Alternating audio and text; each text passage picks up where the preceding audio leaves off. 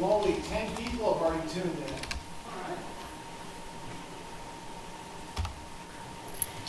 Hey, Kurt, Yes. if it gets too difficult to hear me, would it be better if I go to the podium?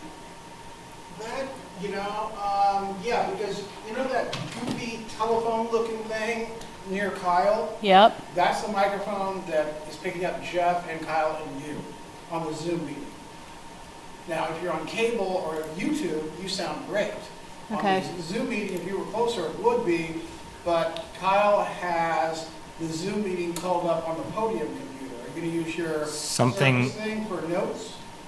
Something you could potentially do, Sandy, is we could just wheel that over. And just like, we could just put Put me closer? just wheel this over and put it like here. That's actually a pretty good idea. Okay. That way you wouldn't have to get up and, Okay, so would I, do I just log out of the Zoom meeting then? Yeah, he'll let you back in. well, I mean, you can stay logged in, we'll just move you over.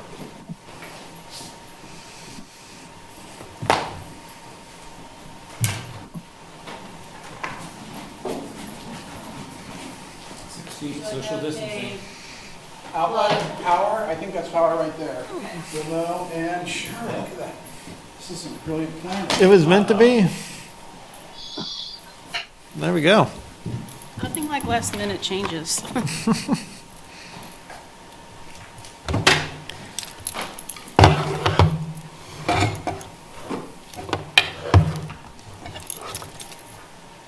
You want all this stuff? I'll get it. Okay.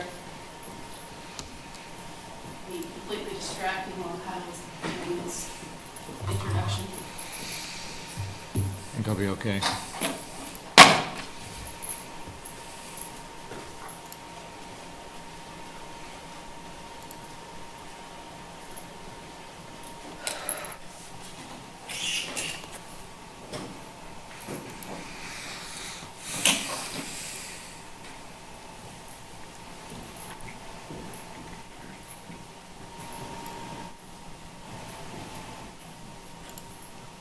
All right, we're about 3 minutes out.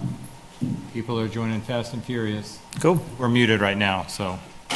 Got it. Kyle, is there a second page?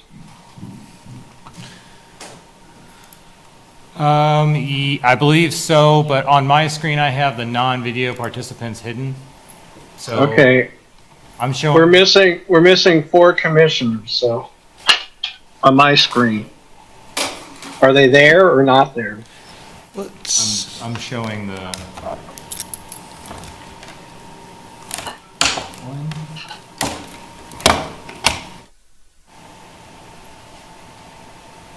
Just gonna go to the next screen to see. For me.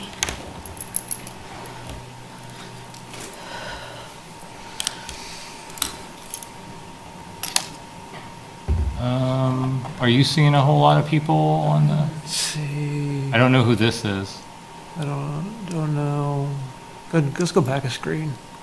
I've got 25 windows open on my screen. I've got 1, 2, 3, 4, 6. Would it be helpful if Jim did a roll call just to see who's here? Or you might have to.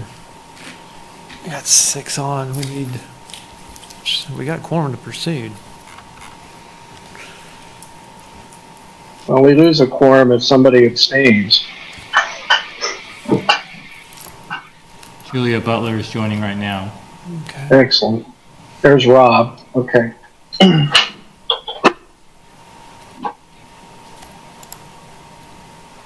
And we're about a minute out too. Okay. Yep.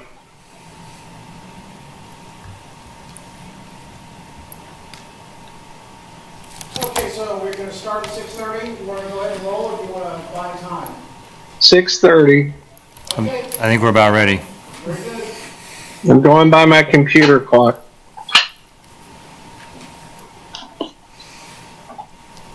Commissioner Struckoff is joining now too. Perfect. Thanks.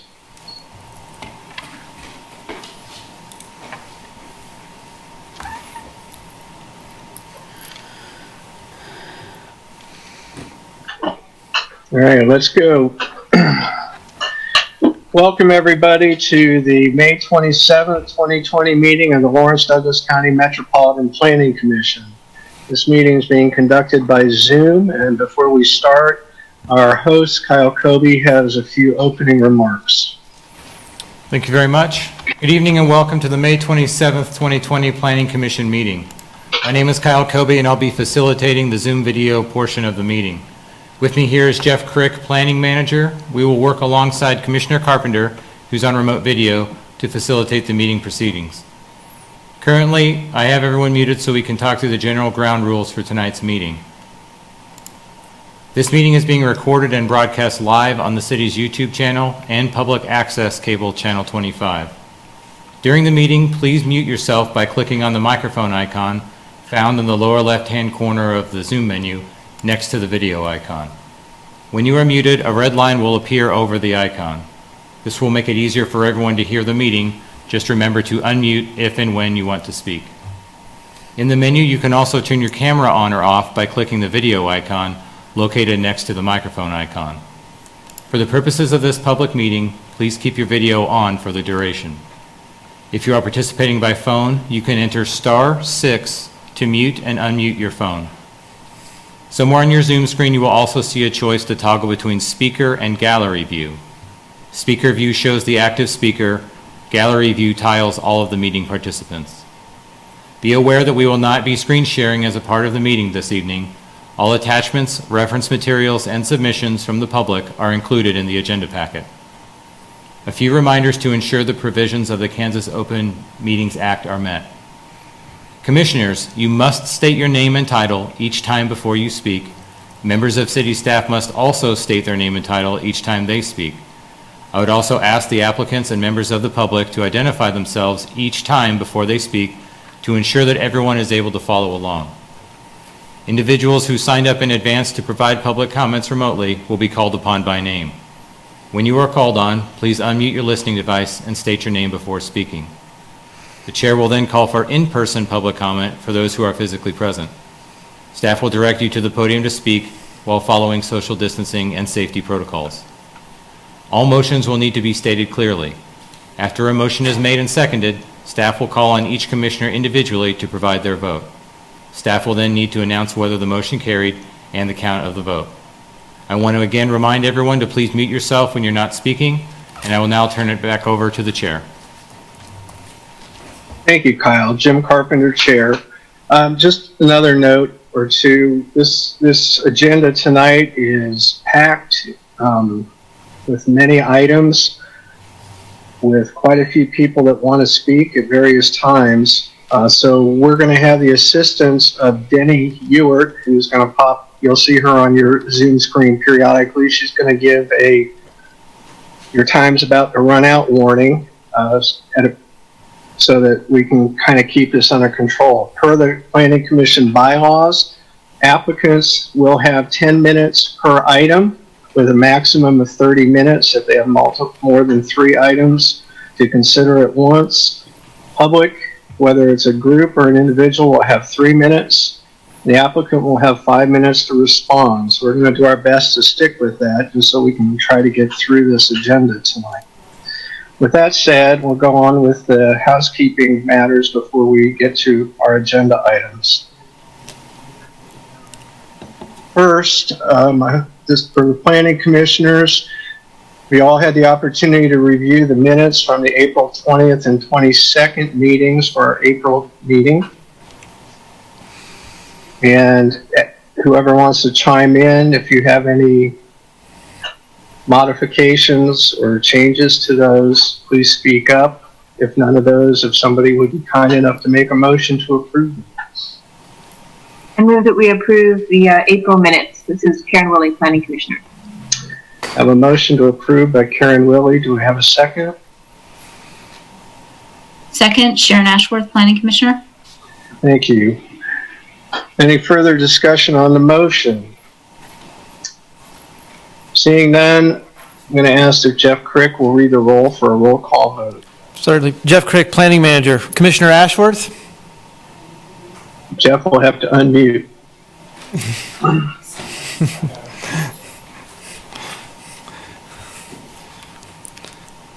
All right. Jeff Crick, Planning Manager. Commissioner Ashworth. Yes. Commissioner Butler. Yes. Commissioner Carpenter. Yes. Commissioner Carter. Yes. Commissioner Payton. Yes. Commissioner Sands. Yes. Commissioner Sinclair. Yes. Commissioner Struckoff. Yes. Commissioner Weaver. Yes. Commissioner Willie. Yes. Motion passes 10-0.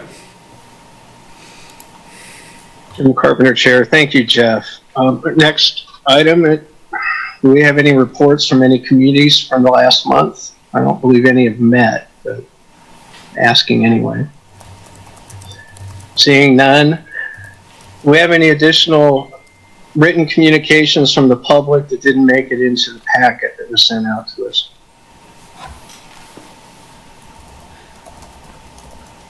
Amy Miller, Interim Planning and Development Services Director. Yes, we have received 2 additional pieces of communication that did not make it into the packet or by the deadline. The first one was a member of the public speaking in opposition to item number 7, the CUP. And the second is actually a communication from the applicant on item number 7, asking to withdraw the application. Because it was already on your agenda, the agenda was published and the communication came in after the packet deadline. I'm bringing this forward to you now, and you would have the opportunity to honor that request to withdraw the application at this time. And Carpenter, Chair. So Amy, is now the appropriate time to consider that? And is the applicant on the Zoom meeting now? Amy Miller, Interim Planning and Development Services Director. Yes, the applicant is on the Zoom call. Dennis Steinman, I believe, is his name. And I think that it would be fair at this point to take up that item so that the applicant and any other members of the public that were wishing to speak to that item don't have to wade through the agenda till we get to that point. All right. Jim Carpenter, Chair. Kyle, if you could unmute the applicants, and if the applicant just say, "Here I am," so you pop up on our screen so we can see you. And if I don't see any objection from any other commissioners, we'll bring this one up to vote on whether or not to permit the applicant to withdraw the application at this time.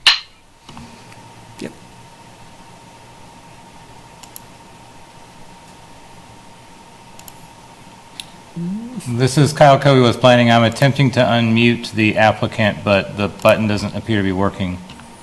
Oh, okay.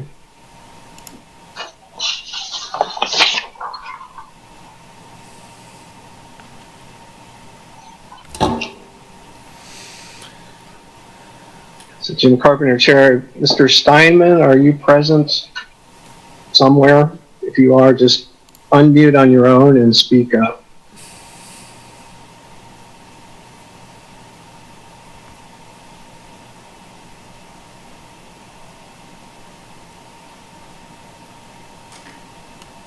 Okay. Little advice from staff. Should we just go forward, or should we try to correct the technical difficulties and wait?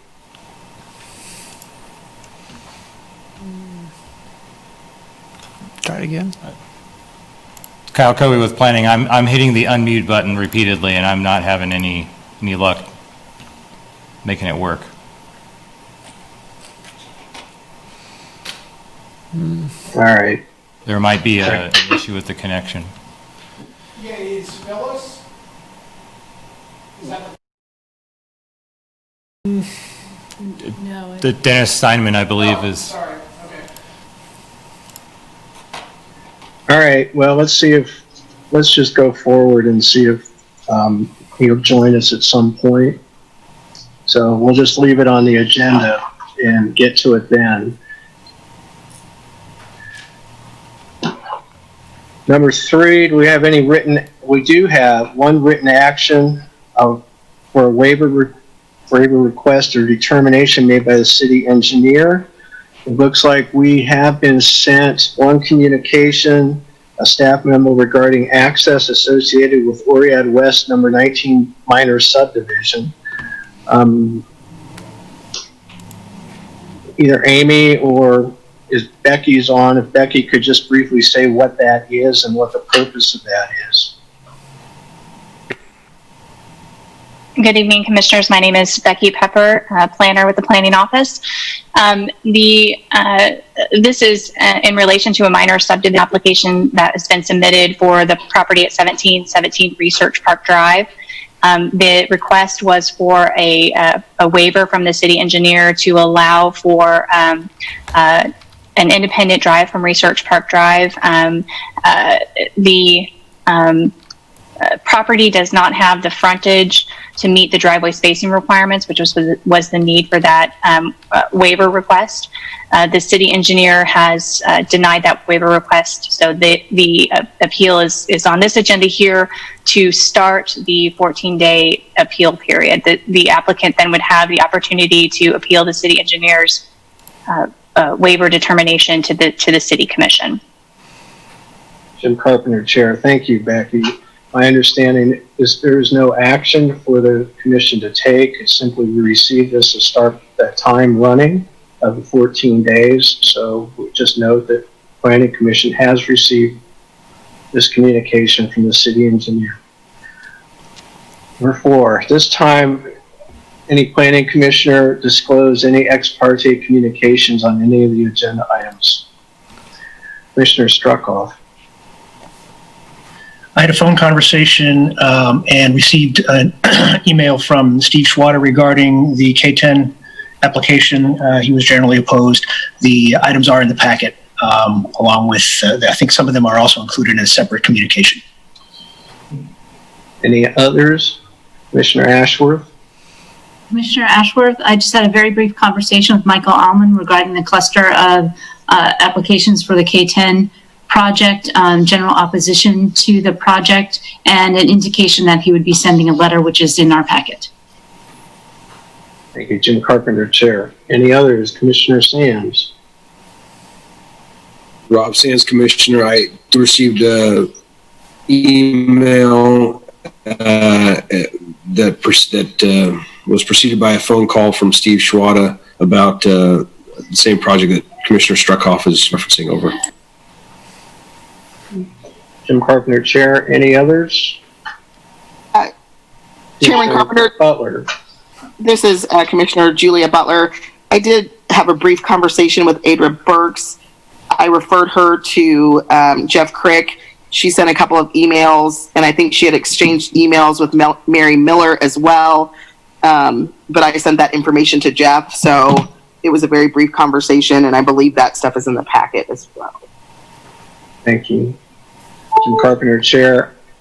I had a phone conversation with Candace Davis, who had some questions regarding items 9 and 10 about detached dwelling uses, and item number 11, the parking text amendment. She's also sent in emails, and that combined with the emails from Marcy Francisco cover everything that was in that conversation. Any other commissioners?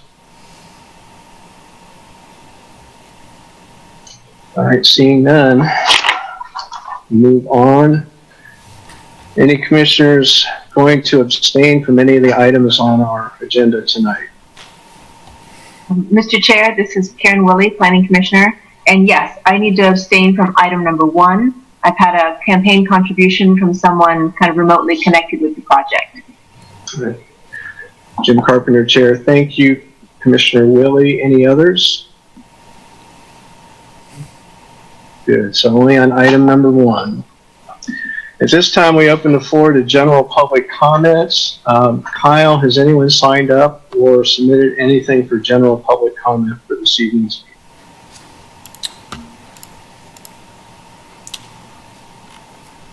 This is Kyle Covey, Planning. I don't see any names on the list for general public comment. And nobody is in the meeting room with you? There is one, Kyle Kobe with planning, there's one gentleman here. He is here to speak on item number 4. All right, thank you. I'll make a note of that.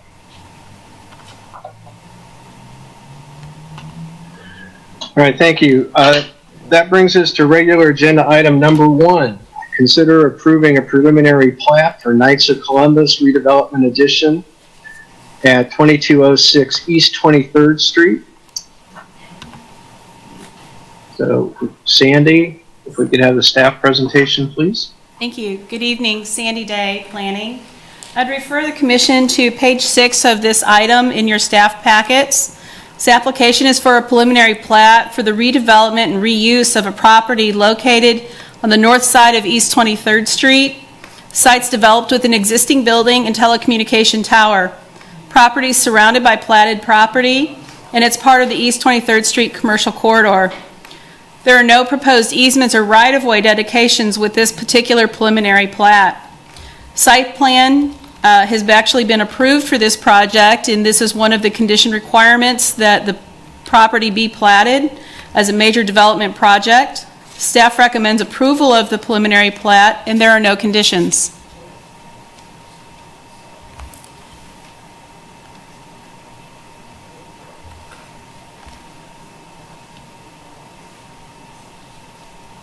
I cannot tell whether Sandy is finished or not. I'm sorry, I am finished with my presentation. If you have questions for me, I'm happy to answer those.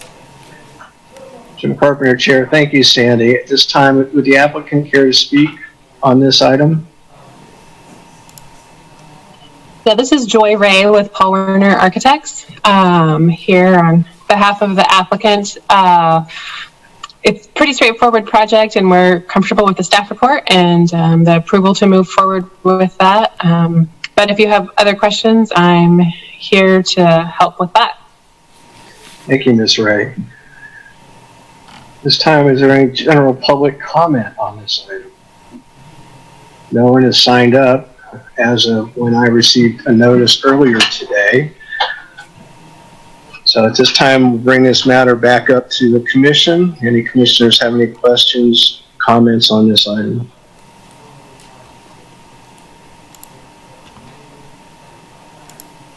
Seeing none, this is a preliminary plat, so I think this is just for us to vote on. We're not recommending it for approval to another body. Is that correct? This is Sandy Day. That is correct. All right, thank you. So it's time looking for a motion to approve. Commissioner Struckoff. This is Commissioner Eric Struckoff. I move we approve the preliminary plat for Knights of Columbus redevelopment addition.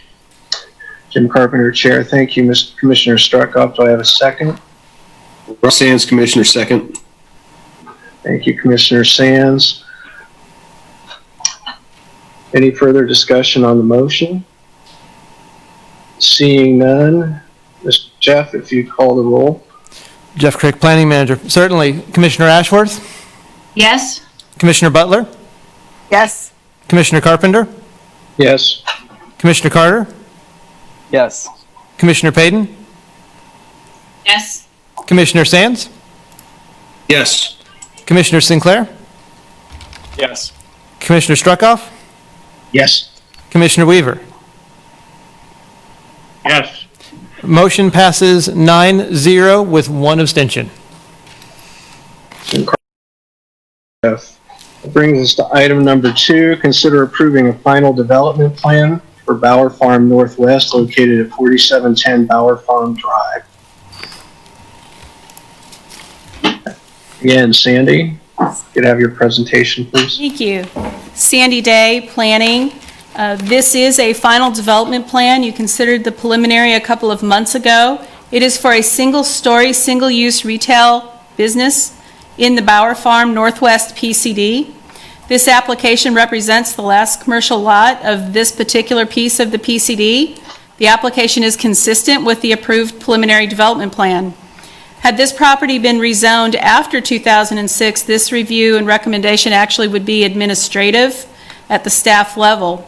Staff's recommendation is for approval. There are no conditions. I'm happy to answer any questions, and I believe I saw the applicant in your list as well this evening, and I'm happy to answer any questions. Carpenter Chair, thank you, Sandy. This time, Mr. Fraker, would you like to comment? Yes, this is Corey Fraker. I am with Wall Development Group, the applicant for this project, and Sandy did an excellent job with her summary. I'm here to answer any questions you all may have. Thank you. And Carpenter Chair, thank you. Again, no members of the public have indicated their desire to comment on this item. This time we bring this back to the commission for any questions or comments or motions.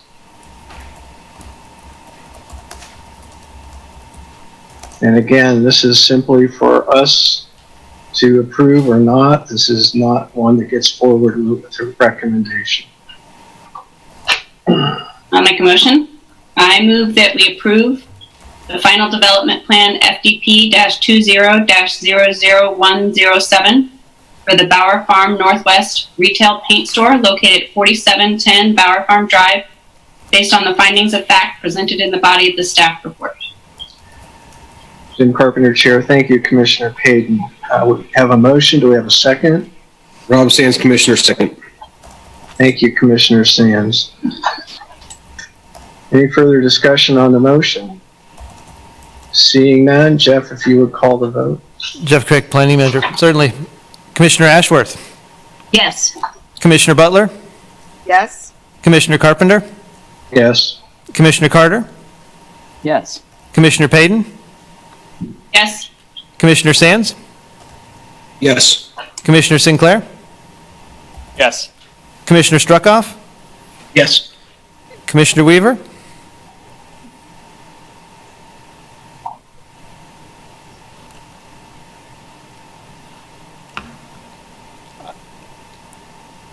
Is that a? I think that was a. I think Kyle Covey with Planning. Commissioner Weaver, could you give that one more chance? I just did. I'm a yes. Jeff Craig, Planning Manager. Thank you. Commissioner Willie. Yes. Motion passes 10-0. Jim Carpenter Chair, thank you, everyone. Takes us to agenda item number 3. Consider approving a request to rezone approximately 1.57 acres from planned industrial development to limited industrial district located at 2300 Franklin Road. Let's see, Becky, would you like to give your presentation, please? Yes, good evening again. My name is Becky Pepper, planner with the Planning Department. This subject property is located on the southeast corner of Franklin Road and East 23rd Street. The property is generally surrounded by industrial zoning to the north, south, and east. However, the property to the west is located in the unincorporated portion of the county, and as such, it has a county zoning district of transitional agricultural zoning district, and it contains a rural residence. This proposed rezoning request would facilitate the development of a vacant property with a work-lived use, which is not listed as a permitted use in the planned industrial development zoning. The uses permitted under the current IBP zoning are included in your packet, and the staff report includes a table comparing the uses that would be permitted under the proposed IL district. A comparison of the two shows that the IL district permits fewer overall uses than the current IBP zoning, and those uses which are permitted are more industrial in nature. The rezoning request is consistent with the policies of Plan 2040 and the Southeast Area Plan, which identifies the properties along the south side of East 23rd Street for industrial uses. The plan also identifies the appropriate zoning district for these recommended industrial areas as limited industrial, general industrial, and planned development overlay. The full findings of fact are provided in your staff report, and based on those findings, staff recommends forwarding a recommendation of approval to the City Commission. I'm happy to answer any questions that you may have, and I also believe that the applicant is here to help answer questions. Thank you. Carpenter Chair, thank you, Becky. The applicant care to speak? Mr. Grove?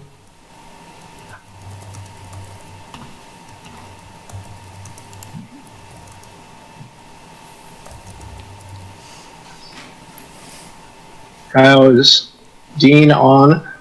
Kyle Covey with planning. I am showing Dean Grobe in the meeting, but it doesn't look like there's video or audio enabled right now.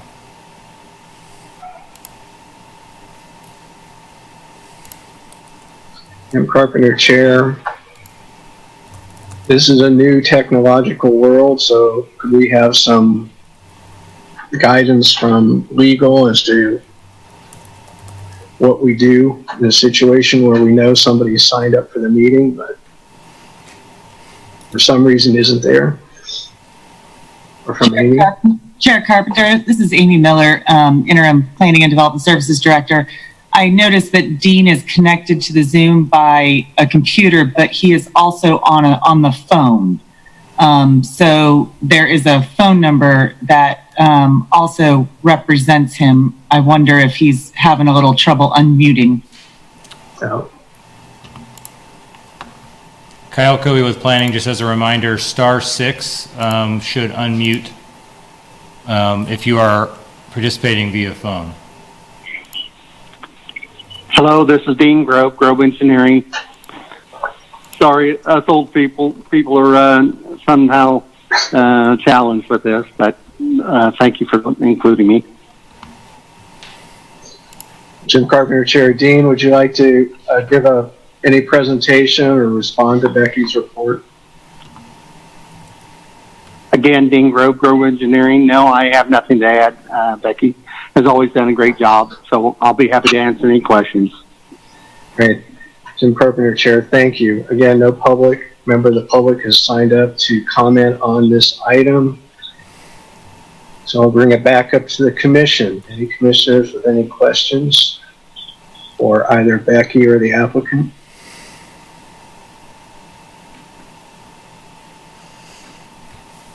I'll ask. Rob Sands, Planning Commissioner.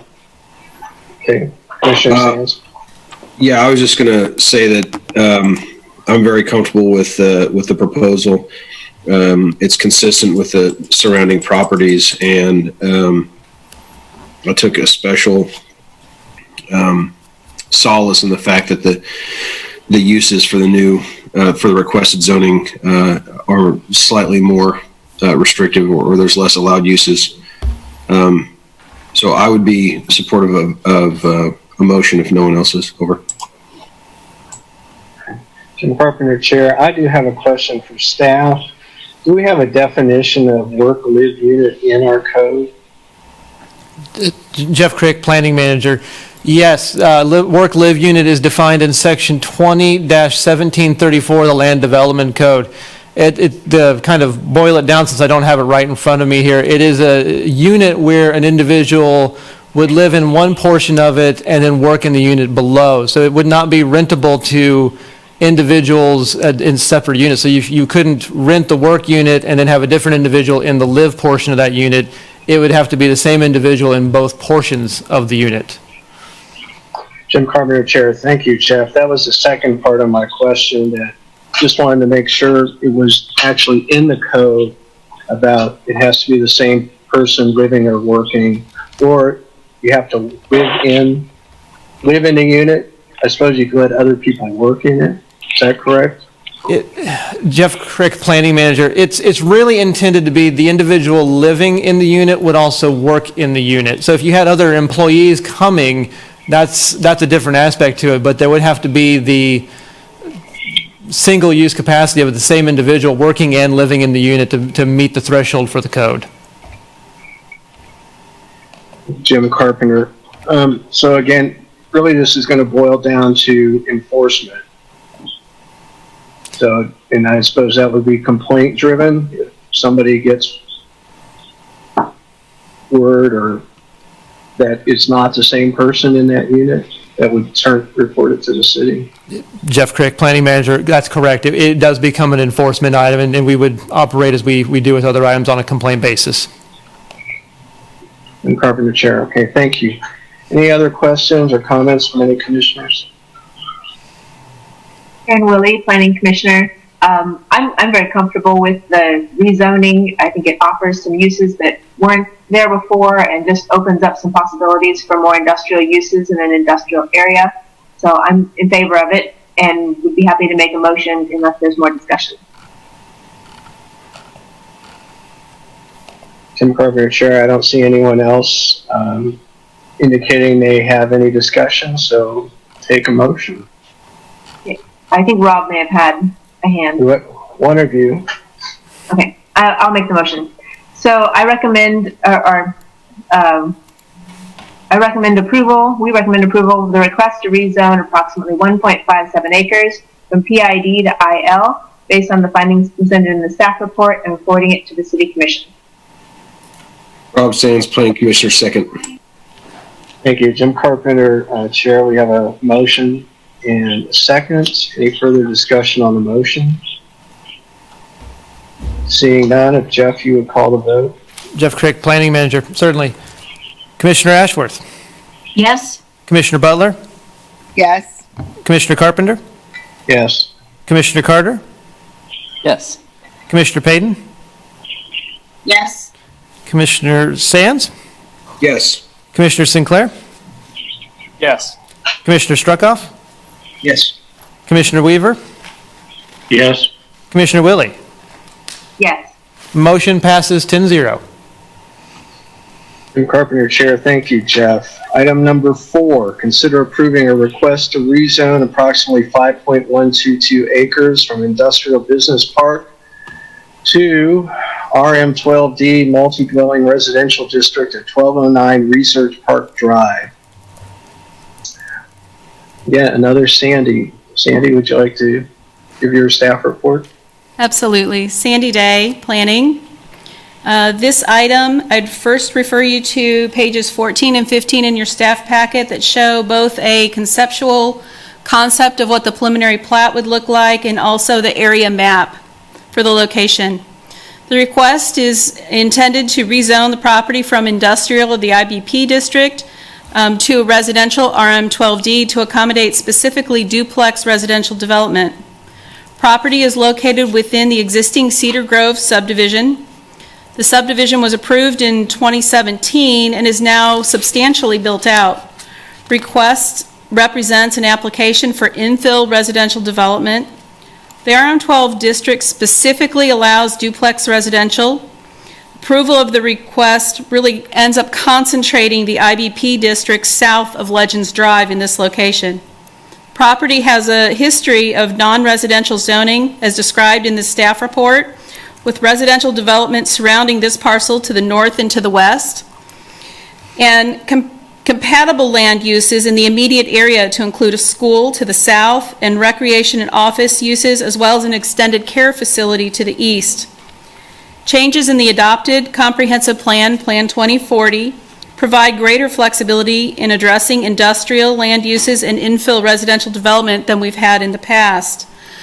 Any application for a subdivision requires a full complement of studies, including a drainage study, sanitary sewer study, and traffic study for a residential project that includes 11 or more dwelling units.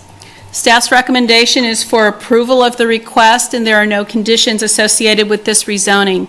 I'm happy to answer any questions. We do have one person in the room with us this evening that would like to address this item, and I don't know if there are I don't believe we have other public signed up to speak other than the applicant, and I'm happy to answer any questions.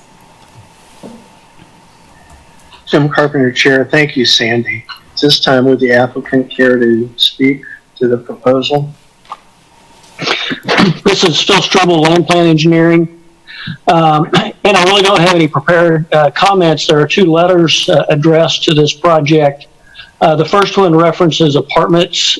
This is a duplex project, so I wasn't sure exactly if that was appropriate. The second one, which is very interesting, addressed some drainage concerns, and unrelated to this project, but related to Cedar Grove in general, is that the developer of this project and I met with city staff on May 8th just to talk about drainage in general on this whole project, and that was preceding any neighborhood concerns or anything, but was driven by just some city ideas about how we can do things better. So I really think we're ahead of the game as far as drainage goes, and some ideas on how we can just do drainage in this area of town in general better. And so I think that's already being addressed and will be addressed as part of our design of this project. I'd be happy to answer any questions that you might have. Carpenter Chair, thank you, Mr. Struble. There might be some questions. At this time, we'd open this item up for public comment. We have nobody that's signed up to participate by Zoom as public comment. So would the one individual that's in the City Commission room please come to the podium and comment? Where's the camera? All right. Hello, my name is Jason Weigert. I'm a nearby resident. Wanted to come here so I could address the entire team. Hello, Commissioner. I just had two comments, namely on page 3, the plans and studies required.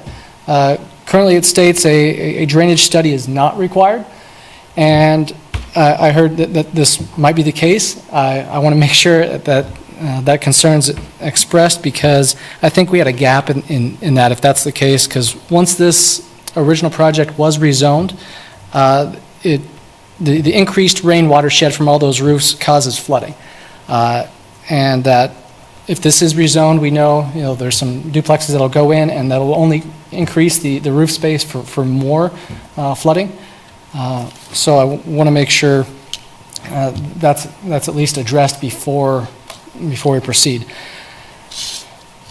Second, on page 13, it says, to what extent will approving the rezoning detrimentally affect the nearby properties? Well, it doesn't address some of myself and my neighbors' concerns. I did hopefully want to show a picture. Would you be able to hold that in front of the camera? Sorry, I wish I had these digitally for you. That's perfect, actually. That's a most recent picture. So, I wanted to make sure the commission was aware of, on a personal level, every single time it rains, it floods my neighbor's yard and my own yard. And that goes through my yard all the way to the Morgan Court. So it's originally designed to drain west to east, and it is draining south. So I think it definitely has a negative impact, should we do this. My ask is to not allow rezoning until this drainage study from phase 1 and this new development be addressed, because we know it's only going to increase our problems and our flooding. Any questions for me? Jim Carpenter, Chair, thank you very much. There might be questions, so don't go far. Okay. At this time, would the applicant care to respond to the public comment?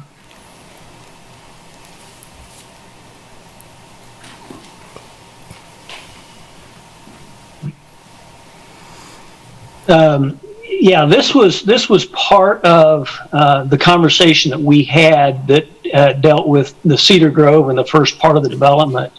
His first reference was that there is no drainage study required, and that's actually correct, and that there is no drainage study required for the rezoning application. There will be a drainage study required in our next application, and we're preparing that directly. In the corner of this project is the detention pond for our area. So our development will drain actually away from all of these developments. So we will have technically no impact on any of these houses, which and I didn't get his name, the gentleman who just spoke, to the east. Now I empathize with his concerns, and that is part of a current conversation, but that has nothing to do with our project. Our project is going to be self-contained and go into the detention pond that is already on our project's property. But that's not a great answer, I understand, to someone who's concerned about stormwater flooding across their ground. But our conversation with Mike Lawless and Matt Bond have already kind of initiated some remedies for those concerns. So I'm not exactly sure how I can answer that any further than that. Jim Carpenter, Chair. Thank you, Mr. Struble. This time I'll bring it back up to the commission for any questions or comments.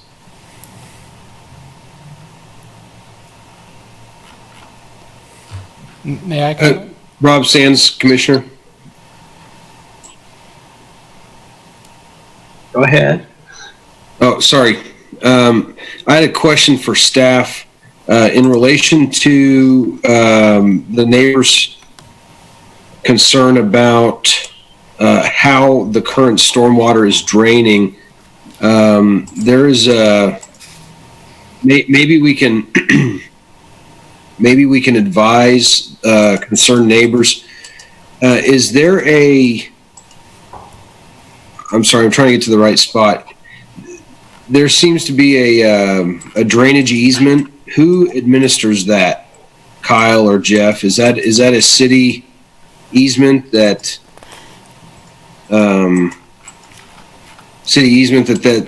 that maintains that, or is that part of the development and just a set aside? Over. Jeff, would you like me to? Okay. This is Sandy Day with the Planning Office. So the drainage easement, the large tract that's in there, that is actually owned, I believe, by the Homeowners Association.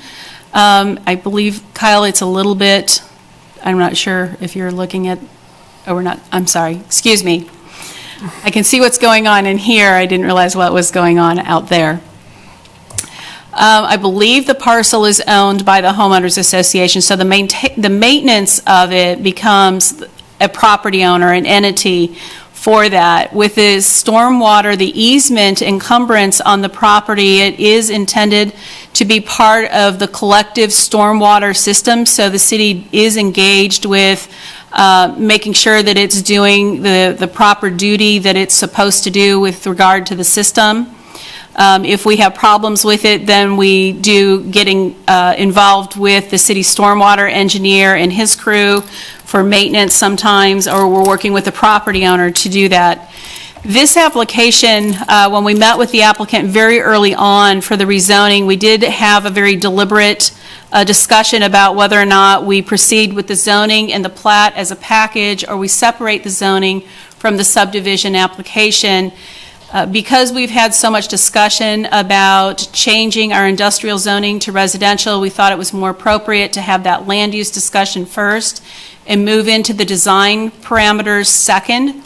So the preliminary plat for this property that requires all of those studies at that time with the actual design of the subdivision is an item that would come back to the Planning Commission as a preliminary plat. I believe you'd probably be seeing it on your July agenda. We certainly do recognize that there are stormwater issues in this area. It's an issue that we would continue to discuss at the staff level. We certainly will take the communications and the exhibits that we've seen this evening, forward those back to the stormwater engineer, and have a very specific discussion as we move through the review of the preliminary plat, which is just starting. Does that help answer that question? It does. Thank you. What I would say, Rob Sands, Commissioner, what I would say is this is just south of where I live, and we walk and bike this area regularly.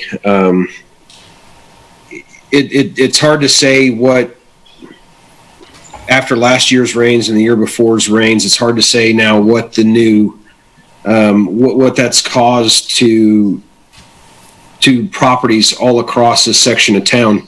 I know the individual instances, and this is anecdotal evidence, but individual instances when I talk to neighbors are that, yeah, yards are flooding more, basements are taking on more water. If there is a way that the concerned homeowners, if it's part of the HOA, then they may have to engage on that front.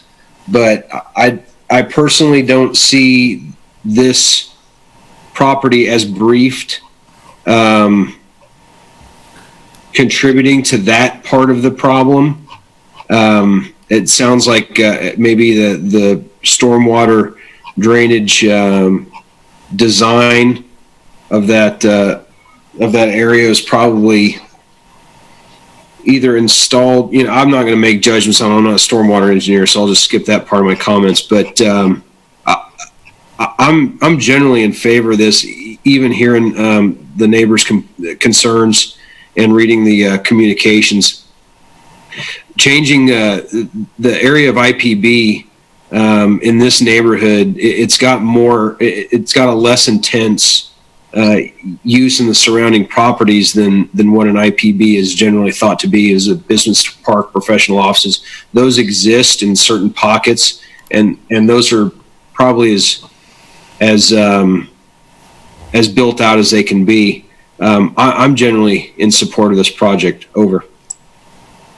Mr. Chair, Karen Willie, Planning Commissioner. I'd like to back us way up and talk about the actual rezoning first, and the intention of this property as an employment center. There's talk about that, well, for 20 years it hasn't developed, and that's actually a fairly short period of time for industrial commercial employment center, that we have to maintain an inventory of that if we want to have employment centers within a reasonable distance of neighborhoods in the future. So I'd like to not give up on that without a great deal of discussion. We already did let the northern part of this section go for residential development, and not without some reservations on my part. I would also like to have us look at the node there of Legends Drive and Research Park Drive, that filling all of that in with residential to the northwest would significantly change one portion of that node, as opposed to having all four corners be somewhat similar in their use in terms of industrial or future, and it doesn't mean heavy industrial, that's not what's happening here, but the intention was that it would be for employment center type of development. So I just want to have a discussion about that as a commission before we talk at all about the project as proposed. Jim Carpenter, Chair. Thank you, Commissioner Willie. Any other questions, comments, discussion?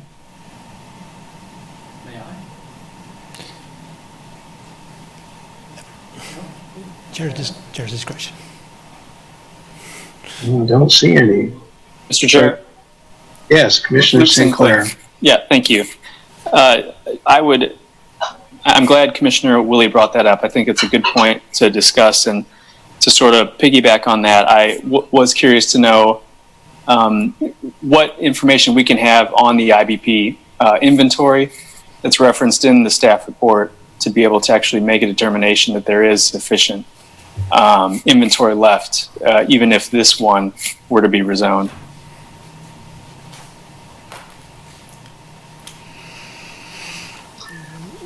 Jim Carpenter, Chair. So, Commissioner Sinclair, that's a question to staff. Jeff Crick, Planning Manager. I will try to do this off the top of my head. I don't have all of my usual tools available to me. The IBP zoning district is one of the smaller amounts of zoning district that we have in the industrial category in the city. You tend to see a lot of IL, limited industrial, or IG, general industrial, throughout the city. So if you tend to think of properties such as East Hills Business Park or Venture Park, they're both going to be a mixture of IL, IM, and IG zoning. The IBP is a little thin and scattered throughout the community, so it tends to show up mainly on the west side of the community in this part of what was called the Oread West Research Park under Horizon 2020. Really, it was intended to be more of I'll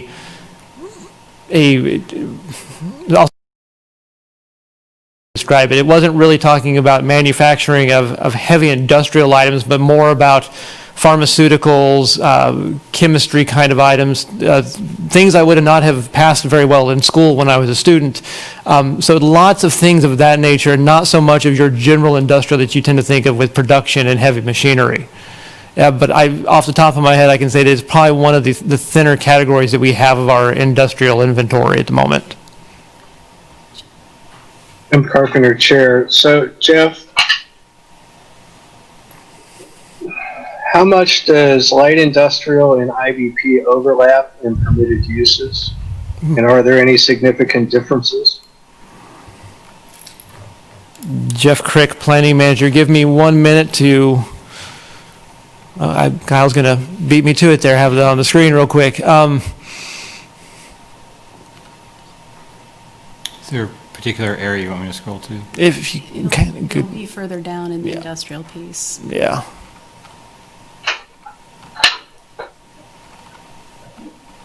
This is Sandy Day. If I can interject a little bit, I think what you'll see, if you look at the use tables in Article 4, what you'll see is that the IPB district substantially limits the amount of retail commercial uses that overlap. It's very comparable in its office aspects. Any kind of industrial uses that are intensive pretty much drop out of the IBP district. Jim Carpenter, Chair. So the IBP is a more restrictive category. And from what you're saying, essentially all the uses of IBP could be done in IL or other industrial districts? Predominantly. And Carpenter Chair, again, a little bit of the history of this Oread West Research Park. I believe this is what led to the creation of the West Lawrence Neighborhood Association that was in opposition to the idea of having a research park out there in the first place. I think it was an idea at the time, and I think isn't about the only place we have with this going on now is like the Cypher, which is actually downtown.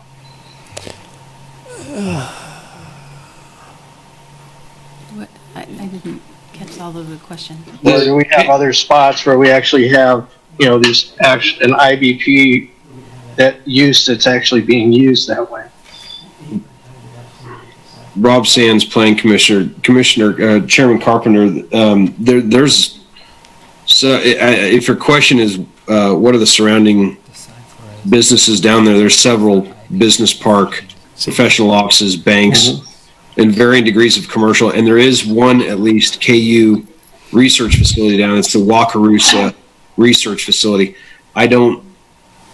Maybe Commissioner Struckhoff knows, I don't know what primarily they do there, but that is the one piece of research that I know for sure that's down there. Over. And Carpenter Chair, if I recall correctly, there was some outcry about banks going into this area in the first place because that's not what its original intent was.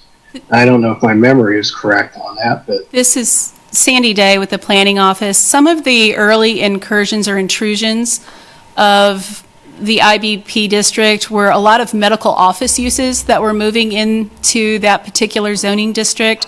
So it became much more office-oriented than the synergy that was anticipated or expected with the research office. We have quite a few vacant lots still in the IBP district.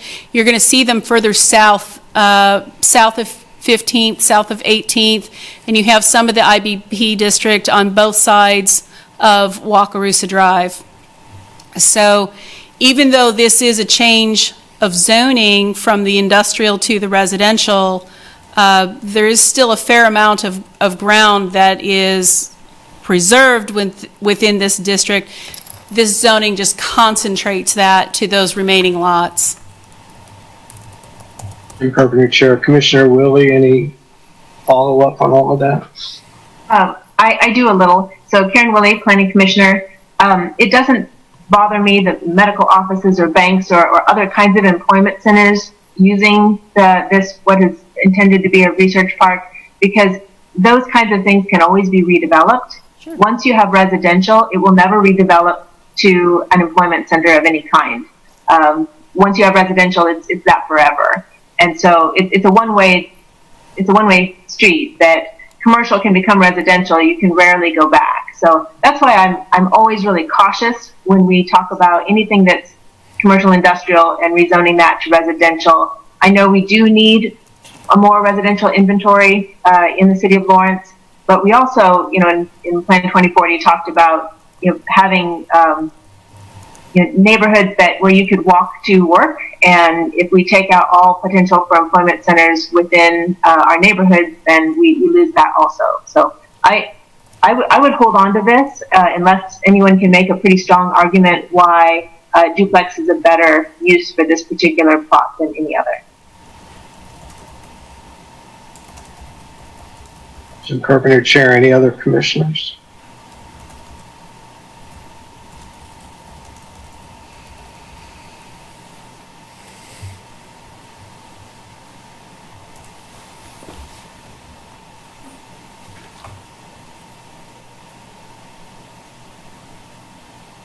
No one? Rob Sands, Commissioner. I agree in concept with what you're saying, Commissioner Willie, but and I think I'm always hearing the echo of past commissioners who say that once we lose the industrial the capability to have business zoned land, once we lose that, we don't get it back, and it does it degrade the attractiveness of Lawrence for an employment center, and possibly it's a balancing act, and the only solace I take in being that this is my neighborhood, and I drive this, walk it, bike it regularly. A lot of the business park aspect that's here, I don't know what the specific vacancy rate is, but I know there's a couple properties that are widely, if not wholly, vacant. So I think for and I don't know if those were built in spec, or if they had a tenant and the tenant left, or I don't know what the details of that are, but I don't think that, given the odd shape of it, number one, number two, a possible employment center tenant would have to build and then conform to all the setbacks for the IBP zoning that's right next to industrial or residential. And then also, I would say that when I look at the golden factors and can this be a good neighbor, I think this project can be a better neighbor than, say, what we've got in other areas of the IBP west of Wakarusa. It has been, like Sandy said, there's a ton of dentist offices, a ton of medical offices. And I think the only new thing to go in here in this area has been the vet center, the pet and vet center, and that's going in well south of here. So to me, right, 20 years is it that long in planning circles? Maybe not, but 20 years vacant is still 20 years vacant.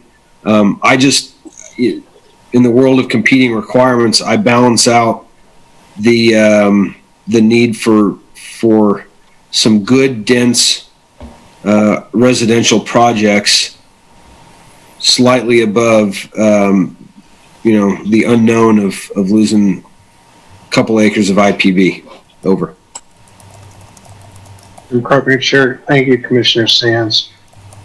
In looking at the staff report, I don't see any reference to any nodal plans or neighborhood plans or such. So I guess the question is, Sandy, is there any existing plan that covers this actual area? This is Sandy Day, Planning. Plan 2040 is the document that governs land use in this area. Carpenter, Chair. Thank you, Sandy. Any other commissioners with questions or comments? Motions?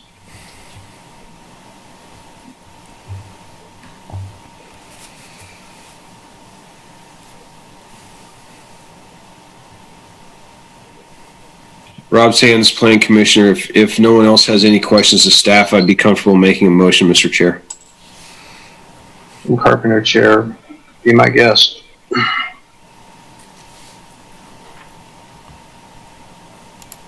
I move that we recommend approval of the request to rezone approximately 5.122 acres from IBP Industrial Business Park District to RM12D Multi-Dwelling Residential District based upon the findings of fact presented in the staff report, and forward that approval subject to the provision of a revised legal description per city approval. Over. Jim Carpenter, Chair. We have a motion. Do we have a second? David Carter, Planning Commissioner, second. We have a motion and a second. Any additional comments? Oh, yes. I just have one comment. I think Commissioner Willie raises a very good point, and I hope that the City Commission takes note of this and has that discussion about what to do with some of the easy inventories of land uses as we go forward. Of course, none of us know exactly what's going to happen with land uses as we go forward, given the current climate. But with that, I guess, if there are any other comments, we ready for a vote? Point of order, Mr. Chair. Commissioner, yes, Jeff? Jeff Crick, Planning Manager. Just to clarify the motion, the motion was to approve the rezoning. Does it also include the request to initiate the rezoning to OS that was also included in the item?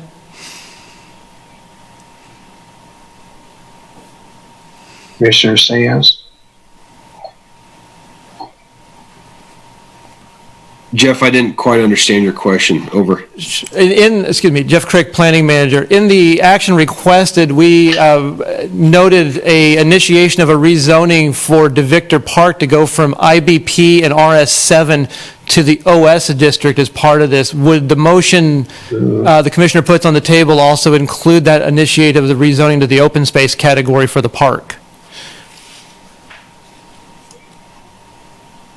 I am not seeing that. Commissioner Sands, it's on the first page of the staff report. It's got two staff recommendations listed. Oh, You did the motion okay, on one number above, one. one below. Okay. So those procedural point, those should be separate votes, correct? That's what I would think. Jeff Crick, Planning Manager. Correct. I just wanted to make sure that was aware to the board.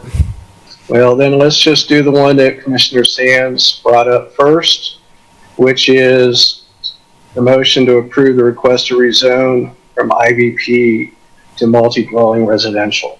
Any further discussion on that one motion?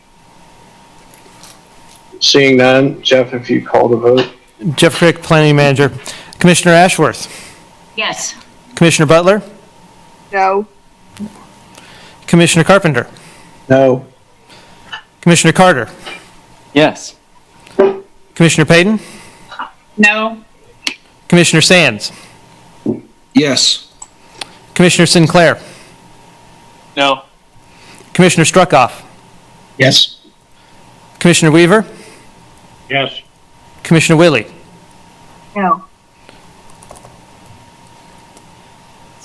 Motion is a tie, 5-4, 5 against. Thank you. So that goes, Jeff, if you could explain procedurally what that means when it goes forward to the City Commission. Jeff Crick, Planning Manager. Going forward to the City Commission, it would go up with a failure to recommend as the item noted. And does that change the vote requirement at the City Commission level?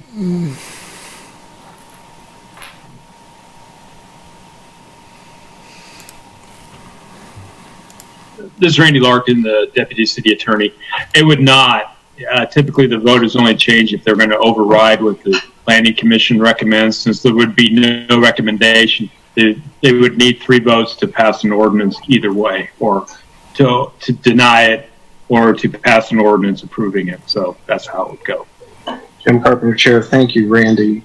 Thanks for that clarification. Most definitely, this is going to be on their regular agenda for public comment. All right. We have the second item about rezoning from industrial park to open space. We have a motion on that.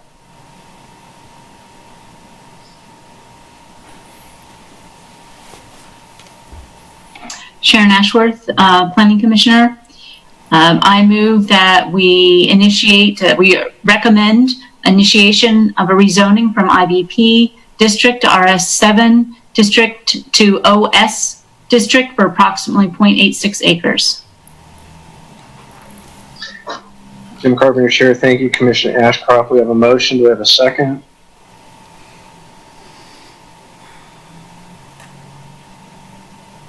Second, Karen Willie, Planning Commissioner. Thank you, Commissioner Willie. Any further discussion on this motion? I see Commissioner Ashworth had her hand up. No, I was just waving at my daughter. She was. Oh, okay. Seeing no further discussion, Jeff, if you call the vote. Jeff Craig, Planning Manager. Commissioner Ashworth. Yes. Commissioner Butler. Yes. Commissioner Carpenter. Yes. Commissioner Carter. Yes. Commissioner Payton. Yes. Commissioner Sands. No. Commissioner Sinclair. Yes. Commissioner Struckoff. Yes. Commissioner Weaver. Yes. Commissioner Willie. Yes. Motion passes 9-1. Carpenter Chair, thank you, Jeff. That concludes item number 4. Item number 5, consider approving a request to rezone approximately 0.53 acres from planned unit development to RM12 located at 2145 and 2147 Quail Creek Drive. Again, it's to you, Sandy. Thank you. Sandy Day. This is a request for 2 specific lots within the original Alvamar planned unit development. The property is located on the west side of Quail Creek. There's a portion of the development that was designated for medium-density residential development. The existing uses today include a detached dwelling and a duplex. The proposed request establishes a more modern zoning district within the Land Development Code, and the approval will allow expanded options for the properties to increase density over the existing uses and allow group living options as well. The request is compatible with the land use policies of Plan 2040 and with the character of the surrounding area. The request brings the zoning into alignment with the Land Development Code, and staff recommends approval. There are no conditions. I'm happy to answer any questions you may have about this application. I believe the applicant is also online with you this evening. And Carpenter Chair, thank you, Sandy. Would the applicant care to speak? This is Patrick Watkins. I'm here on the applicant. I'm available for any questions that the commission may have. There is a story behind all of this, but unless there's specific questions, I'll just defer to your discussion and vote. And Carpenter Chair, thank you, Mr. Watkins. I see we had no members of the public sign up in advance to speak on this item, and nobody is in the commission room for this. Is that correct, Kyle? Kyle Kobe with Planning, that's correct. All right, since there is no public comment, we'll bring it back to the commission. Any commissioners care to begin with questions or comments?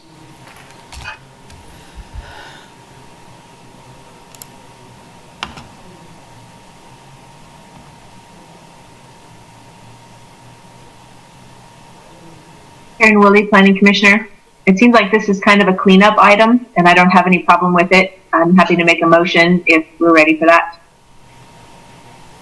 So I would move that we approve the request to rezone 0.53 acres from PUD to RM12 based on the findings presented in the staff report and forwarding it to the City Commission. Recommendation for approval, subject to the provision of a revised legal description for city approval. Carpenter Chair, thank you, Commissioner Willie. I have a motion. Do we have a second? Luke Sinclair, a second. Thank you, Commissioner Sinclair. Any further discussion on the motion? Seeing no indications in the affirmative. We're missing Jeff to call our roll, but here he comes. Jeff Crick, Planning Manager. My apologies, Chair. Ready for the roll here. Let's see. Commissioner Ashworth? Yes. Commissioner Butler? Yes. Commissioner Carpenter? Yes. Commissioner Carter? Yes. Commissioner Payton? Yes. Commissioner Sands? Yes. Commissioner Sinclair? Yes. Commissioner Struckoff? Yes. Commissioner Weaver? Yes. Commissioner Willie? Yes. Motion passes 10-0. Carpenter Chair, thank you very much, Jeff. That concludes that item, which brings us to item number 6. Consider approving a request to rezone approximately 0.5 acres located at 892 East 661 Diagonal Road, County Road 1, from General Business and Ag 2 to the new Village District. Is Mary with us to give a presentation? Yes, I'm here. Thank you. I'm Mary Miller, current planner. This is a rezoning request for a lot within the unincorporated town of Lone Star. Along with the general business and transitional agricultural zoning, it has the overlay districts, the floodway and the floodway fringe. There's no changes being proposed to those overlay districts. The rezoning would only be for those base districts. And as I think most of you know, the village district was recently created with revised zoning regulations. It's a very specific district intended to provide protection for the small unincorporated towns, for the residences in those towns, while also allowing flexibility for mixed uses when they are found to be compatible with the character of the small town and when approved with a conditional use permit. Letters were mailed to the property owners within these unincorporated small town boundaries, and there was a attachment with a staff report showing how we identified the boundaries of these small towns. Letters were mailed to these property owners letting them know that we were creating the village district and that we would be contacting them later to work forward on potentially rezoning their properties to the village district. This rezoning application came forward early because the property owner was selling and the lender did not want to have a non-conforming residential use. And we discussed this with the zoning regulations that the GB or general business district does not allow residential uses, that a residential use would be considered, an existing residential use like this, would be considered a non-conforming use and could be billed regardless of the degree to which it was damaged or destroyed. So it's got protective status in the non-conforming provisions. However, the lender wanted to have the rezoning altered so that the residence was actually a permitted use. And so this application was submitted. And as I mentioned, the property has the floodway overlay districts. It's completely encumbered with floodway and floodplain. Any future development on the site will require approval of a floodplain development permit and will have to comply with the floodplain management regulations of Douglas County. And the rezoning is not going to alter that at all. The golden factors were discussed in the staff report, and the rezoning request is found to meet those factors. The rezoning is not being requested to accommodate new development, but rather just to remove the non-conforming status of the existing residence. So staff recommends approval of the rezoning request, forwarding that to the county commission with a recommendation for approval. And that concludes my presentation, and I don't believe the applicant is present today. And President Chair, thank you, Mary. The list I was forwarded showed the applicant Vicky Rohr, and is she signed into the meeting, Kyle? This is Vicky Rohr. There she is. Hi, I was not the applicant, but I'm the current property owner, and I approve this application. I think Village seems appropriate for this property. Thank you, Ms. Rohr. No members of the public signed up in advance to speak on this, and I take it there's still nobody in the city commission room to speak on this item. So we'll bring it back to the commission. Any discussion or questions on this? Mr. Chair, it's Karen Willie, Planning Commissioner. This is another cleanup item. We made the village district specifically to kind of help with some of these properties that didn't fit when they were zoned ag in the first place. And this is just one of those things that needs to get cleaned up and put it back to village so that they can move forward with working with their lender. So I'm very much in favor of it. Jim Carpenter, Chair, I echo that sentiment. I know that what we did with that zoning district was, in some cases, create an either-or option. And I imagine we're going to see more of these come up as property owners try to sell their properties to get that bank loan. Any other comments, questions, motions? I would make a motion. Karen Willie, Planning Commissioner.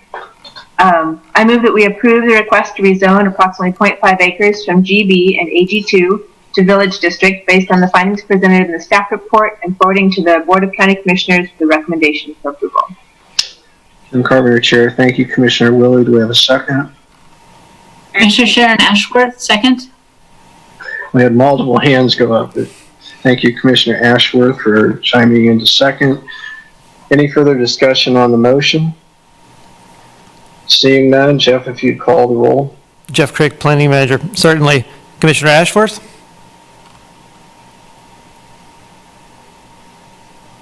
Yes. Commissioner Butler? Yes. Commissioner Carpenter? Yes. Commissioner Carter? Yes. Commissioner Payton? Yes. Commissioner Sands? Yes.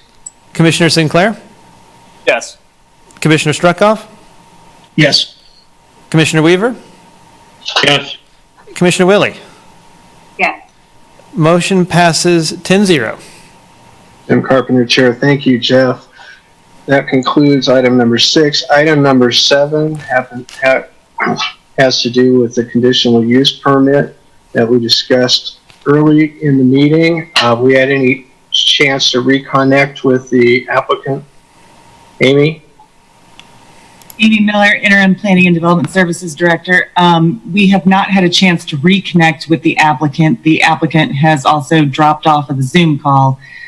Becky has left him a voicemail, but we've had trouble reaching him. We do have written correspondence from the applicant withdrawing the application. So therefore, at this time, you don't need to take any action on the application. And for anybody else that's on the call, we can let you know that if the applicant wishes to resume the application, they would need to reapply and notification would be given again of any action to any of the neighbors. Jim Carpenter, Chair. Thank you, Amy. So with that, we just mark item number 7 as withdrawn. It is not scheduled for any future agendas until there is a reapplication, I would guess.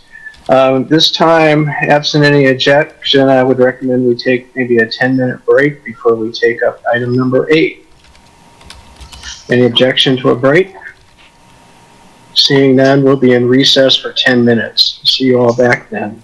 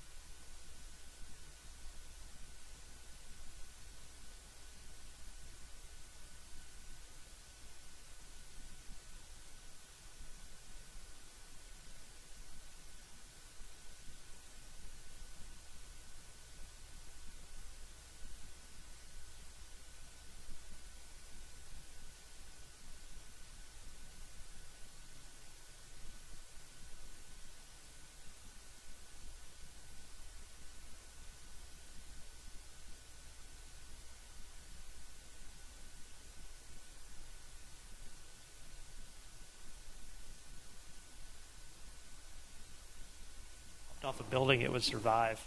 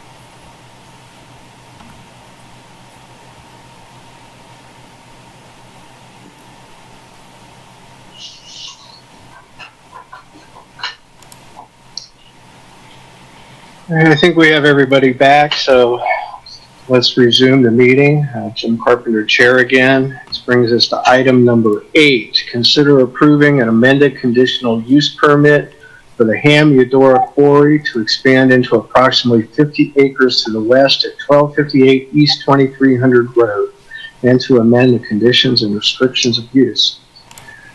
I believe Mary? Yes. You have a Good report? evening. Mary Miller, planner. As you mentioned, this conditional use permit is revising the CUP for the quarry that's located at 1213 East 2400 Road. There's 3 specific requests being made with this amendment.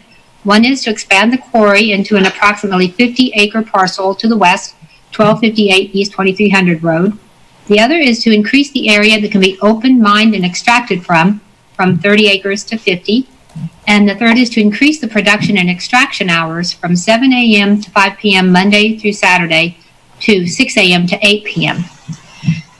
This application was submitted prior to the adoption of the 2020 revised zoning and land use regulations, so it's being processed under the former regulations.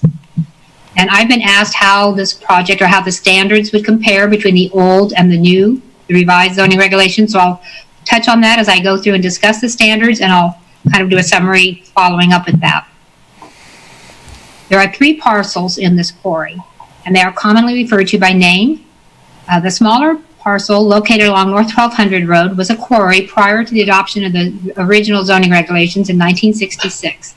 And this parcel has been quarried, it's done. It now contains the scale house, the stockpiles, and the employee parking. It's the operations area. It's called the Peatfish parcel, or the Peatfish quarry, and it will be the last parcel to be reclaimed. And you may notice in the reclamation plan, they are proposing to reclaim the portion of that parcel to the east of Coleman Creek. That was approved by the County Commission a few years ago to be used as a temporary asphalt plant location. They no longer intend to use it, so they're going to reclaim that. They expect to have it done by the end of 2020. That depends, of course, on the weather and other factors, but they're expecting it to be done by the end of the year. The parcel just to the north that's been quarried is commonly referred to as the Nice parcel. It's leased by Ham Quarry. And then this parcel is divided to the east and west by Coleman Creek. And the original CUP did not allow any quarrying on the east side of Coleman Creek and required a 100-foot setback on the west side. The applicant indicated they were nearly finished quarrying on the Nice parcel, but they discovered there were deeper reserves of limestone, and there were 2 ledges that were discovered. In order to quarry deeper, though, they'll need to do a larger area, and that's why they've asked to have the area they quarry and mine and extract from to be increased. That would allow them room to maneuver their trucks, but also as you get deeper, they said you need a wider area in order to make the ledges stable. So for safety and for maneuverability, they're asking to increase the area that can be open and mined from to 50 acres. And the parcel to the west, or the northwest, which is being requested to be added, is commonly referred to as the Shelton parcel. And these are all shown on a figure on page 3 of the staff report. So if I mention any of these parcels, those are the ones that I'm talking to.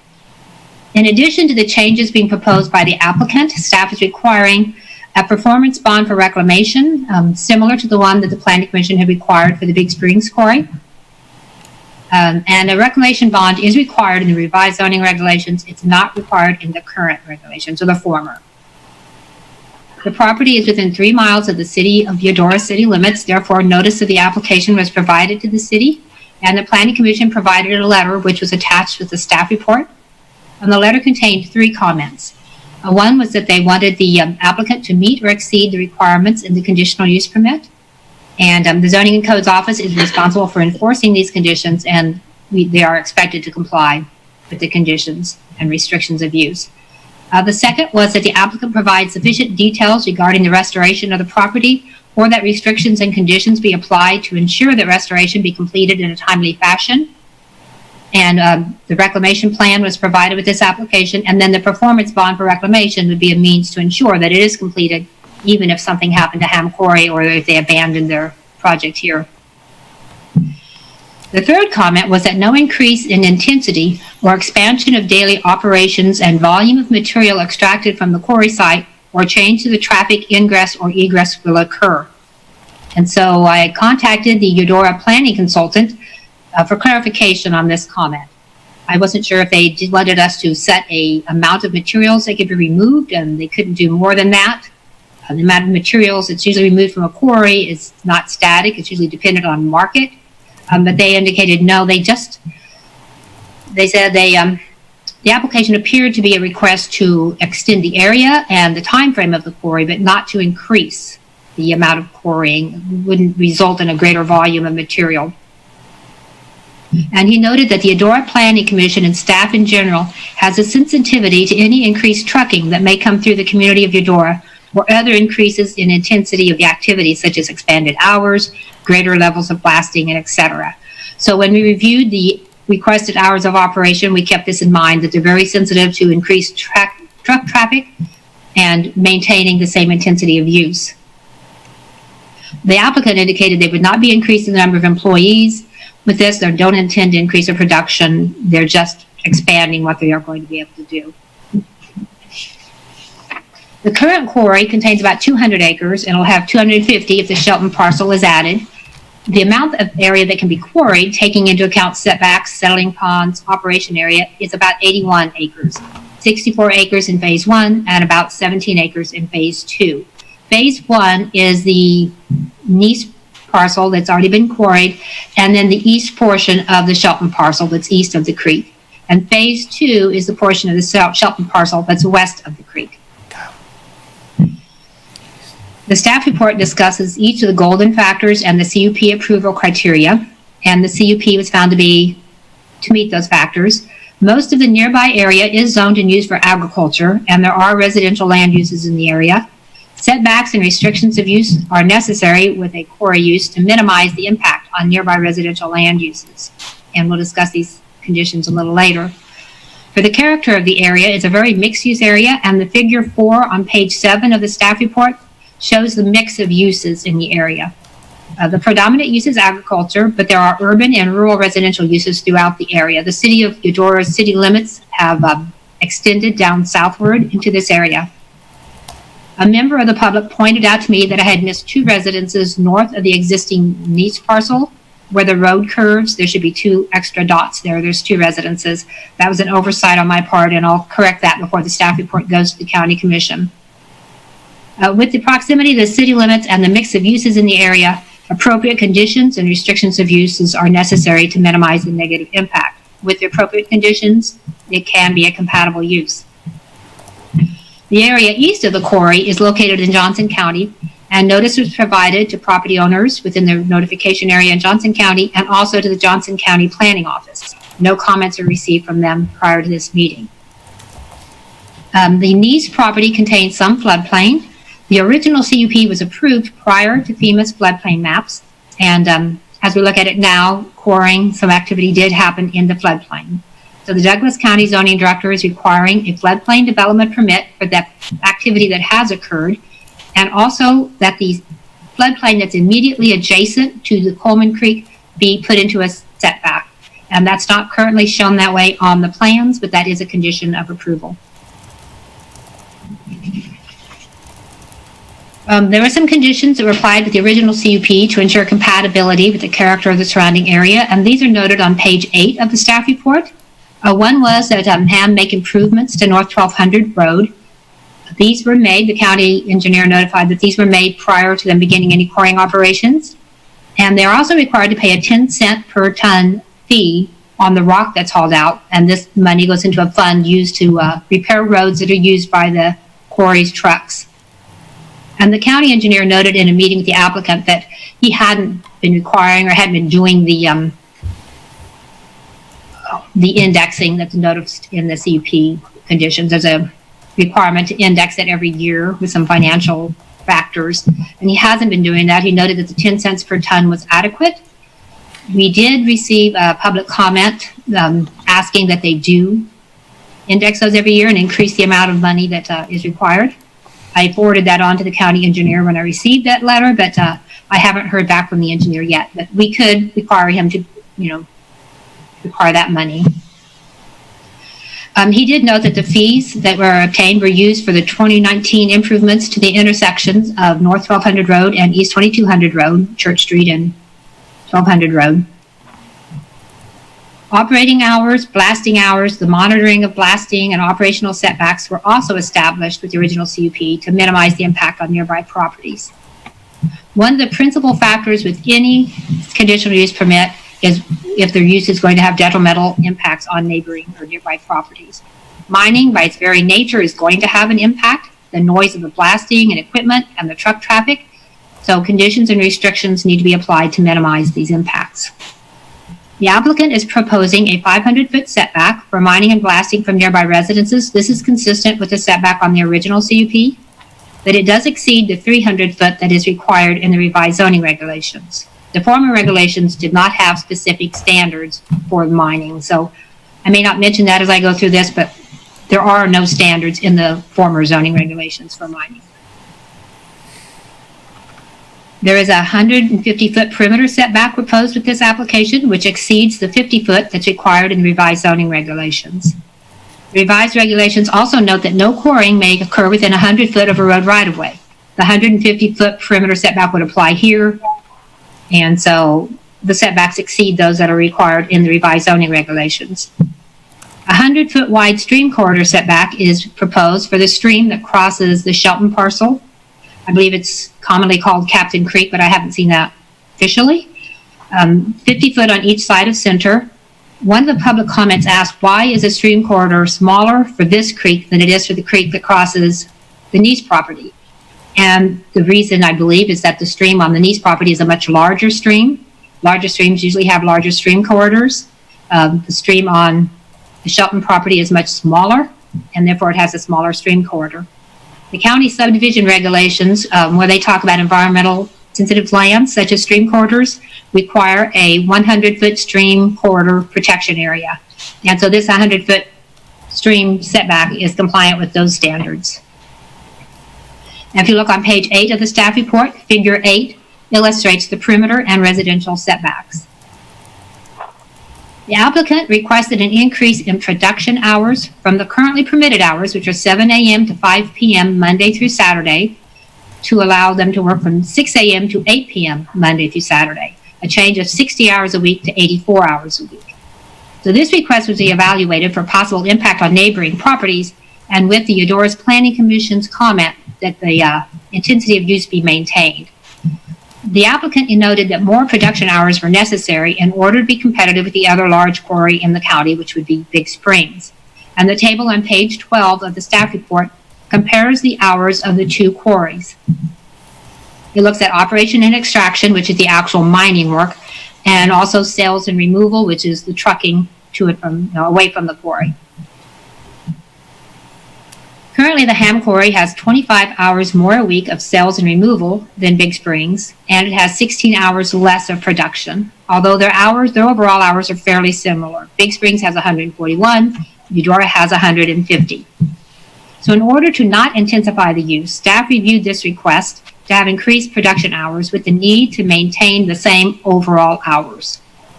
The staff's recommendation on this request is noted in the right column of that table, with changes from the existing hours noted are highlighted in yellow.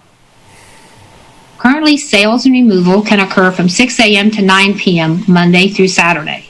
Staff recommends this be reduced to 6 a.m. to 7 p.m. Monday through Friday, and 6 a.m. to 4 p.m. on Saturday. This reduction would provide some hours that could be moved to production. Production is currently allowed 7 a.m. to 5 p.m. Monday through Saturday. This would remain the same, except that weeknight productions, Monday through Friday, could be extended to 8 p.m. No change to the Saturday hours. And staff worked with HAM. They had specific reasons why they wanted certain hours, and that's how we developed this compromise sort of hours. Staff recommends these revised hours as they would maintain the same overall hours for the quarry. They would reduce the hours for truck traffic on the road, and they would provide some increased production time for the quarry. HAM asked to use the existing access on East 2300 Road that provides access to the Shelton parcel now and the existing residents as a limited access for the quarry. The residents will be demolished, and they'll continue to use the Shelton parcel for agriculture until it's actually mined. So this access point would allow continued field access and would permit limited quarry access, which would be quarry management and crews, such as surveying crews, seismograph crews, and blasting crews. I spoke with Eudora Township trustee, and he indicated he had no concerns with this light traffic, but that no heavy truck traffic or heavy quarry traffic would be permitted on this road, and that is noted as a condition. No change is being proposed to the truck route, which is approved with the original CUP. One of the public comments did ask, would it be possible to change the route from 2200 Road to K10 over to 2300 Road? And the county engineer noted that based on the conditions of the roads, that East 2200 Road is more suitable for quarry traffic. East 2300 Road, maintained by Eudora Township, and would require significant improvements to be able to handle the quarry traffic. If a change in the truck route were to be proposed at some time, that would require an amendment to the CUP. If it was proposed at this time, we would need to work with the township and discuss how those improvements would be financed. And staff's not recommending the change to East 2300 Road, but that is something that has been suggested. With the reclamation, each phase of the quarry will be reclaimed with a pond. Phase 1 will have a large, very deep pond. It'll be about 185 feet deep. Phase 2's pond will be about 65 feet deep. Due to the depth of the pond, the county engineer asked the applicant to provide a hydrology study to give an idea of how long it would take for these ponds to fill with water up to the planned water level. These will have steep banks up until almost the planned water level. The smaller pond in phase 2 will have a slope bank about 5 feet below the water level. The larger pond in phase 1 will have a slope bank about 25 feet below the water level. This will allow a slope under the water, so if someone's in the water, they'll be able to exit. And until the pond fills to that point, it wouldn't be possible to exit. And so with this information, the county engineer looked at a hydrology study. It determined that it would take 6 to 8 years to fill to that point. And he noted that the ponds should be fenced and signed as no trespassing until they are filled to the planned water level to ensure safety of anyone that's on the property. And this is a requirement of the CUP.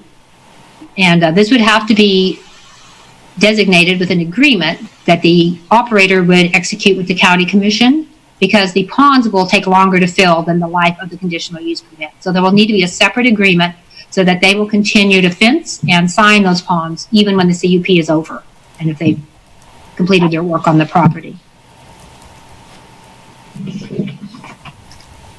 We added some conditions and uses that are intended to minimize detrimental effects.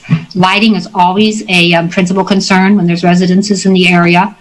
So there is a condition that if any permanent exterior lighting is planned, a lighting plan must be provided to the planning office for review and approval prior to installation. If any exterior lighting that is used needs to be shielded to prevent off-site glare. The conditions include a notification process. Previously, the CUP did say that you could do a pre-blast survey, but it didn't really tell how you notified neighbors that one was available. So this kind of spells out that process. They need to mail out letters to property owners within a half mile, mailed by certified mail, letting them know that the quarrying is going to begin in the phase, and let them know that they have the opportunity, if they'd like, to request a pre-blast survey. And this is a survey that's done by a third party. It's usually a video survey of the property, kind of like just assessing the structural condition. And the property owners can keep this as a baseline if they want to determine if any damage has happened since the quarry went into process. There's also a hydrology survey where they measure the depth of the wells and streams in the area. And that's so that neighboring property owners can use that as a baseline to determine has the quarry impacted the amount of water that's available to them. And then the access on East 2300 Road would be limited to limited access. One thing we always look at with conditional use permits is compliance with the comprehensive plan. The comprehensive plan recommends that conversion of agricultural to non-agricultural land uses be minimized. The quarry will temporarily remove the agricultural use from the property, but it will be reclaimed so that it is suitable for agricultural uses in the future. The comp plan also recommends to recognize the need for the extraction of local natural resources to keep construction costs economically reasonable while mitigating impacts to the environment and surrounding land uses in the evaluation of new extraction proposals. With the proposed restrictions and conditions of use, the proposed CUP is compliant with these recommendations. And as I noted earlier, one of the conditions is that the applicant obtain bids for the reclamation, for the performance bond for reclamation, so that the property could be reclaimed as shown on the reclamation plan if, for some reason, HAM was unable to complete that. This would be reviewed by staff and then presented to the Board of County Commissioners for approval or for action.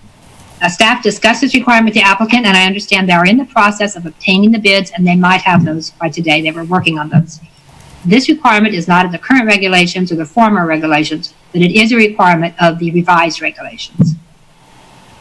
A condition was added that the applicant would notify, or the operator would notify planning when they're nearly completed with quarrying in phase 1, and that way we know that to let them know they need to submit the required studies prior to beginning quarrying in phase 2.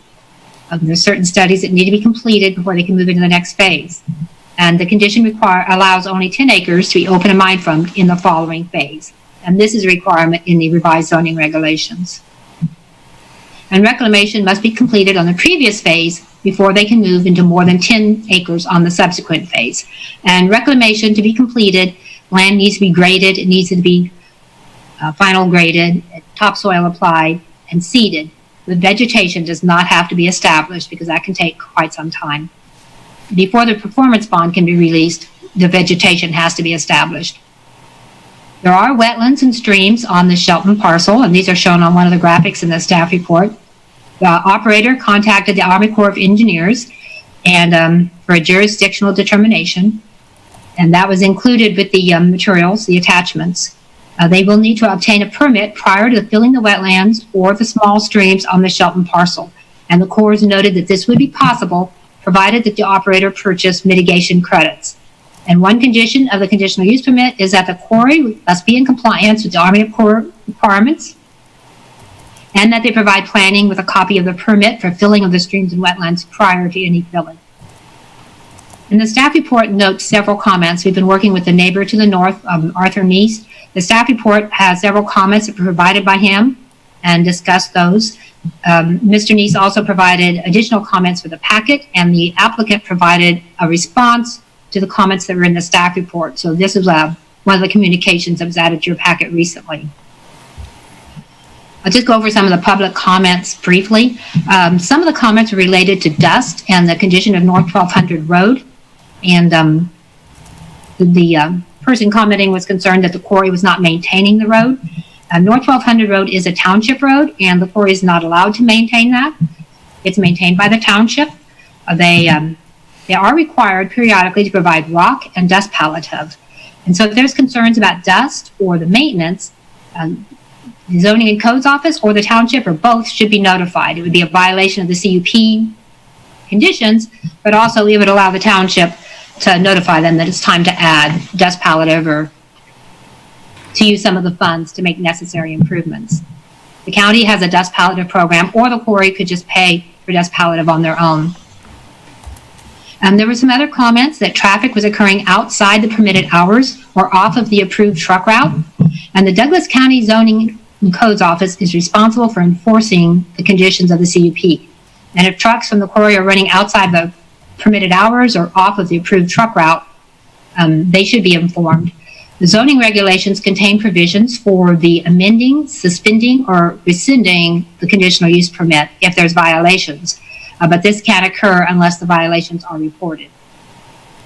And so I just wanted to go over and kind of compare this application with what would be required in our new zoning regulations. I pointed out some of the standards as I went through, and there were a few others. The zoning regulations require operation plan, reclamation plan, and a drainage plan study, and these were provided. The revised regulations require a traffic study. This was not provided. However, the quarry is currently in operation. This would apply more if you were going to add some new traffic to the area. It does also require that the operator to reimburse the township or county for the repair of damage to the principal access route due to ongoing traffic. The 10 cent per ton fee pretty much meets that requirement, but it's kind of a little different. The biggest difference between the zoning regs, besides the fact that the new regulations do have the standards spelled out, and the other ones, they were just created as we went through the CUP, but the biggest difference is actually the procedure.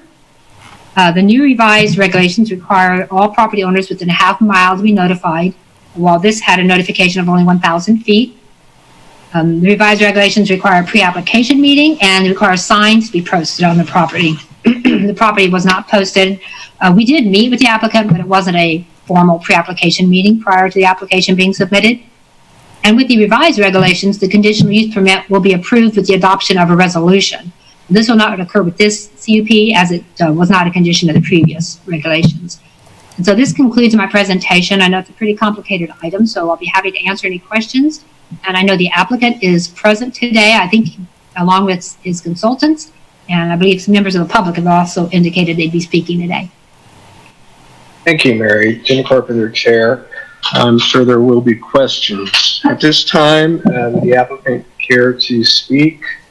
Under our bylaws, you have about 10 minutes, so try to keep it to that. And I see you have quite a few people listed, which I think will be very helpful once we get to questions. Thank you, Chair. This is Patrick Watkins. Again, I'm speaking on behalf of the Ham companies, and with me today on this call is our team that's worked on this application with the planning staff, which I'll introduce. Gary Ham is here with me at my office. He's the strategic planning manager for the Ham companies. Ryan Blosser is on the call. He's the president of the Ham companies. Ramon Gonzalez is on the call. He's the director of sales at the Eudora Quarry.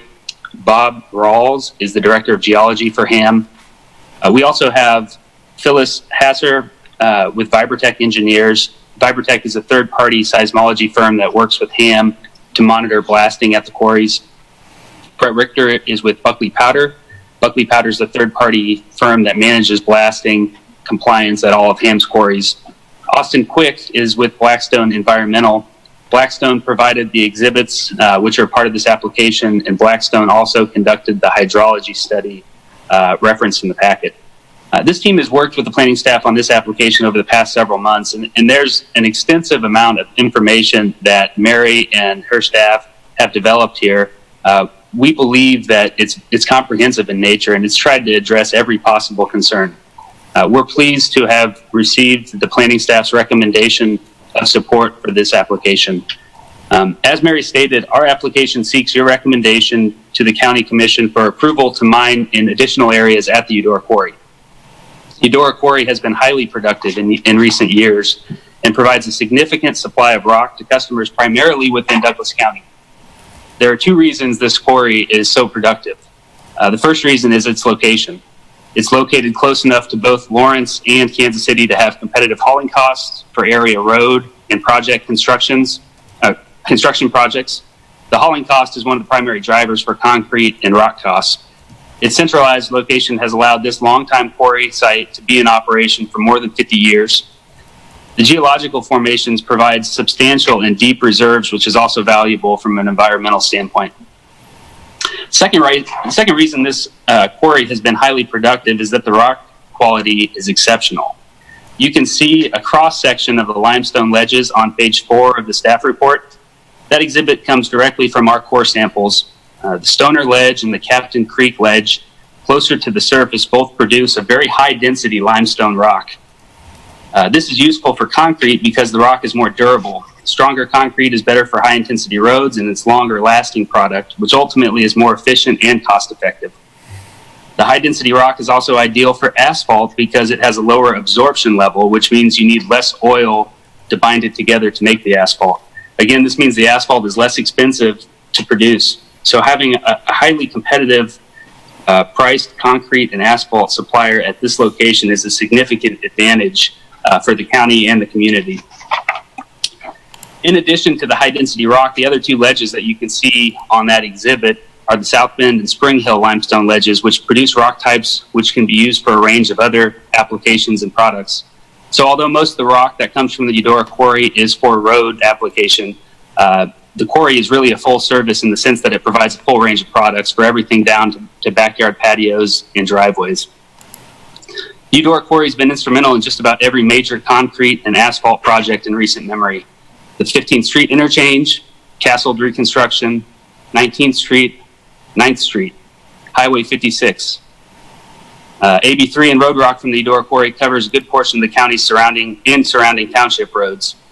The Eudora Quarry also supplies rock that's been used at the LMH expansion, Venture Park, KU student housing projects, and LHS and Free State additions.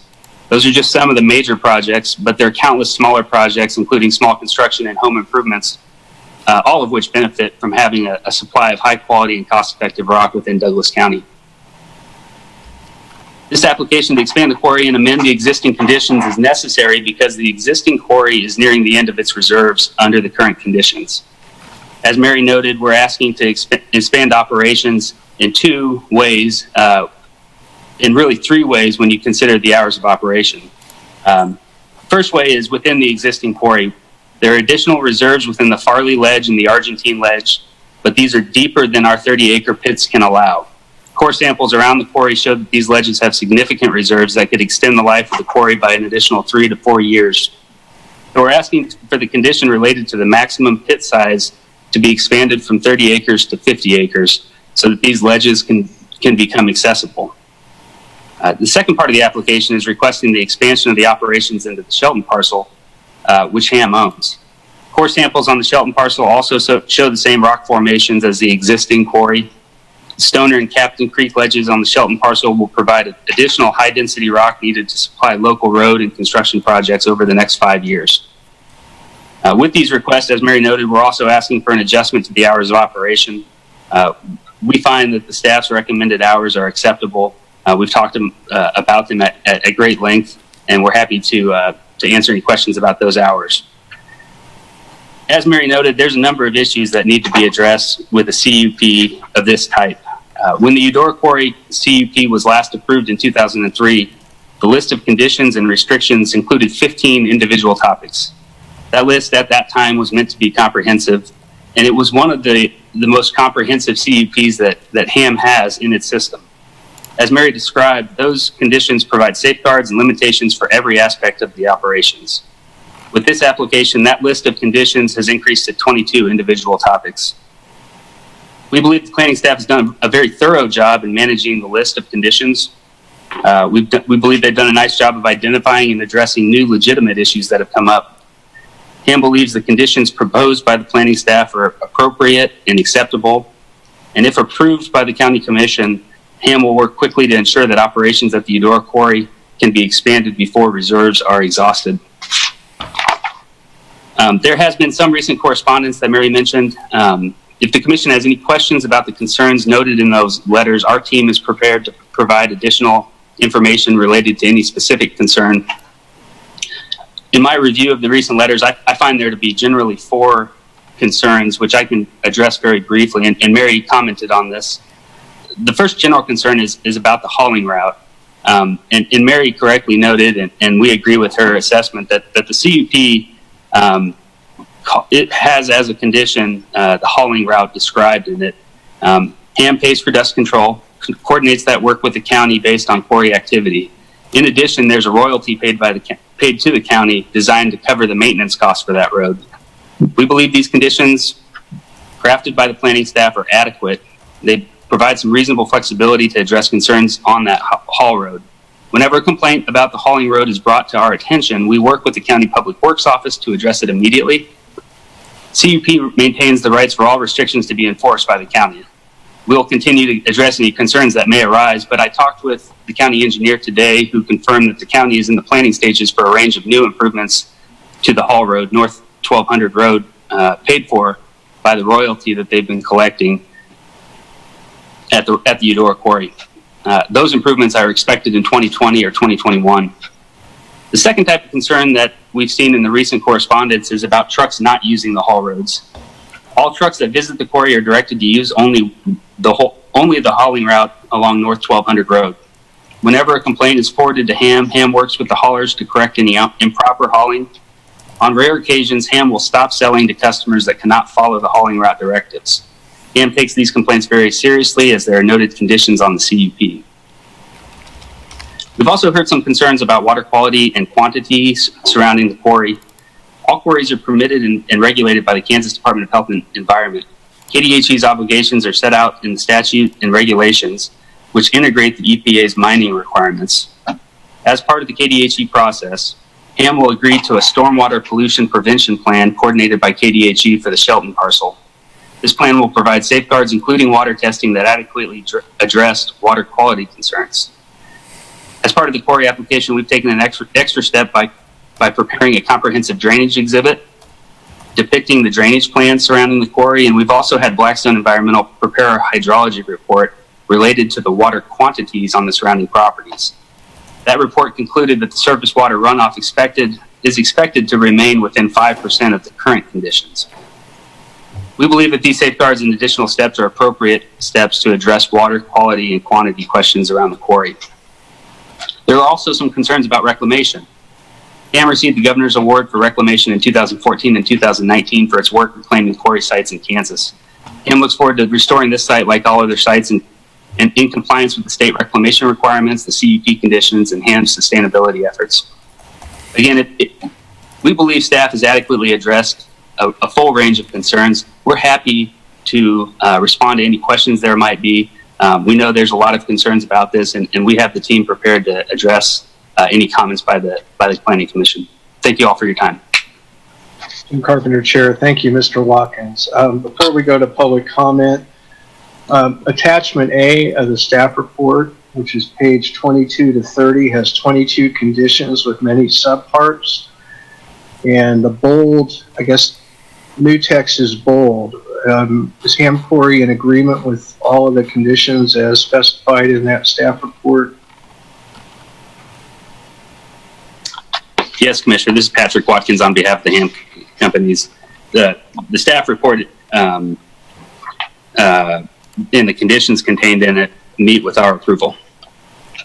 Jim Carpenter, Chair. Thank you, Mr. Watkins. I just want to make sure we all were at the same starting point before we got to questions and other comments. At this time, we have a couple of members of the public which have signed up that would like to speak on this. I guess we have the first one that's on my list is an Adra Burks. If Adra Burks would care to comment.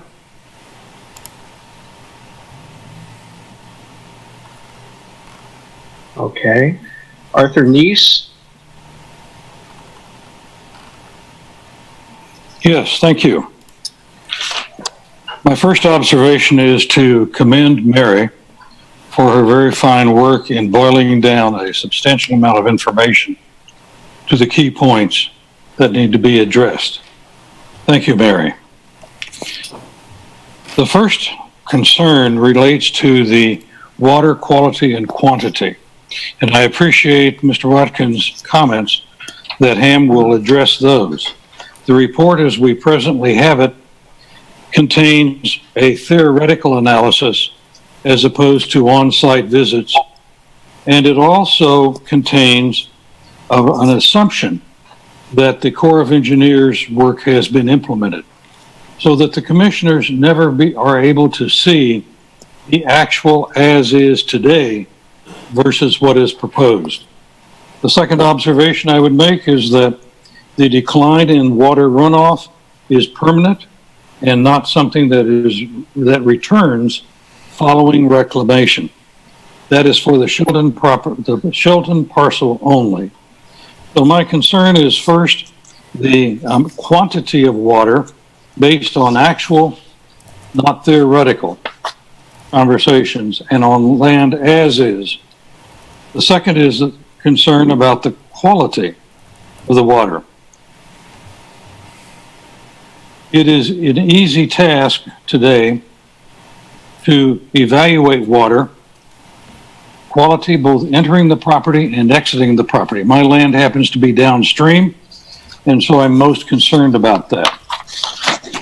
Backing up for just one moment, in 2009, there was a detailed study on my property prior to beginning blasting in the nice lease, which determined the amount of runoff from springs and other water sources to the unnamed tributary.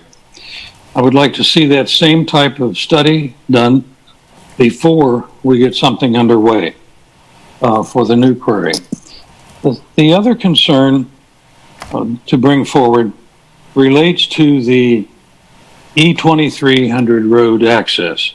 I appreciate the reduction in the definition to only non-heavy work. That is very much appreciated.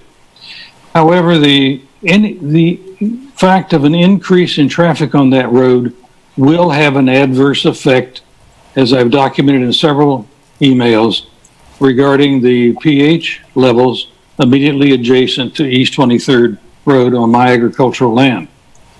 I suspect I'm not alone in that concern.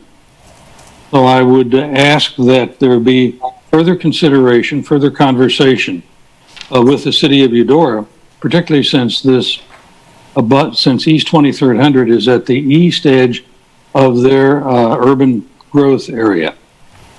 And with that, I appreciate again Mary's work and bringing focus to all of this. Thank you. From Carpenter Chair. Thank you, Mr. Neese. Please stay on the line in the event commissioners have questions for you. We had one other person, Jim Gabriel, signed up, said he did not wish to speak, but if he's present and would like to speak, now's your chance. All right, seeing no other further public comment, we'll bring it. Mr. Watkins, would you like to respond to Mr. Neese's comments? Thank you, Chair. This is Patrick Watkins on behalf of the ham companies. We have a letter in the packet responding to some of the general concerns that Mr. Nice has brought to our attention, and we've worked with planning staff to make sure that all of these have been addressed. With regard to water quality and quantity, KDHE has quality measures in place through our stormwater production or pollution prevention plan. They will require testing to determine any sort of discharge that goes off into the surrounding areas. I'm not sure that we can meet Mr. Nice's standard of testing. He suggested that we test for the minerals in the water, and there are a number of springs that have been located on his property that were identified in a study that was taken in 2003, and those general pieces of information, I'm not sure we can provide additional information, and I'm not sure exactly how these things can be updated to the standard that Mr. Nice is requiring. With regard to the decline in water runoff on the Shelton parcel, we tried to address that concern, and we produced a hydrology report, which we think speaks for itself. With regard to the East 23rd Road access, we believe that by converting this property from a rural residence into essentially a farm access point, we're actually going to be reducing truck traffic and traffic generally on East 2300 Road. Our trucks are not permitted to go down that road, generally speaking. So in the off chance that a hauler doesn't follow our directives, we try to get it corrected immediately. We do hear from neighbors when that happens, but we think that our traffic contribution to East 2300 Road is very low and may be actually reduced by conversion of this property into quarry. We'd be happy to respond to specific questions about about all that from commissioners. And Carpenter Chair, thank you again, Mr. Watkins. This time we'll bring it back to the commission. Questions, comments for staff, applicant, Mr. Nice? Who'd like to start? I'll go ahead and start. A question for Mr. Watkins about the water quantity. I did notice the mention of the springs in the report, and I'm just curious, is there, with the refilling of the excavation ponds, is that going to affect the water flow from the springs? I imagine, although I don't know the property, that those water flows from the springs will be critical to stream flow and the wetland environment. We have a consultant from Blackstone on the call with us, and I'll let him add to this, but I don't think we have any evidence or any reason to believe that the springs are going to be affected by quarrying activities on the Shelton parcel or on the existing quarry. I know Mary Miller had noted it in her report that she had reached out to the Geological Survey and asked them about the effect on the water table and existing waterways around the area. And Mary can speak to what the Geological Survey told her, but it's the same thing that we've learned about this site. It's got an incredibly dense and thick layers of limestone that are going to hold this water in, or alternatively, if it doesn't hold it in, it's going to be filtering it. But you may direct a question to staff about what their experience was with the Geological Survey. Austin, quick, if you have anything to add on behalf of, related to the report that you did on the hydrology study and the refilling of the springs, perhaps you can add it now. Yes, absolutely. Thank you. Austin Quick, Blackstone Environmental. We prepared the hydrology study and the exhibits. One of the things we were looking at when we prepared the hydrology study was not just the watershed and the drainage flows on site itself, but how they compared to the watershed as a whole. When we were looking at the watersheds, there is a ridge that kind of intersects southwest and northeast through the site. On the west side of that, that unnamed tributary that's also known as Captain Creek, the water will flow there. The size of that watershed, with that pre-quarrying operations, is about 608 acres, and during operations it reduces it down to only 581 acres. So that small percentage in decline in direct runoff resulted in the small reduction in amount of water incident on the pond there, or I'm sorry, on the creek. The same is true for Coleman Creek on the east side of the property. That watershed is about 2,450 acres, and during quarrying operations, it only reduces down to 2,350. So the quarry's small size in relation to the entire watershed resulted in the only small reduction in water incident to those creeks. And the other part of that is part of our study was we were looking at how to control water that would be stormwater runoff from offsite, and also how to control stormwater runoff. And the perimeter berms will prevent any of runoff from any of the water that's been incident on site operations, as well as contain any stormwater that has fallen on the property. As Patrick mentioned, the filtering effect of the limestone and the residence time will allow for the sediment to fall out before it would be discharged, in compliance with the Stormwater Pollution Prevention Plan and the NPDES permit, which is the National Pollution Discharge Elimination Permit that HAM has. So, hope that answers your question. Yes, and as far as the streams go, I did have an additional concern about the filling up of the excavation pond in terms of the groundwater in that area, will that affect the springs, the flow of the springs, the groundwater coming to the springs, if that groundwater is redirected towards an excavation pit? Like I said, I don't know the topography of the area, but is that a concern?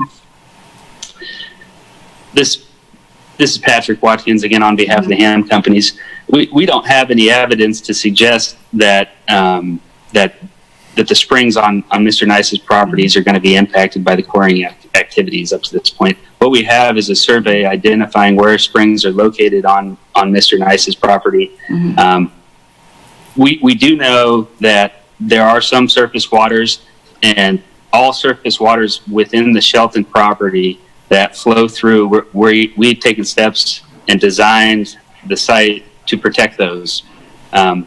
With regard to your question, though, I don't know that we have any evidence, or we don't have any information to suggest that the springs are going to be impacted one way or another by the quarrying activities, or the expansion of the quarrying activities, I would say. Arthur Nice here. Thank you, Mr. Watkins. That is a very good question that... Mr.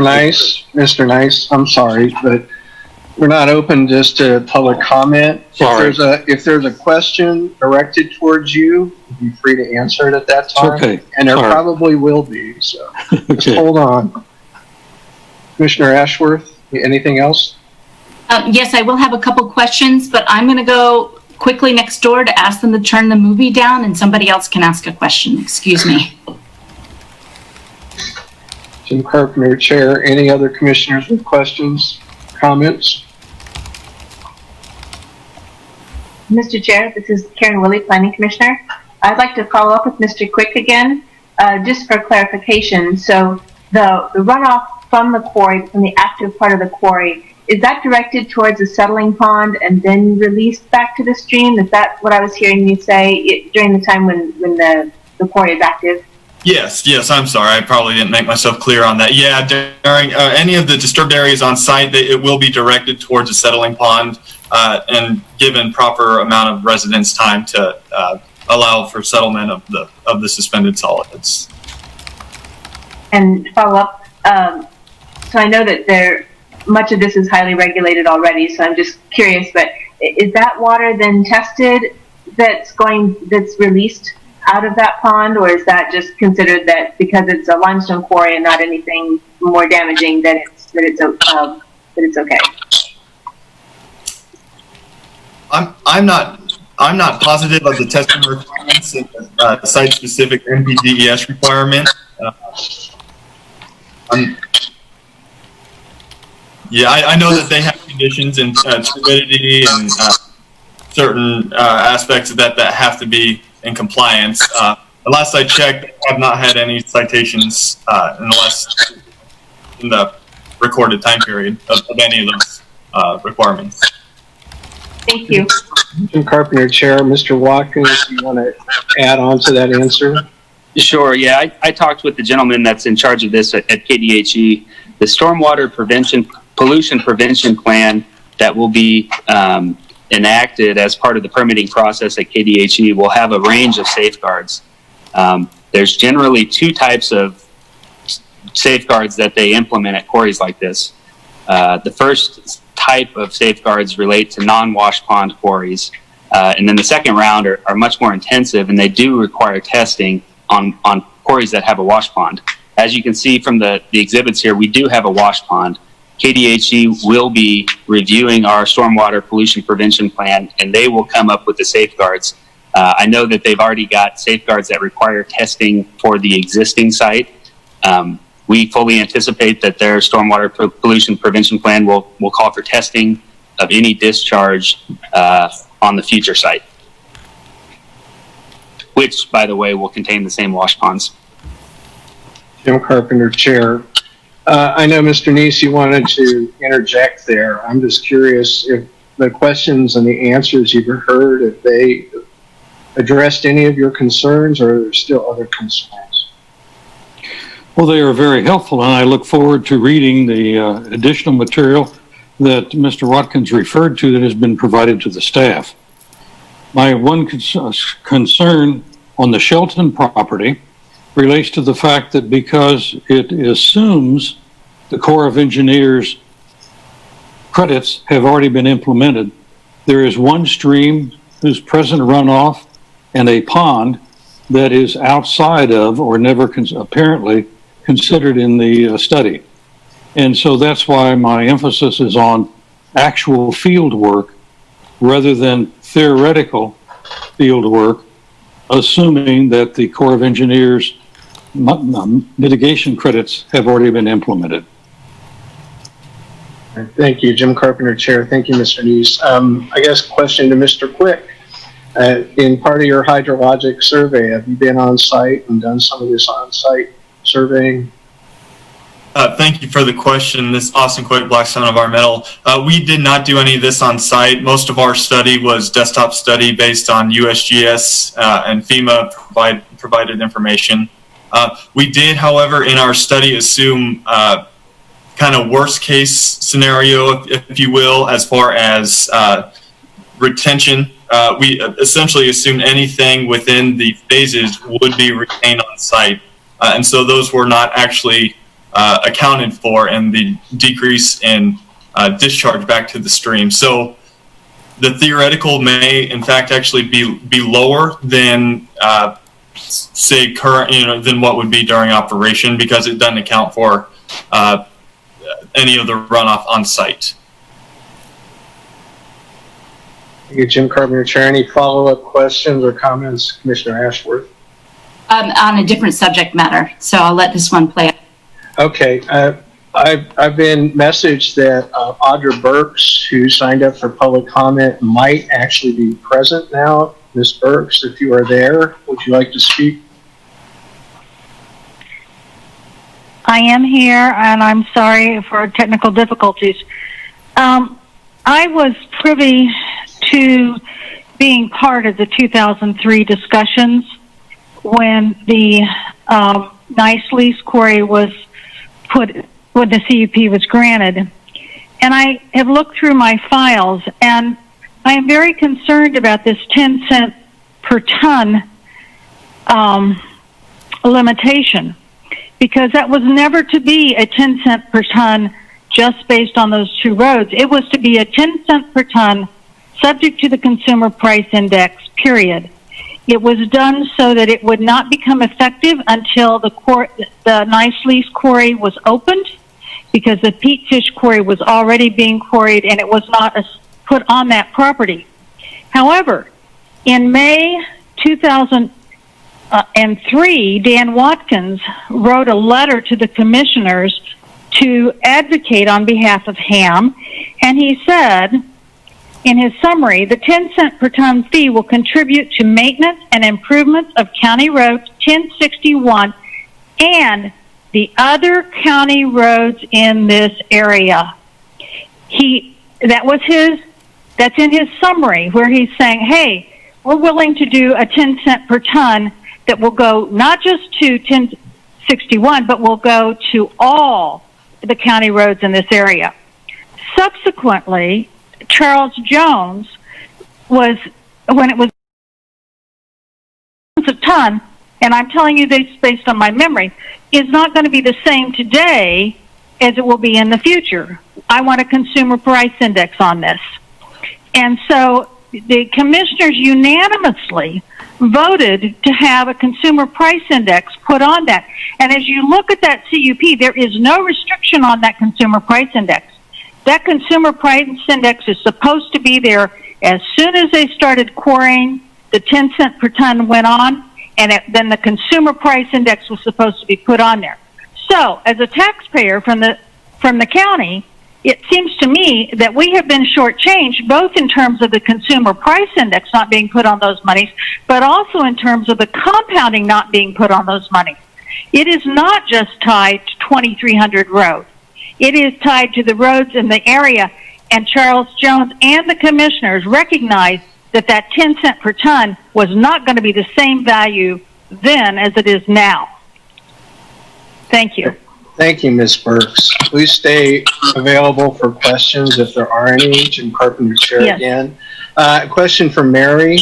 You did reference this concern in your presentation. Could you just reiterate a little bit that item about the 10 cent per ton and where we are now? Going to try to pull up the condition. You know, I don't know how it was voted on at the commission, but I know the condition, and a lot of times you have to have a nexus between what your requirement is and what your use is. So they may have altered that in the condition. So let me find, we've got that. It'll take me just a minute to scroll down and find where the road condition is. Apologize, my computer is slow.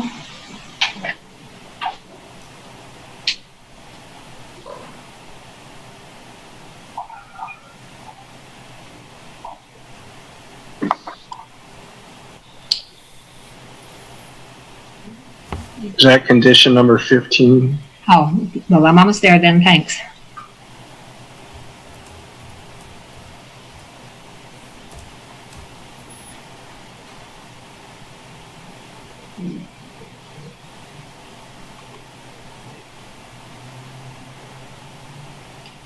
Yeah, it does say that the applicant shall pay Douglas County a fee of 10 cents per ton of rock.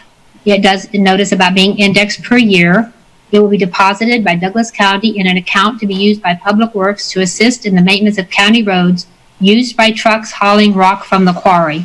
So that would tell me that it would apply to North 1200 Road and East 2200 Road, but not just to every road in that area.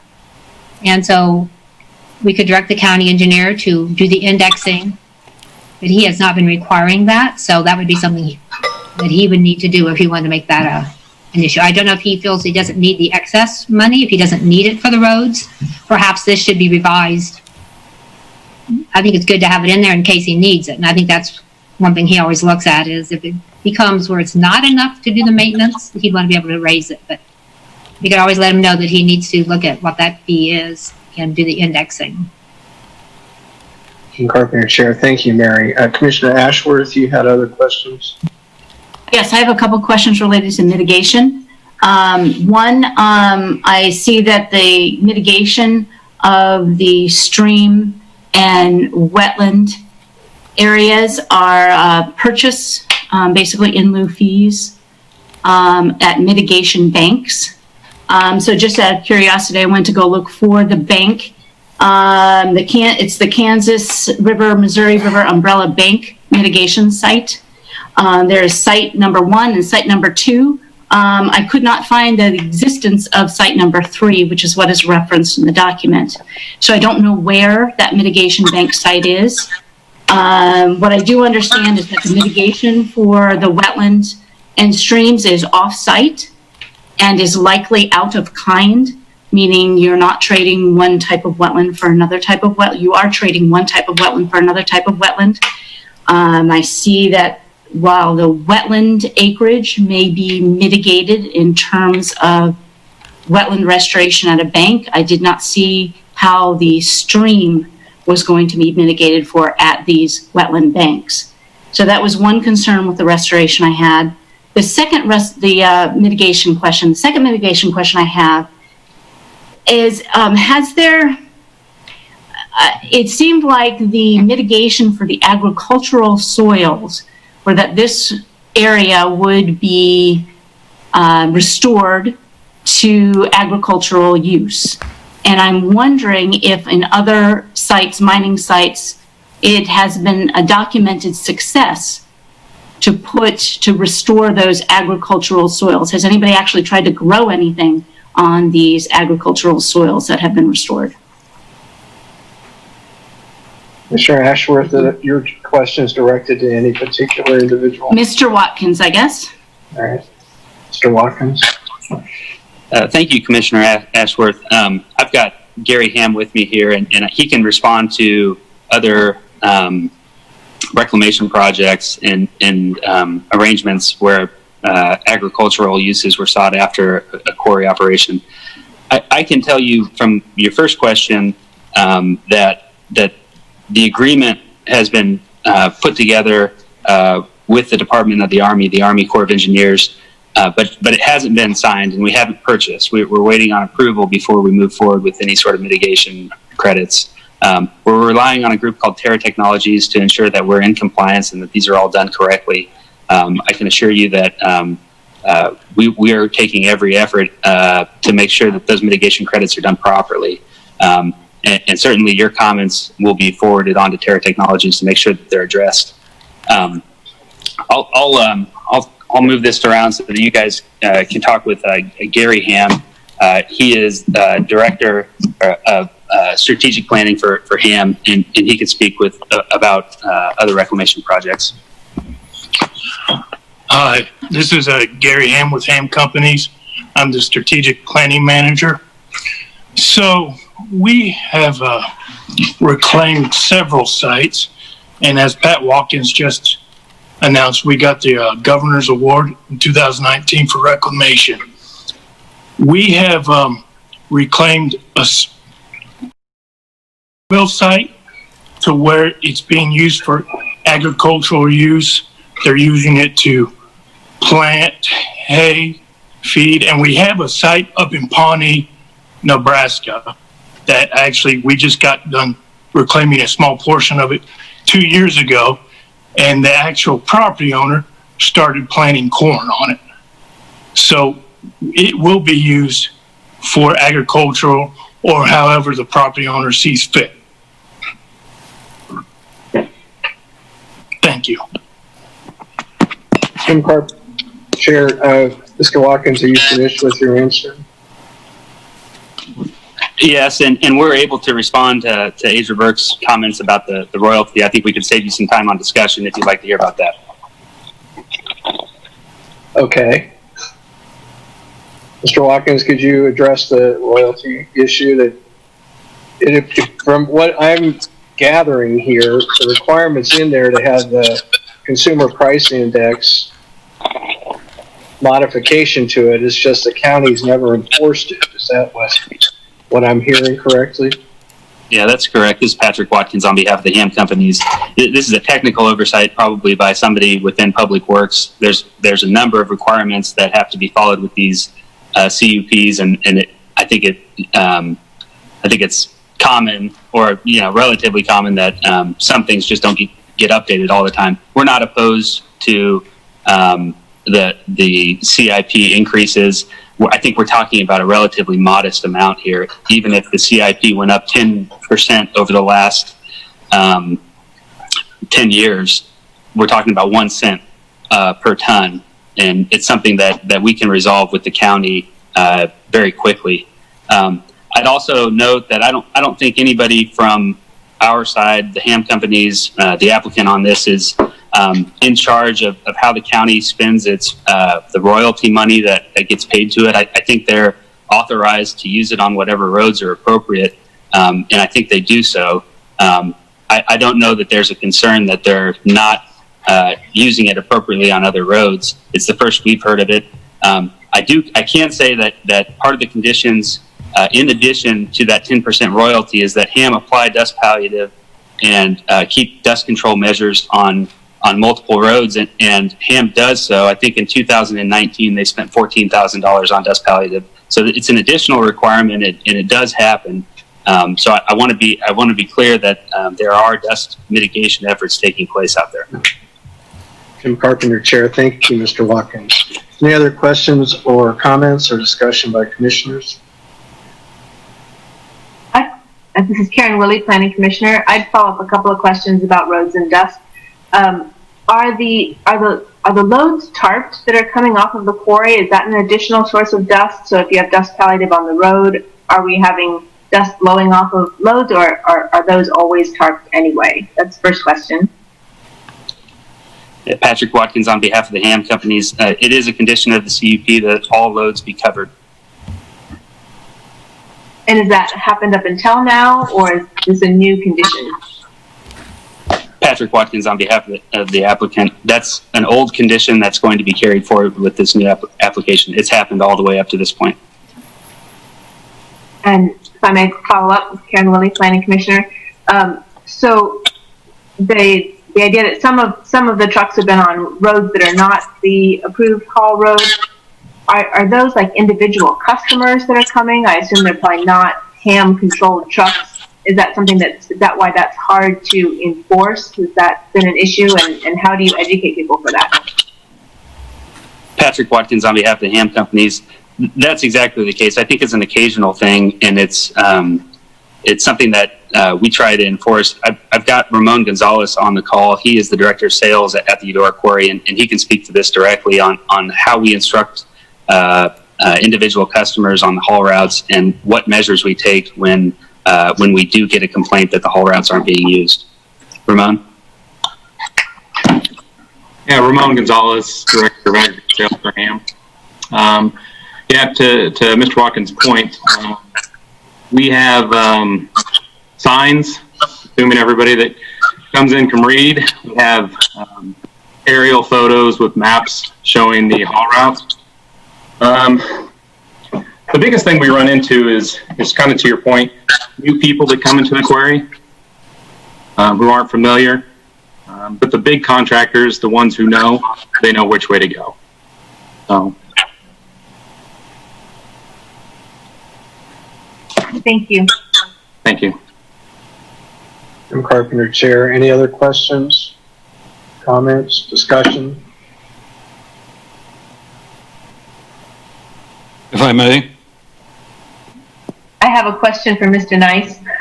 Commissioner Willie? Yeah. In addition to whatever you wanted to ask, I also wanted to talk to you about the increased pH that you're noticing on your soils.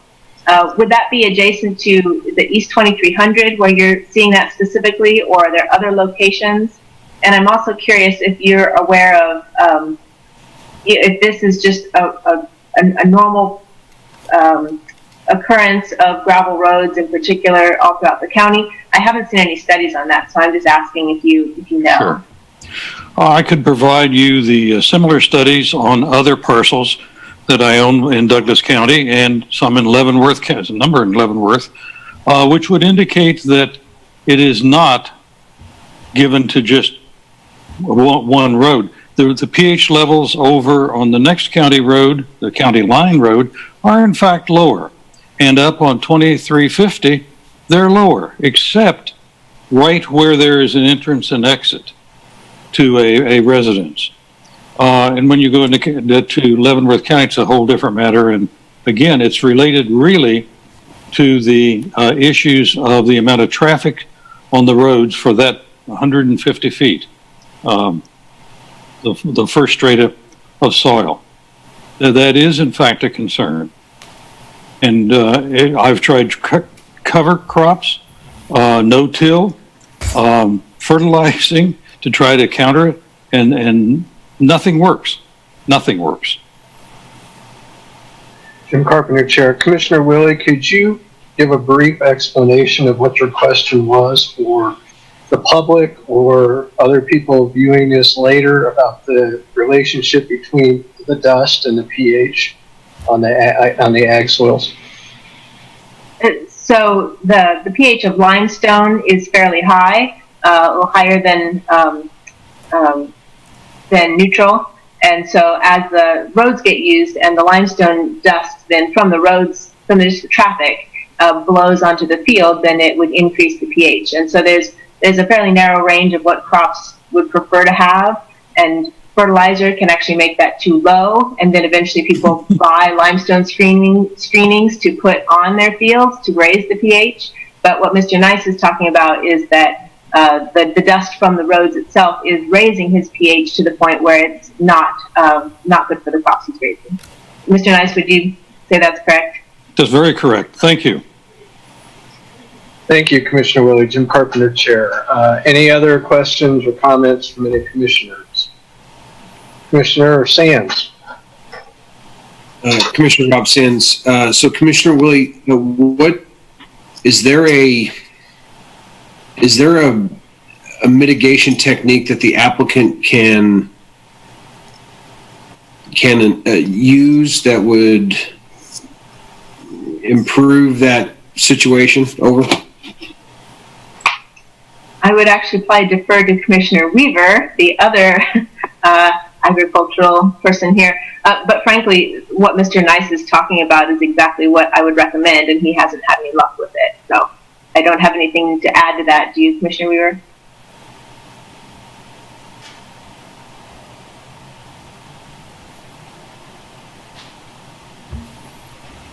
No, really nothing to add. It is a problem, and it sounds like Mr. Nice has done what he can with no till and covers.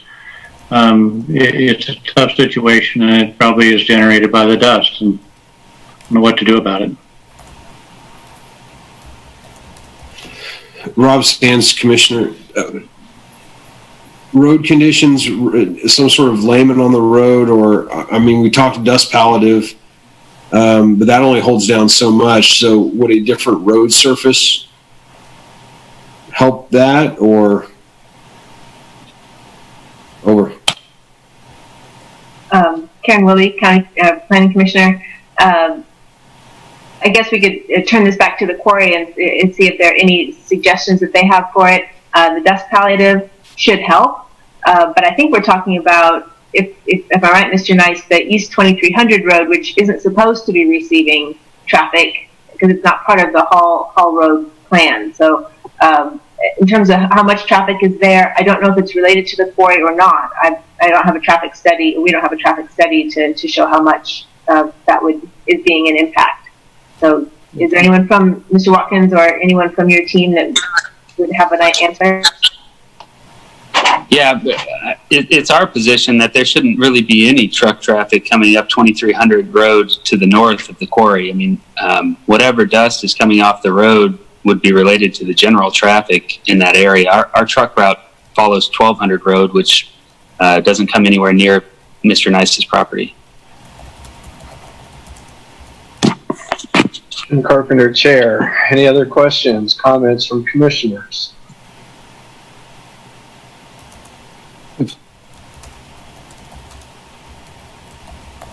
If I may. Well, if somebody asks you a question, just a moment.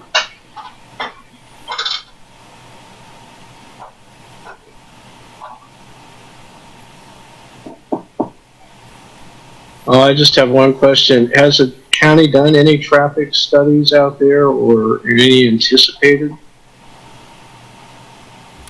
I guess that'd be to Mary, who'd probably be the most knowledgeable about what they have or have not done.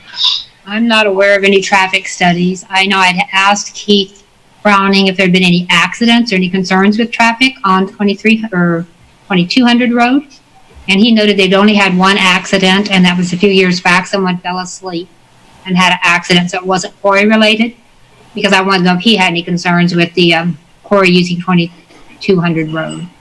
So he gave me that accident report, but I'm not aware that they've done any traffic counts. So, Jim Carpenter, Chair, so we don't know, how much traffic's going down these gravel roads? They occasionally do studies. I just am not aware if they have done any. Okay, thank you. Any other questions, comments? Discussion about where we go next. Mr. Chair, I have another topic, if I may. Yes. This is Karen Willie, Planning Commissioner. And my question is for either Mr. Watkins or some of his team about or perhaps Mary, I'm not sure. So it's about the performance bond. We don't have numbers for that yet. Is that still something you're getting bids on, and we'll have that discussion at a later point, or are we out of that discussion and you have it with the County Commission? Thank you for the question, Patrick Watkins, on behalf of the ham companies. We are rounding up bids. Mary Miller instructed me to watch the Planning Commission meetings from January and February of 2019. I know this was a topic of extended discussion. That provided me with enough information to be satisfied with the county's conditions. We will round up estimates, and the bond will be set, as I understand it, by the staff based upon our estimates, and then we will provide a bond in that amount. It's not exactly the route we'd like to go, considering the size of the bond that we have with the state, but we know that Big Springs went through this process, and as part of that, they really did note that they'd like ham to follow the same procedure, and we're willing to do that. Yes, thank you. That was the direction that I was headed with it, that we have an obligation to be fair between what we ask for Big Springs Quarry and what we'll ask for Ham Quarry. So thank you, Mr. Watkins. Thank you, Commissioner Willie. Jim Carpenter, Chair. Any other questions, comments by any commissioners? Any attempts at a motion? Mr. Chair, Karen Willie, Planning Commissioner. Sorry. Jumping the gun there. I would just kind of make a statement about the need for quarries and that they fill a niche and provide a product that we need in the county and that we use locally for our roads, for our agricultural settings. And so just to say they're really hard to locate. So once we have one, we tend to try and work with neighbors that bear the brunt of some of that location to try and keep them going. So with that in mind, I think that we have an obligation to look at ways that we can move forward with the quarries we have. The condition to move from 30 acres open to 50 acres open, I don't have any difficulties with that. I think they've made a strong case for why that is needed to increase the product, but also to increase safety. The hours, they've spoken that the hours that were suggested by staff are acceptable, and so I'm glad that they've had a chance to work that out between them. And so the only question then is the addition of the 50-acre parcel. So if there's any further discussion about that, I think that would be probably something to talk about. Carpenter Chair, any further discussion along those lines? Commissioner Ashworth? I just want to bring up just cautions about the environmental impact of the extension of the quarry. I'm not really comfortable with the mitigation for wetland, stream, loss of woodlands, potential effect to the springs. So I just want us to be cautious about the environmental loss that's coming with this expansion. Jim Carpenter, Chair. Now, I'm not entirely happy with the federal programs for mitigation for wetlands. I don't think that they actually do what those that are in the environmental field would hope they would do. And but I don't know that we can change. We can't really change those rules. Our only option is to say no to prevent any other lands to come underneath those programs.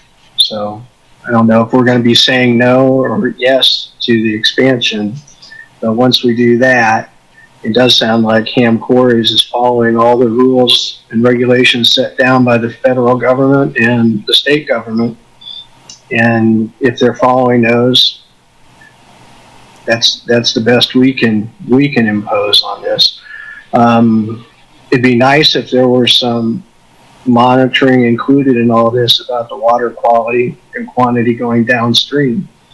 It'd be nice, just to have that information available.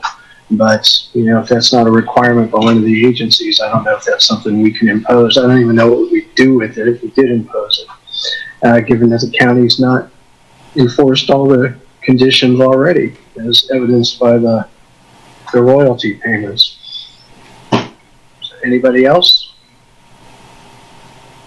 Rob Sands, Commissioner. I'm wondering if there's a way, Mary, maybe someone on staff can circle back around and provide some answers to the neighbors about that comment that Commissioner Carpenter just made about the county possibly not bringing in all the funds that are due to that program. Is that something that can be done by county? Over. Yeah, the county engineer could calculate what that should be. That usually he's the one that does that calculation, and he could determine, what the new fee should be. I don't know if we'd feel comfortable going back and charging on the past year since it was our error, but I know that we can move forward and do the index. And sometimes these annual reviews and annual changes, they're easy to get lost, to know that you have to do something annually. It'd be nice if it was a 5-year review, then it's something that comes up along with the other 5-year review. But I would suggest it, if we're looking at things, it might be nice to change that indexing to 5 years. We do a 5-year review of the quarry, and we could review the index at the same time, and then it wouldn't get lost in the cracks. But we can certainly, when it goes to the county commission, make a note that that's something that we want to look into. We want to index that, and make sure we put that on as a condition that we monitor. I would like that because, Rob Sands, Planning Commissioner, it doesn't seem that the applicant is opposed to paying that fee. It's just a matter of whether or not the county gets around to collecting it. I understand your point, Mary, but I would say that for the neighbors, that doesn't really provide a whole lot of assurance of, well, there's this program set aside that has been agreed upon by past county commission. The applicant's willing to do it, and the county just hasn't done the work. Not a whole lot of good feelings from the neighbors on that, I would think. Over. Yeah, I think we'd have to keep the county engineer more in the loop. He's not actually usually doing oversight on quarries, so we would have to just make a note to email him every year on whatever day this gets approved and ask him to do that indexing. And maybe he could teach us how to do it, and we could do it. And then we could take it out of his hands. That might. But we could work towards making sure that gets implemented better. Mr. Chair, I have a question for Mary to follow up. This is Karen Willie, Planning Commissioner. So Mary, am I right? So East 2200 Road is a county highway, but North 1200, is that a township road? Is that maintained by Eudora Township? I believe that it is, yes, right in front of the quarry. So the way we have it, that the per ton fee goes to the county, or go through the county engineer. Do we know, or should we follow up to see if some of that money has been being shared with Eudora Township for the maintenance of North 1200 Road or any other roads nearby? Yeah, the county engineer always works really closely with the township, even when they do township access permits. He always works with them because sometimes they look at where's the drainage the best, and he may look at what's the site distance.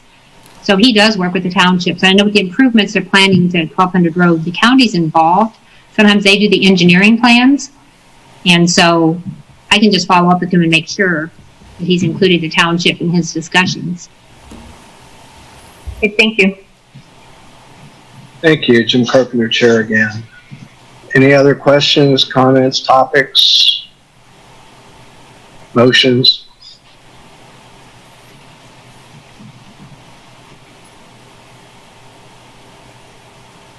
I have another question. All right. Karen Willie, Planning Commissioner, probably for Mr. Watkins. The additional 50-acre property, the Shelton property, how many years does that add to of production? What's the gain there in terms of the overall picture? The Shelton parcel is split into a portion of it on the east side of the creek is part of phase 1, and a portion of it is part of phase 2. We think the entirety of it will add 5 years, a particularly important 5 years of high density rock. We know that the upper layers will provide this more dense rock, which has been sort of critical for this particular quarry. We've mined all of that, almost all of that out of the nice parcel. And so the expansion on the nice parcel from 30 to 50 gets into lower ledges of rock, which we believe are not quite as dense. So I've been considering these two separate expansions in the same way you are, and we think it's 5 years of high quality rock on the Shelton parcel. Thank you. Jim Carpenter, Chair. Back to the same point. Any motions? Any additional discussion, comments?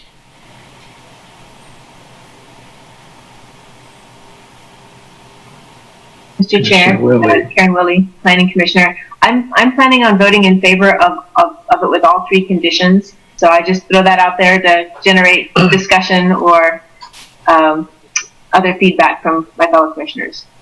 Jim Carpenter, Chair.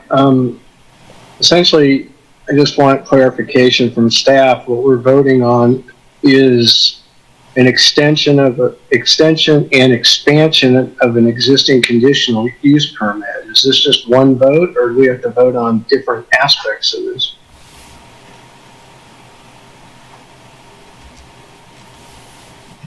It's just one application, so, one vote could handle if you were voting as staff recommends, or you could change the recommendation and then vote on that, but you don't have to vote on each item separately. Okay. Because, we've got, 22 conditions and all their subparts that go with this. I mean, an entire appendix that goes on for pages, 9 pages of conditions on this conditional use permit. In addition, and most of those have been, those are slight modifications, some new ones, and then we've got the expansion of the quarry. So I think we've covered most things. I'm pretty comfortable with it. I think it's a mouthful of emotion for somebody to put forward. Who wants to try?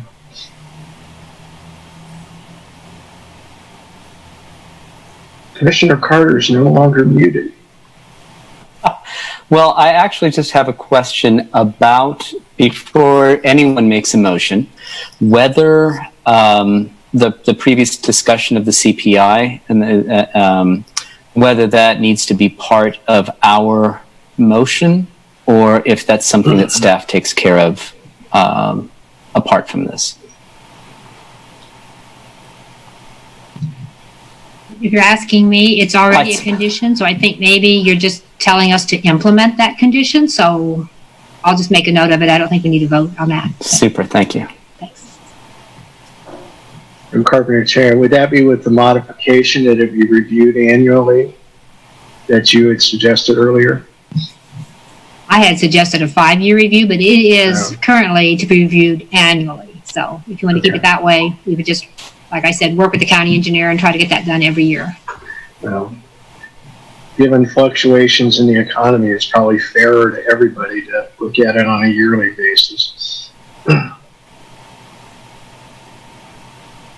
That's just my thought. So we're back to motions again.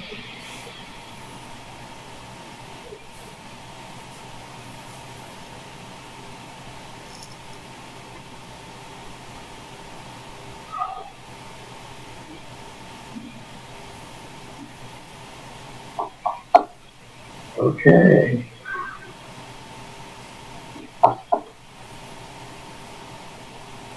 right, I don't like to do it, but I'll go ahead and make the motion that we, where is it?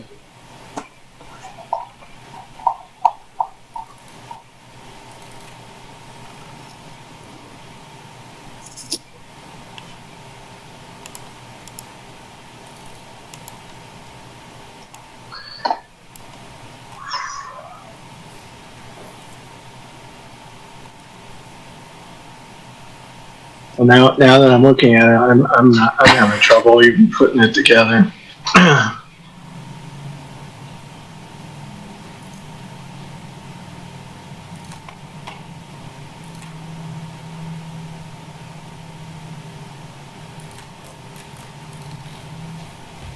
Mary, this conditional use permit wasn't set to expire yet.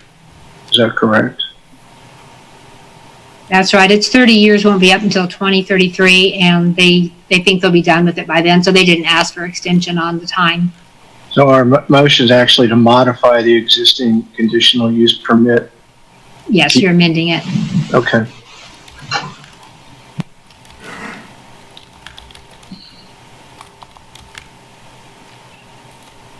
Commissioner Carpenter, if I may? Yes. I'll be happy to make the motion. Yay. Be my guest, Commissioner Struckoff. This is Commissioner Eric Struckoff. I move that we approve the amended conditional use permit for Ham Eudora Quarry to expand into approximately 50 acres to the west at 1258 East 2300 Road with amended restrictions of use, subject to the conditions of the approval and the revised conditions and restrictions of use provided in attachment A. I move that we approve the request to expand the quarry into the 50-acre parcel at 1258 East 2300 Road approve the request to increase the maximum area that can be open, mined, and extracted from 30 to 50 acres. Deny the request to increase the production and extraction hours, and subject the conditional use permit to restrictions of use provided in attachment A, including an annual review of CPI associated with the 10 cent per ton fee. This is to forward it to the county commission with a recommendation for approval, correct? And forward that to the county commission with a recommendation for approval. Thank you. We have a motion. Amy, any clarification there? Chair, if we can just clarify, there is also a condition of approval that I think would need to be stated, that the operator shall apply for and obtain a floodplain development permit for the work which occurred in the floodplain on the Nice parcel prior to the release of the conditional use permit. Jim Carpenter, Chair, Commissioner Struckoff, would you accept that as a friendly amendment to your motion? Planning Commissioner Eric Struckoff. Yes, I do. Thank you, Amy. I did read past that part. I do include that in my motion. And with the modified motion, do we have a second?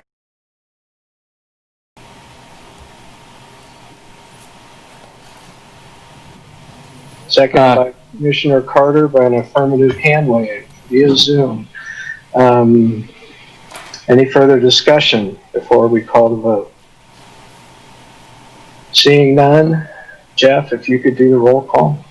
Certainly. Jeff Crick, Planning Manager. Commissioner Ashworth? No. Commissioner Butler? Yes. Commissioner Carpenter? Yes. Commissioner Carter? Yes. Commissioner Payton?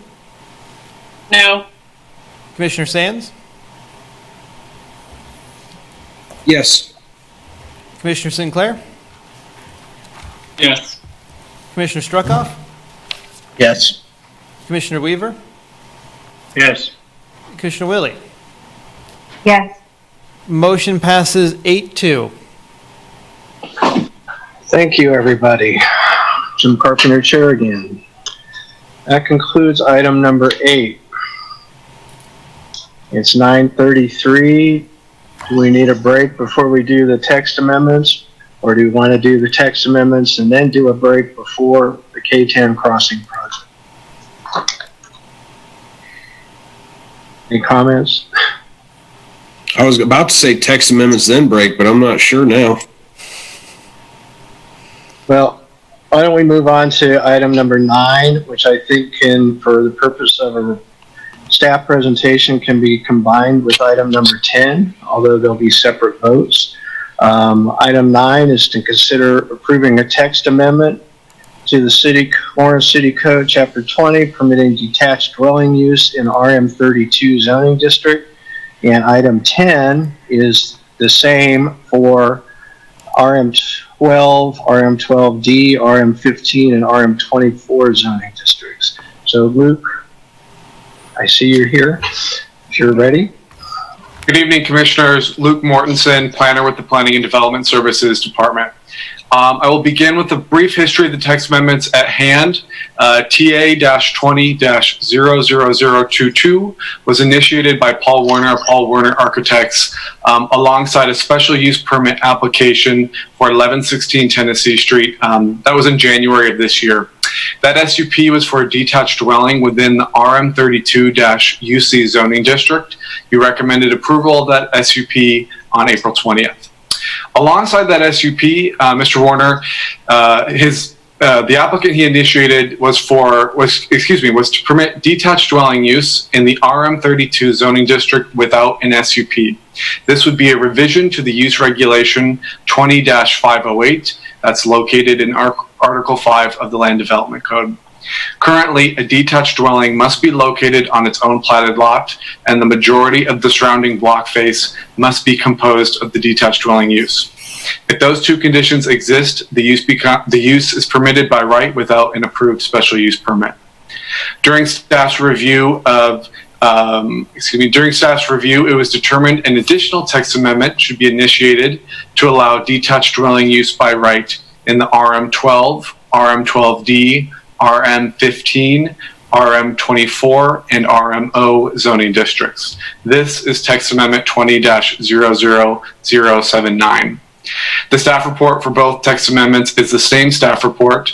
Staff proposes to amend section 20-508 to permit a detached dwelling use without an SUP in the above listed RM zoning districts if it is located on its own platted lot. Staff concluded that allowing detached dwelling use by right in the above listed RM zoning districts is in line with the number of stated goals within the adopted comprehensive plan, and it's an appropriate expansion of the by right permitted residential uses within multi-dwelling residential zoning districts. Your charge tonight is to approve with conditions, deny, or forward with no recommendation to the City Commission. That wraps up my portion of the presentation. I believe the applicant is with us tonight. We did have some public comment that was included in your packet, and I believe there will be some public discussion on this item as well.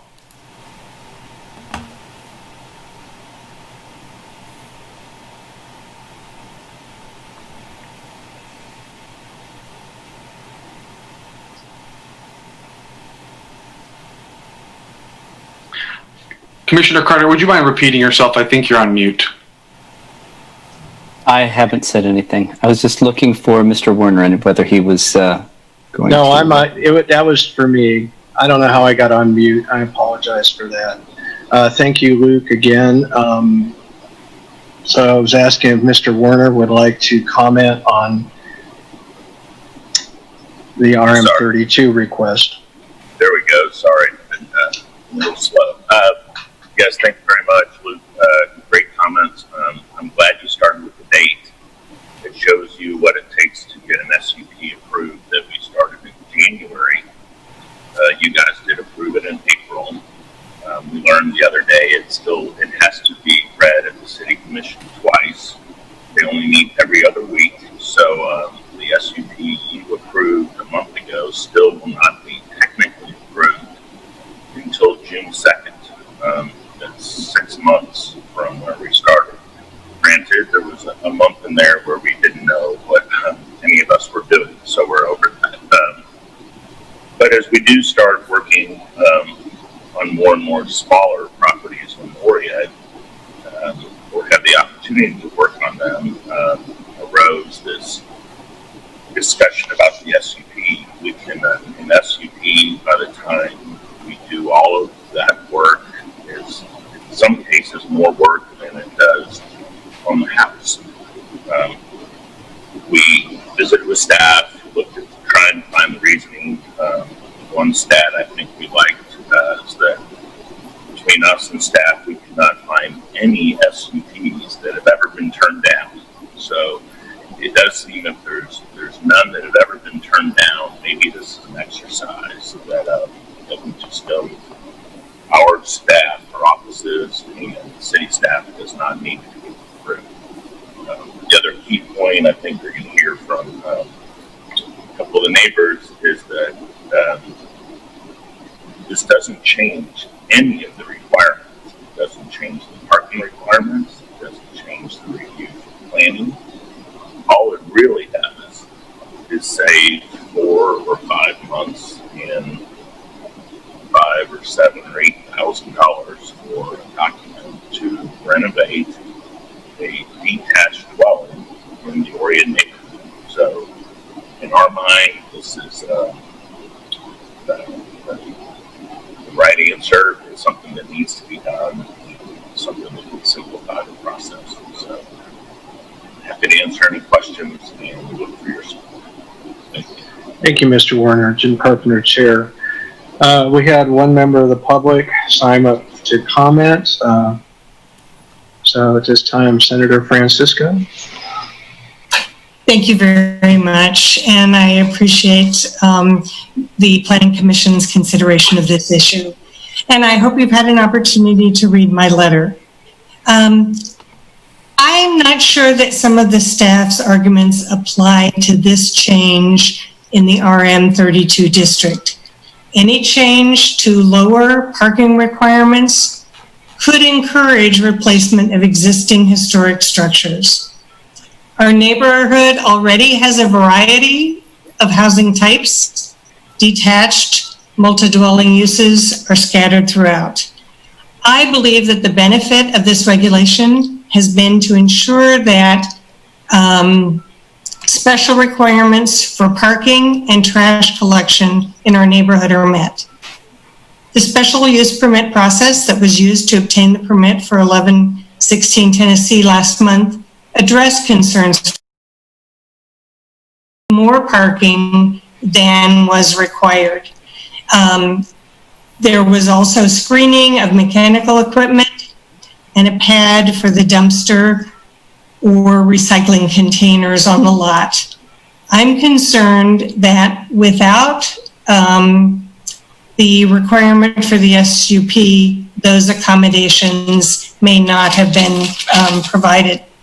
So I do want to say, when a bed and breakfast was approved for a formerly single family home in our neighborhood, they received approval with no accommodation for trash or for parking. And as you can imagine, a bed and breakfast is going to create more trash and more parking than other single family uses in our neighborhood. The neighborhood association in the past was responsible for requesting community development block grant funds to pour dumpster pads and erect dumpster screening. After a group of landlords took over the association and they failed to call meetings or continue that association, we don't have a way to address some of these issues. I recognize that this SUP process is an expensive and cumbersome one, but I'm asking that you keep it in place until another means to address the special planning needs of our neighborhood for parking and for trash collection are put in place. So I'd be happy to answer any questions you might have. Thank you, Jim Carpenter, Chair. We have no other individuals signed up to comment on this. Mr. Werner, would you care to respond? And if you could move closer to your microphone, we might hear you a little better. Okay, sorry. Thank you. We got too many things going on here. Hopefully that's better. It is better. Thank you. I do, Marcy and I discussed all of these issues several times. I mean, the inclusion of the bed and breakfast just simply doesn't apply. That is not what we're talking about. We're talking about renovating detached dwelling. The parking requirement is still only 2 cars, just as the SUP shows. We still provide trash, still planning department, still reviews all plot plans and site plans that are submitted with the renovation. So the reality is those things don't change. The requirements, whether it's SUP, detached dwelling, site plan, plot, it doesn't change the parking requirement. It just takes 6 months longer to renovate and to get a building permit. And it doesn't seem that reasonable homeowners, whether they're developers or rental property or owners that just want to renovate property because they live on the wrong street. And we agree with staff. Onerous process just doesn't need to work. Thank you. All right, thank you, Mr. Warner. Probably get a question going back to you, Marcy, just a moment. All right, this will bring it back to the commission for any questions, comments, discussion. Who would like to start?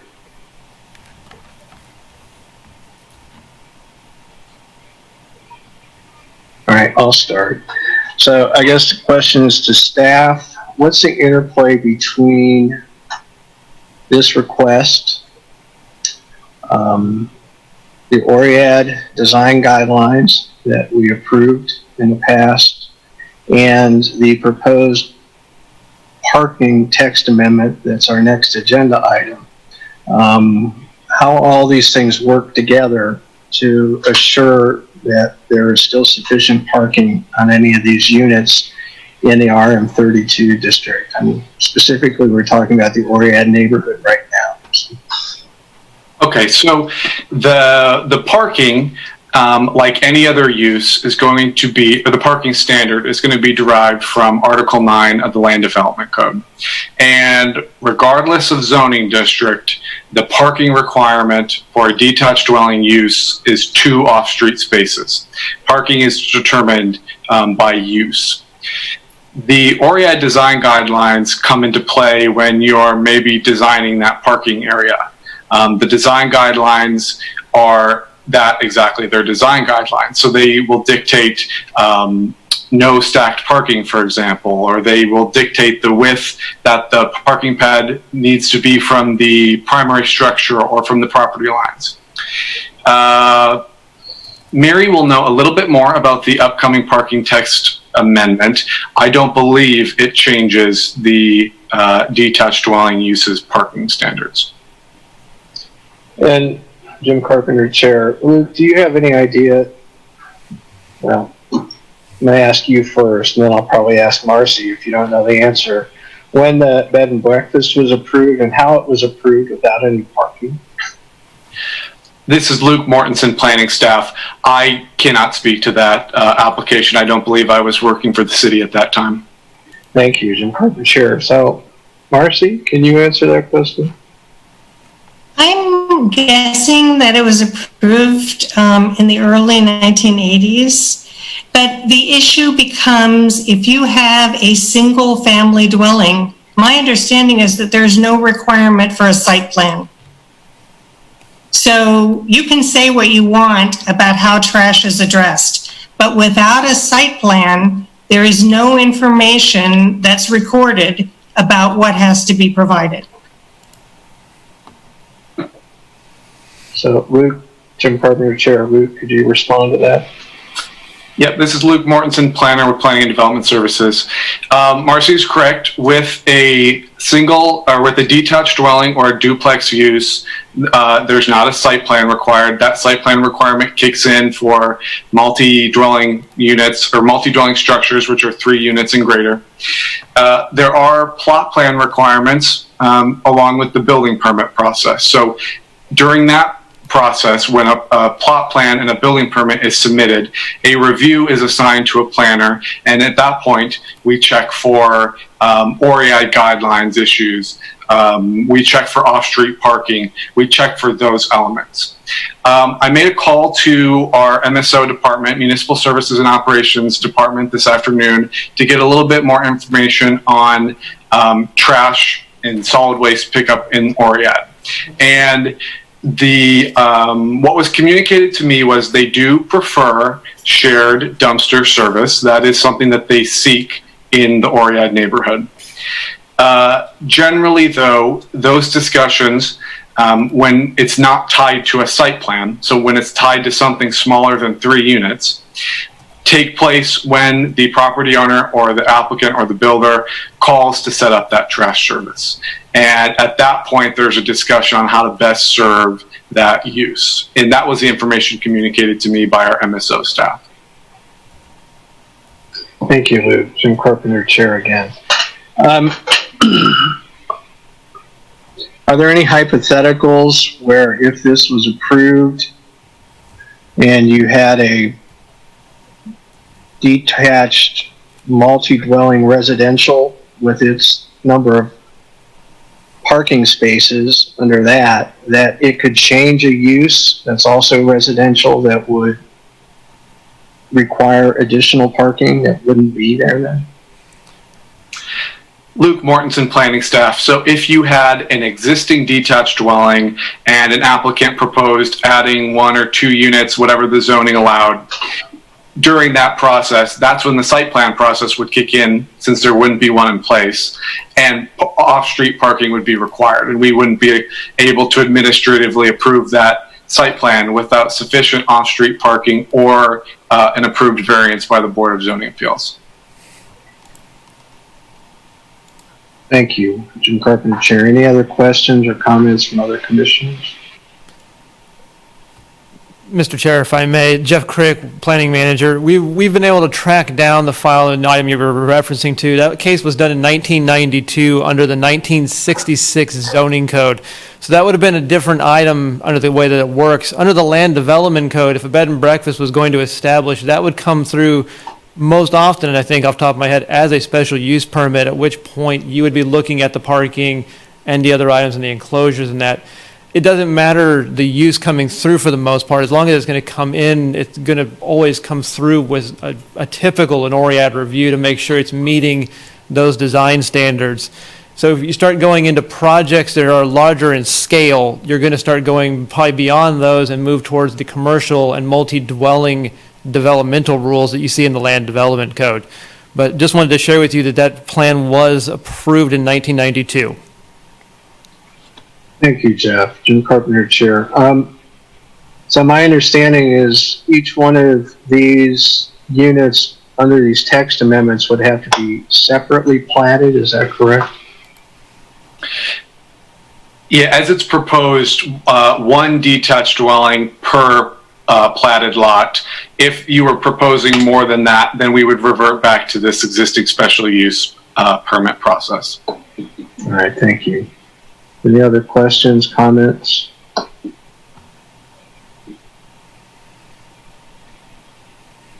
Mr. Chair, I have a comment. Karen Willie, Planning Commissioner. So we're talking about single-family homes within multifamily zonings, and it seems like a strange discussion because I know some communities are trying to put duplexes and triplexes available by right within single-family zoning in order to get more density.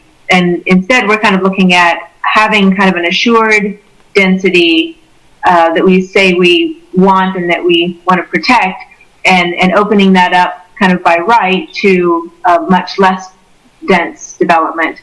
It seems to me that even though it's a more arduous process to go through to bring it as a special use, that maybe that's the right kind of discussion to be having, or the right time to have a discussion is if we're giving up on density in an area that's otherwise slated for it.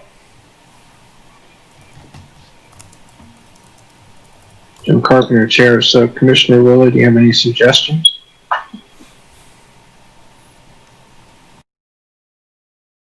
Text amendment. Okay.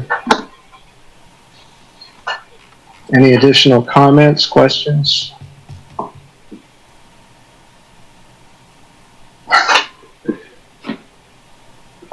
Commissioner Will, you brought it up. Ask the questions of the hands that are flying up.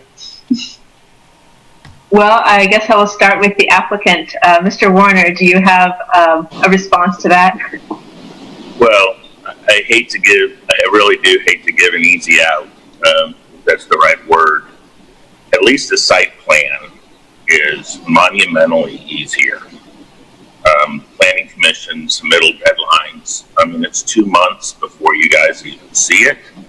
At least the site plan is administrative. Neighborhood association gets a notice. We put up signs and everybody sees it. If somebody wants to appeal it, then they can appeal it.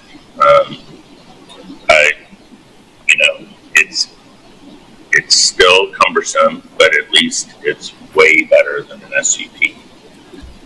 To the point about trash again, so I get this in there, it is only for detached dwellings with no more than 4 people in them. A dumpster usually really isn't required for that, even for college kids. Or I don't want a dumpster at my house with 4 people. So we try to address those. I would say that even the SUP you guys approved a month ago, we didn't have to provide for parking spots, but we did. Mr. Warner, I wasn't asking about parking.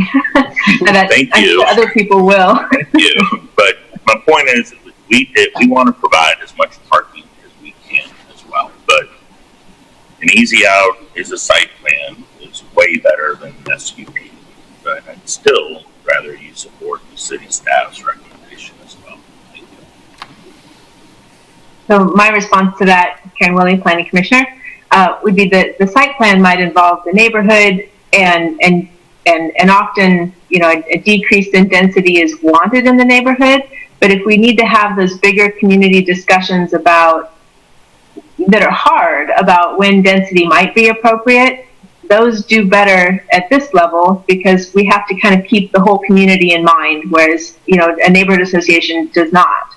So that's the tension I think we're looking at, but I'm open to any other perspectives. Jim Carpenter, Chair. We might have another perspective from Ms. Francisco, who had her hand up. So we've heard about possibly requiring a site plan with this and the other issues. Do you have any ideas or comments on that? I would like to say the idea of having a site plan, I think, would be appropriate. We're not necessarily asking for this special use permit because we'd love to have these single-family dwellings in our neighborhood. But we're also recognizing that they're very likely to be designed for non-related individuals who all might have cars, or to be used, hopefully in the future, as an Airbnb, and not necessarily a family home. So I'd also like to see if there's any way that we can work with the city to provide an appropriate amount of trash collection on the block, not require every house to have that. Again, the neighborhood association sent out letters, worked with landlords, got individuals who volunteered to have that space in their yard. But we don't know how that will work, unless there's that requirement. I understand that people, if they have a single family house, may not want a dumpster in their yard. My mother, who owns the single family house at 1008 Ohio, does not necessarily want to have the dumpster that is providing trash for that bed and breakfast and 3 other lots who all have chosen not to provide that. So somehow we need to make sure that we have parking addressed and that we have screening for mechanical units. And I think a site plan process could do that, perhaps even more efficiently than the SUP process, but it would have some degree of oversight for development. So I agree that that's an interesting proposal. And in fact, I ended my comments with, I'm not saying do away with this, but please don't do away with it until you have something to take its place that provides some assurance for development that meets the needs of the only neighborhood that has RM 32 zoning, that has alleys, that has issues that other neighborhoods do not. Thank you. I'm going to throw it to staff. Any suggestions or possible modifications to take all these comments into account? Jeff Crick, Planning Manager. The one I would mention is that under the current land development code, detached dwellings and duplexes are exempt from site planning. The amendment that we would be kind of looking at here would require potentially every detached dwelling and duplex in the city to have a site plan before it would be constructed. It would not be specific to the Oread neighborhood. This would be a text amendment for the entire city. The one thing I'll note about the Oread itself is I think a lot of the concerns that you're hearing are kind of governed under the Oread neighborhood design guidelines, which are specific to that portion of town and do cover a lot of those details related to parking and trash enclosures and mechanical screening. But I just wanted to kind of put that out there and let you know that if an amendment was to occur in 1305 to require site planning for detached dwellings, that would be a citywide amendment. So just something to kind of ponder.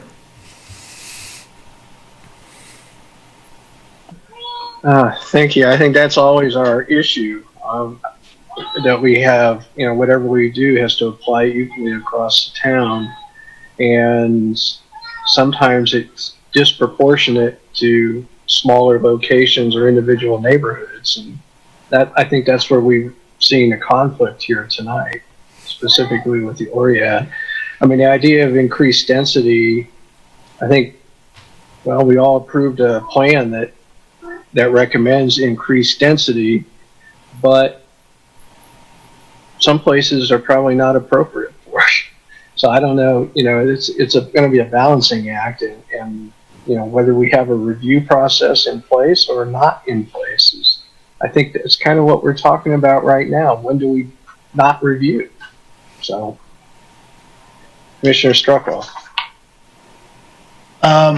Since this is really an Oread specific issue, being the only neighborhood with 32 in it, perhaps the site plan could be required when the single family dwelling use is requested in 32. Leaving aside for now, doing it by right in the other zoning districts, perhaps that's a way that we can address that, because that is a special concern in the higher density districts.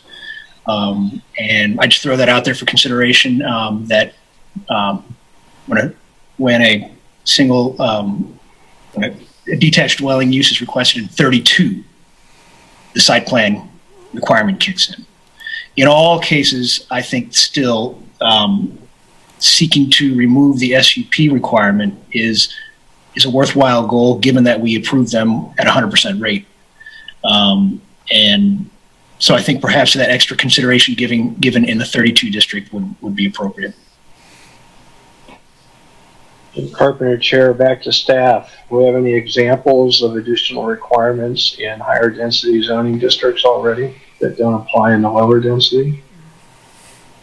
I'll need just a minute to think about that, but I did have two notes here that I wanted to mention.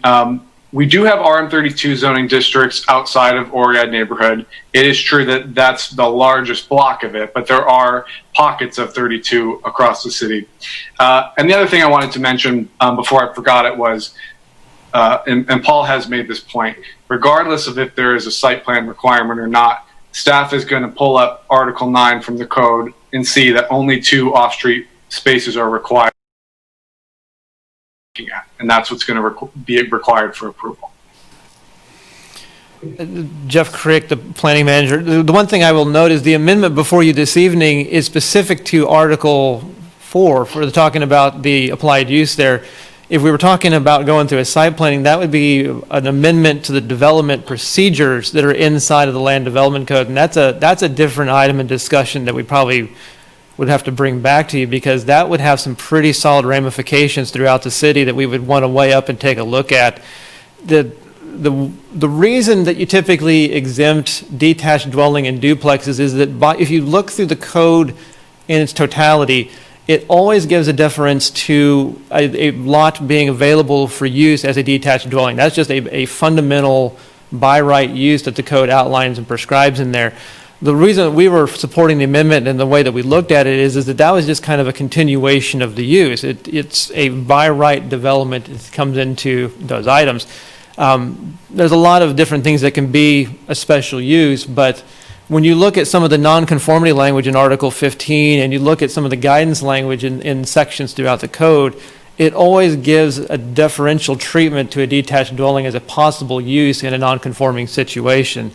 So really, when you look at it, if the lot conforms and it meets the requirements for the zoning districts and the subdivision regulations, we thought it was a pretty fair trade to say that you're not going to be going too high in density like a congregate living, which would require a different approval than just going through a plot plan. Okay, my tongue got tied there. Going through a plot plan process is what we do with our building permits. So there's some levels of intensity that we probably would want to take a stronger look at as part of that if we were talking about site planning detached dwellings throughout the city. Thank you, Jeff. Jim Carpenter Chair, any other questions, comments? Commissioner Carter? I have a question. I'm not sure if it's for Marcy or for staff, but it goes back to this question of the neighborhood organizations and the custom or the requirement to notify neighborhood organizations under specific circumstances. And Marcy, you mentioned that traditionally the Oread Neighborhood Association took care of making certain arrangements to mitigate the negative effects of different types of development. I guess my understanding was that over the past few years, Oread has actually had 2 neighborhood organizations. Is that still the case, that there is an Oread Residents Association as well as the old neighborhood organization? Or is that defunct now? As far as I've known, I think the Oread Neighborhood Association has not met for 3 or 4 years. And has not elected officers, has not called any meetings. So the Oread Residents Association is the only organization that exists. And the difficulty is they're not representing all the entities within the neighborhood. Okay. Thank you. I guess then my second question is back to staff. Elsewhere in the city, there is one organization for each neighborhood to notify, and that chain of communication is clear. What's the case in Oread? Jeff Crick, planning Who gets manager. notified? In the case of if something was a neighborhood association there for Oread, we would notify both of them. The Oread Neighborhood and the Oread Residents Association. Okay. But then back to Marcy, the Residents Association has not taken up any of the functions of the old neighborhood association because it represents a different group of people. Is that fair? Well, it represents one group of people within the neighborhood, and it also does not have the same sort of access to requesting community development block grant funds. Got it. Are the ones that we used to take care of the alleys. So it was really the neighborhood association that got parking, on the 1100 block of Ohio between Kentucky and Tennessee, that put in the dumpster pads, that put up the screening for dumpsters, that address those issues that really we're facing that many other neighborhoods are not. Got it. Okay, thank you. Amy, you have something? Thank you, Chair Carpenter. Amy Miller, Interim Planning and Development Services Director. The code requirement for notification on a standard site plan or a major site plan or SUP or rezoning or some of these other applications is to the registered neighborhood association. They register with us and we provide that information. We have an interactive map on the web that we provide to everybody. I did just double check. Both the Oread Neighborhood Association and the Oread Residents Association are still registered. In the case where there are 2 neighborhood associations that cover the same area, we would notify both of them. But to Marcy's point about having access to community development block grants, is that something that only one of the neighborhood associations would be entitled to? Do you have any idea about that? And sorry if I'm asking you a question that's, Amy Miller, Interim PDS Director. I don't have an answer for that question. Okay. Perhaps then I'll direct it back to Marcy. I'd be interested to know, when is the last time the city heard from the Oread Neighborhood Association on any matter? Because I tried to keep up my membership and have not heard from them at all. So I don't know if the city is hearing from them or who you're directing these notices to. But this is just an issue, again, that there are going to be some different requirements that we have in our neighborhood. I'll say I have lived in the Oread neighborhood for 17 years. Not once have we had trash collection at our house. And it's just because we're on the hill, there's not a place to put out the carts unless we take out parking, and because we own property that has dumpsters. But it is a different issue in our neighborhood than it is in other places. So, Mr. Chair, forgive me. So I raised the question of neighborhood associations because it seemed to me that what we're discussing here isn't purely a function of, density. There are other dynamics that are also kind of unique to Oread that I'm not sure how we address through tonight's measure. So.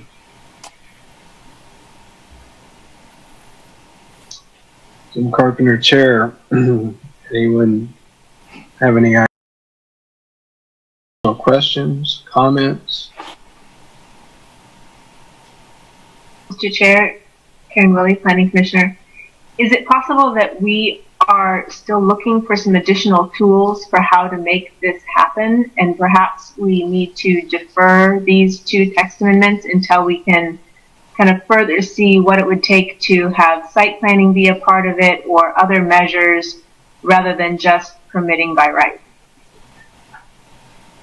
Jim Carpenter, Chair, I believe that's one of our options, is to send it back to staff with specific questions to be answered and to have it come back to us.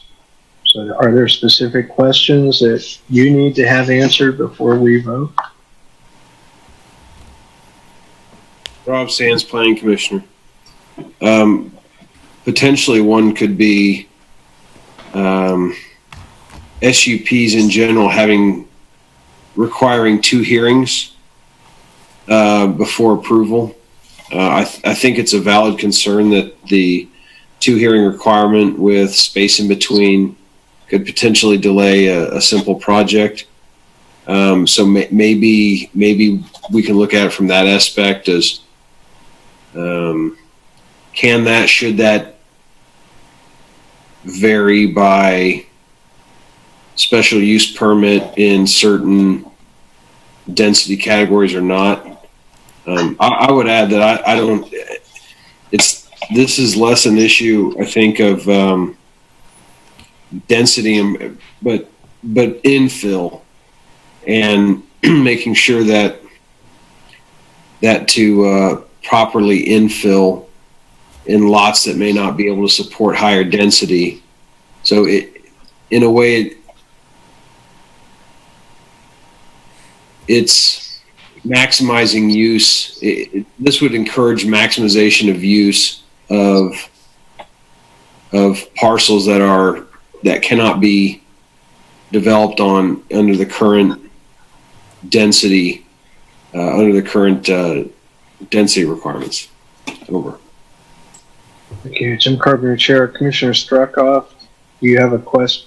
Can you phrase what your comments were earlier into a question that staff might be able to answer?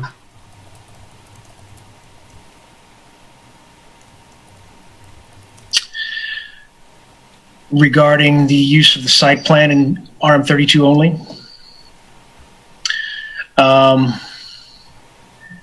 I guess I would ask whether, well, there would be 2 parts. I mean, it would be basically, can we still retain the oversight and provide the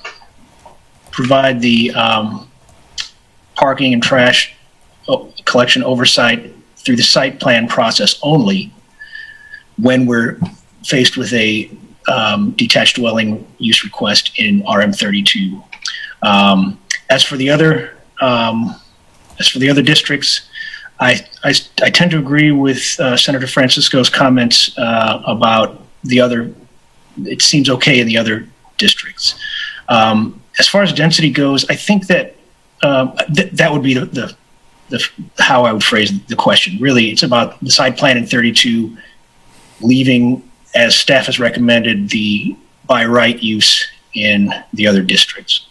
The question of density in a single family or detached dwelling, I guess the only other way you're going to address that is, the concern was raised about a single family house turning into a rental with 4 cars instead of just 2. Really, the fact is that a single family probably has 3 or 4 cars as well. But the only way I see to address that single family to rental parking demand increase issue is through the rental licensing program. But I don't see a way that we're going to require more parking to be installed in a detached dwelling lot, simply because it may not exist. The room may not exist for it. It may not be practical to do that. But that's the only way I could see where you could address that concern of turn to a rental unit. But I would like to know whether we can investigate the site plan for the RM32 district. And following staff's recommendation, do away with the SUP requirement. Commissioner Ashworth. Maybe just Sharon Ashworth, Planning Commissioner. It seems to me I've heard a couple comments that some of the questions and issues that have been addressed, parking and trash, are actually addressed by the Oread design guidelines.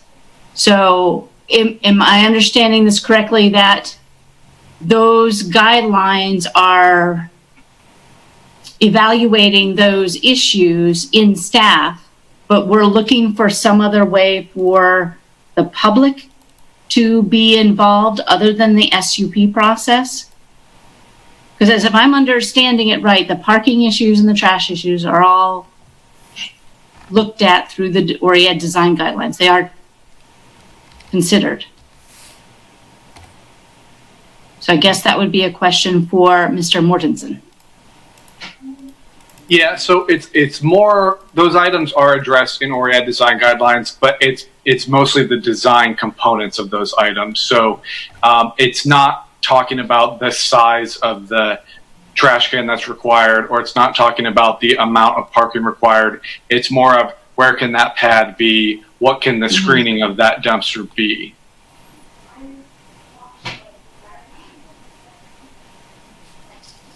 Does Mr. Werner have further comment on my question? Thank you. Paul Werner Architects.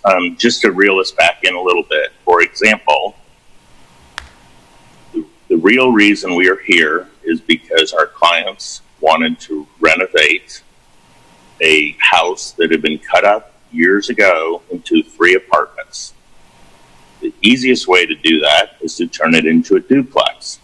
4 bedrooms, you park 4 cars, it goes through a plot plan process.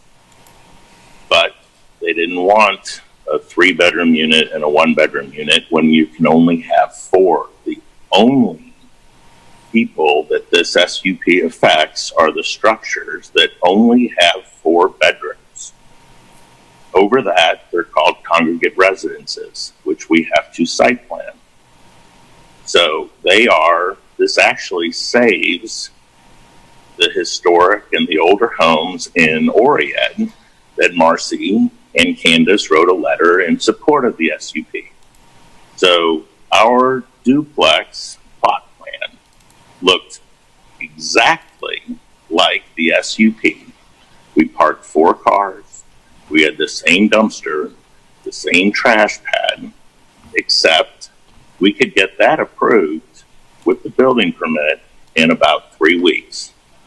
To turn this into a single family home so we can connect the 3-bedroom and the 1-bedroom units is going to take 6 months.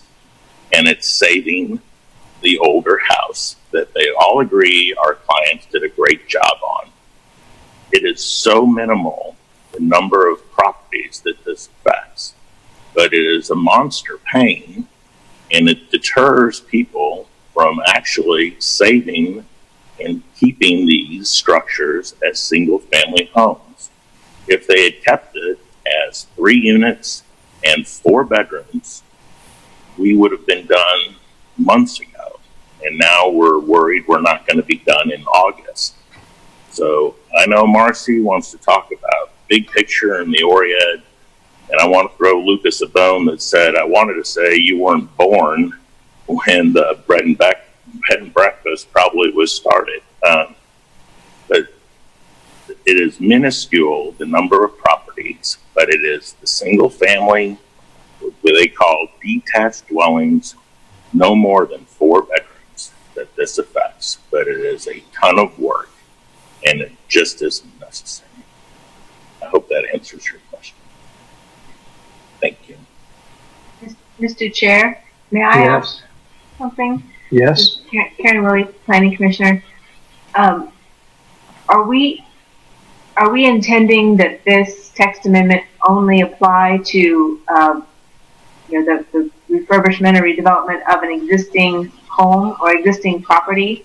If we were to take out the idea of being able to build brand new single family homes within these districts, that would be kind of a game changer, I would think. So we could save existing homes that Mr. Warner is talking about without kind of opening up the possibility of really decreasing the density that was not intended. Just like to hear that discussed. Jim Carpenter, Chair. Commissioner Willie, are you directing that question to staff or someone else? I think I'm directing that question to the commission. Oh. Well, I'd like to get a little input from staff about that topic of discussion. I mean, and from what Mr. Werner said, I mean, how many units are we looking at? Can we craft a text amendment that only applies to modification of existing buildings? Can I answer that? Mrs. Wiley? No, I want to hear from staff first. Okay. Luke Mortensen, planning staff, and maybe Jeff can follow up on the component of a potential condition that this applies only to conversion or refurbishments. I did, and Paul mentioned this, I did a look or a search back through 2006 when the current land development code was adopted and looked at if any SUPs were approved for this use. And we keep pretty good track of all the inquiries related to this type of thing. And in most cases, it is folks trying to take an existing structure, usually a 2 or 3 unit structure, and returning it back. We've not, or the commission has not approved an SUP for that in that time. Amy Miller, interim PDS director. If I can just take a minute to try and explain the actual code section that this is in. This is in the use standards in Article 5, and it's a paragraph. And it basically says that you can only do a detached dwelling in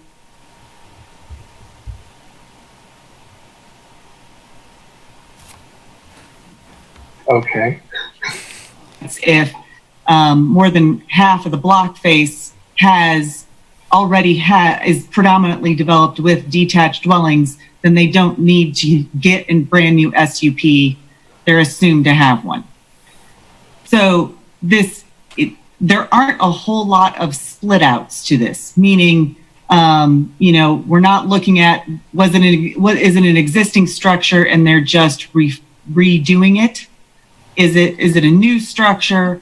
And it's very specific to that detached dwelling. So with these text amendments, we really came at it from a standpoint of what has been the history with people applying, what are the things that we look at, and is the SUP process overly burdensome to the applicant, and at the same time, are we getting the same result if we take away that SUP process? So even without the SUP process, the applicant still, majority of the cases, would need to obtain a building permit. Through that building permit process, we're checking for all the code standards related to parking, related to all of those issues, and they still have to comply with those issues. So that was one of the big reasons why staff started looking at this from a holistic view, in that the SUP in our minds is really just adding that process to it. It's not changing any of the outcomes.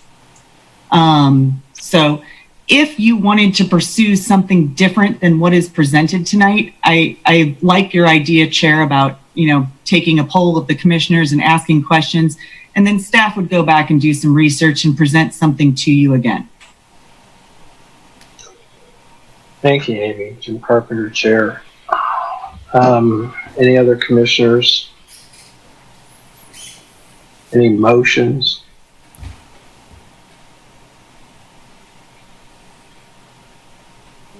Mr. Chair. Commissioner Carter. David Carter, Commissioner. Could I just ask Mr. Mortensen to clarify the nature of the two items before us and I'm not sure what motion to make relative to this item versus the next one on our agenda. Yeah, so Luke Mortensen, planning staff. They are two separate items, so two separate motions. Jeff or Amy can maybe give a little bit more clarification on when we're talking about RM32, if that's a denial and we come back with a different text amendment application, or if it's I think that's the route we want to go down. Can you guys confirm that? Amy Miller, Interim PDS Director. So this item should be taken in two separate motions as two separate parts. The RM32 piece was an applicant submitted text amendment request. Staff also initiated the rest of the items. So it definitely should be taken as two separate parts, particularly because you have one part, the RM32 part, that is applicant submitted text amendment.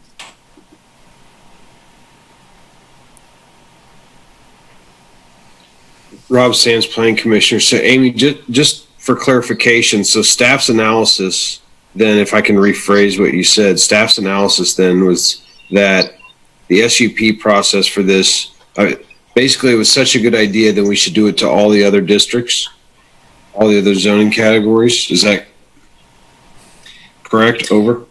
Amy Miller, Interim PDS Director. Yes, that was the thinking when the applicant submitted that text amendment and we first started looking at it in the RM32 district. Staff asked for an initiation of a text amendment for the other multifamily zoning districts because we did think that made sense and they kind of went hand in hand together.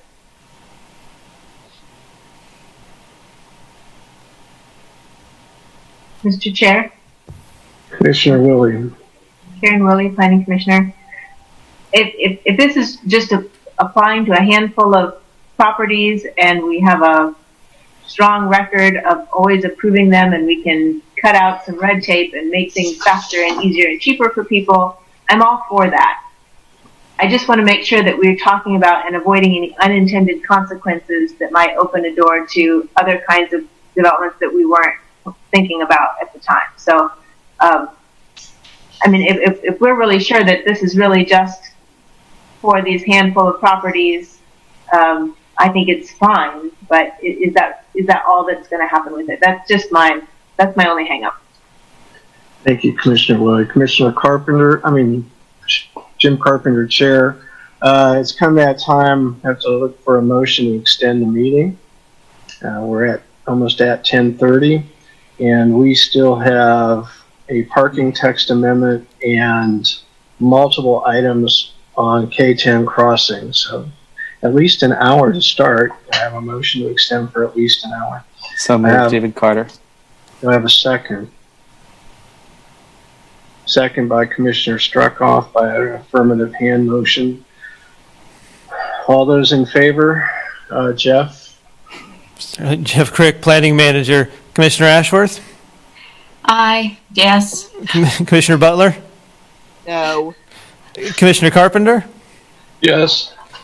Commissioner Carter? Yes. Commissioner Payton? Yes. Commissioner Sands? Is this for 1 hour? Is this an extension of 1 hour? Do we have a time limit?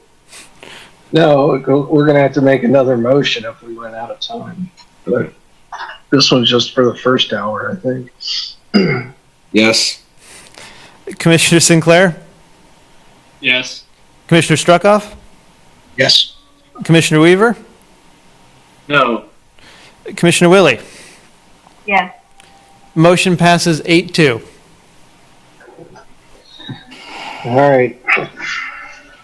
So I guess we're back to Commissioner Willie's comments. If staff could respond to those. If Jeff Crick, Planning Manager, if I can kind of maybe encapsulate to make sure I understand the question correctly, was the question about would this open the door for other development types? Is that correct? Yes, does this open the door for single-family homes to be built in, new homes to be built in areas that are zoned with a higher density? Okay. They could be built under today's code. It would just require the special use permit. This would just make it by right as a possibility. So it would go through this, it wouldn't go through a special use permitting process. It would go right into the permit process and meet those items in there. If somebody was to take a detached dwelling and change it to a bed and breakfast, a multi-dwelling structure, or something of that nature, that would be a different review process that is already governed by the code. And so that would be taking a look at. To give you an idea, in the RM32 district, multi-dwelling apartment building kind of development is permitted by right, where a detached dwelling is a special use permit. So there's a lot of different governance that occurs in Article 4, but if a building was to change use, we would look at it in relation to the Land Development Code and what the standards are for Article 4 and 5 and all the other ones that come along with it.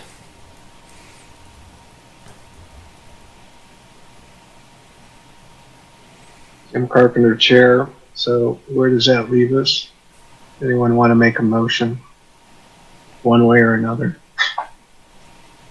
on either one of these two? Go ahead, Mr. Carter. Mr. Chair, David Carter, Commissioner. I just wanted to ask a clarifying question of Luke. What our options are again once more. I think we've got like 5. Yes, let me pull it up so I get the language correct. This is Luke Mortensen, planning staff. The Planning Commission,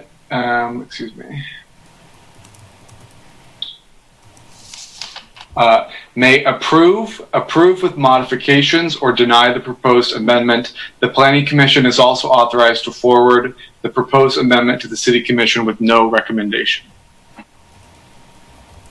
Okay, thank you.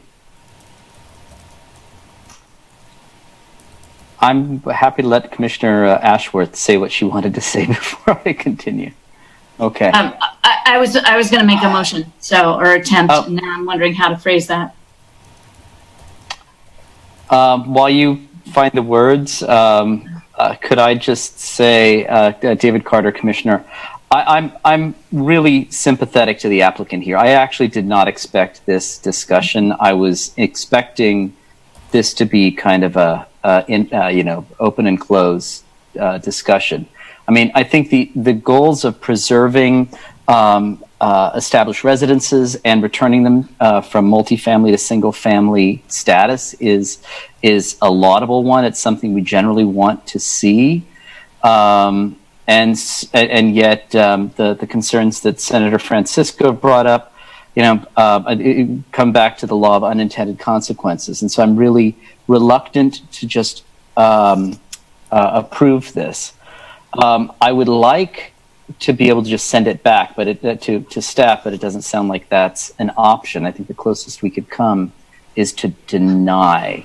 So at this point, I would like to see this crafted and refined more to accommodate the goal of preserving the existing housing stock, but preventing the construction of new single-family homes in established multifamily neighborhoods, dense multifamily neighborhoods. So I don't know if Commissioner Ashworth has come up with some wording, but I expect that I'm going to reluctantly vote to deny tonight. So I have a question. Commissioner Payton, what is the real incentive, or what is the real concern about a new single family home in a in a multi-dwelling neighborhood. I say that not because, I mean, we want the density, but I don't see there's going to be some rush for people to come in to the Oread neighborhood and suddenly put in all, unless this pandemic goes on much longer and KU is no longer there. I don't see that is a drastic concern, I guess. And if someone wanted to do that, I see that as a mix of housing types. And so I guess I'm looking for some rationale as to why it would be detrimental to have that happen. And I guess Amy?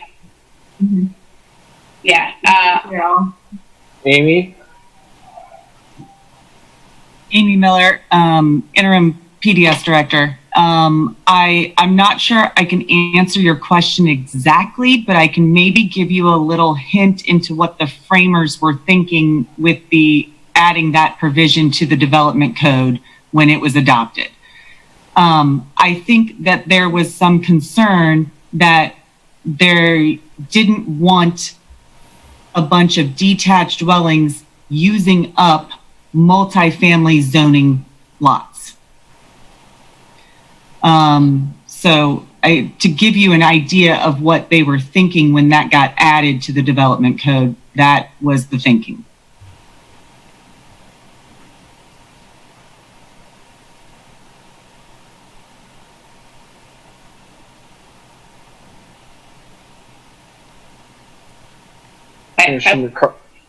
Commissioner Payton?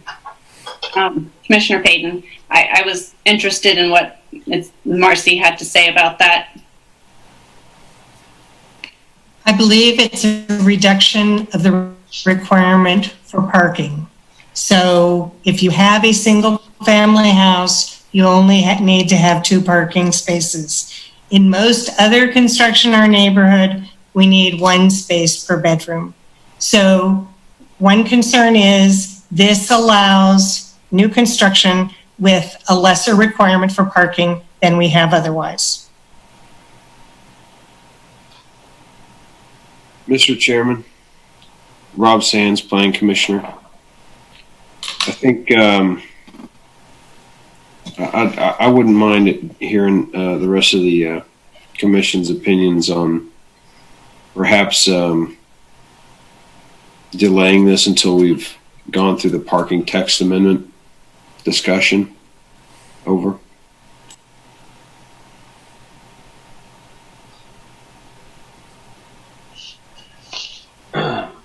And Carpenter Chair, I'm not sure if that's going to help or confuse the matter even more. We're trying to keep even more items in our head at the same time as it gets later and later here.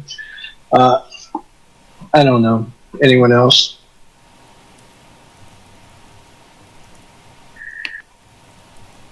Commission.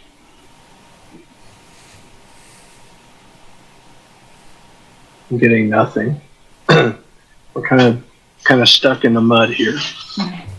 I'm willing to put a motion out and just see where people stand on this. And I don't know if I can read this right. I mean, I'm trying to separate them. So I move that we approve the text amendment to the City of Lawrence Code, Chapter 20, permitting the detached dwelling use in the RM32 zoning district. We have a motion on the table. Do we have a second?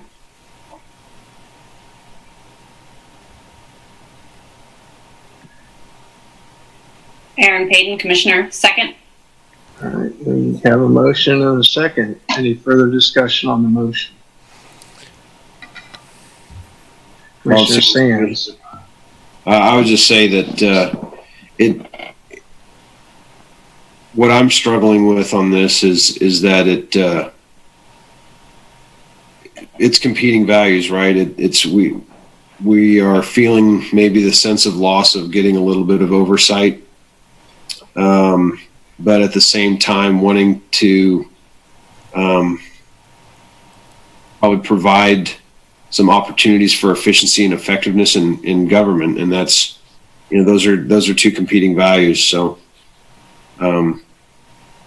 I guess it's, for me, it's one of the 51% one way, 49% the other. So it's a binary choice. So I have to make the binary choice. Over. Jim Carpenter, Chair, any other comments, discussion?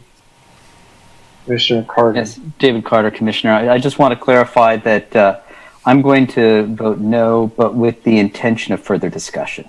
So I think the thing is, I don't think it's fair for this discussion, fair to the public, fair to the other applicants, for this discussion to take place in real time. We need a little bit more time to let staff chew on the issues that have been raised and be able to come back with a new set of parameters. Jim Carpenter, Chair. So Commissioner Carter, your vote no would be followed by a motion to refer it back to staff to bring it back to a future meeting? Sure, yes. All right. Any further discussion?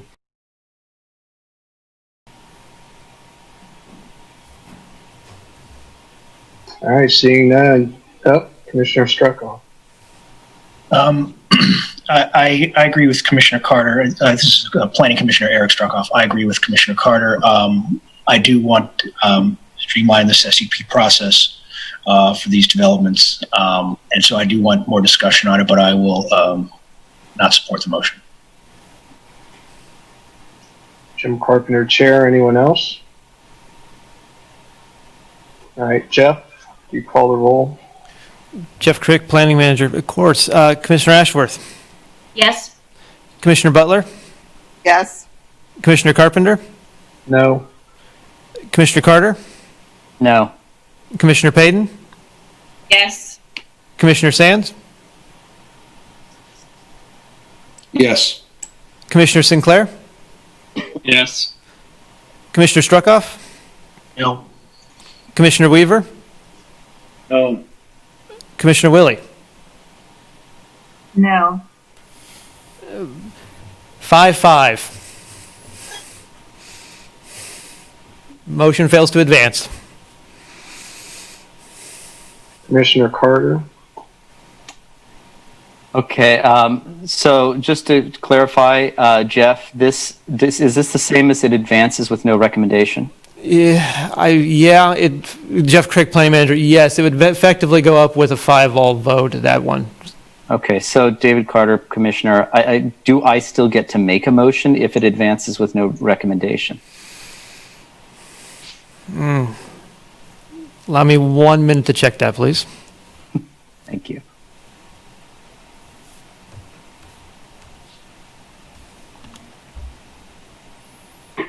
We still have to vote on the other item. Yes, we do. All right. But there may be a second motion on this item. That's what we're going to find out. Well, Rob Sands, Planning Commissioner, would that require then a second vote on the second item? So 4 votes in total? Depends on the... Don't know that yet. Jeff Crick, Planning Manager. This would advance to the City Commission since they are the decision-making body as listed in the Development Code, but it would go up with a 5-5 recommendation. So that would be at their item to do it. At that point, there would not be really a reason to have another motion because it would still advance with a 5-5 at that point. Got it. Thank you. I think the Commissioner's other question was for the other amendment, would we have to take a motion for each zoning district in there? We would not. It would be an amendment would be to lump all of the other districts in the RM together in that one text amendment. So one motion and vote would cover the other amendment.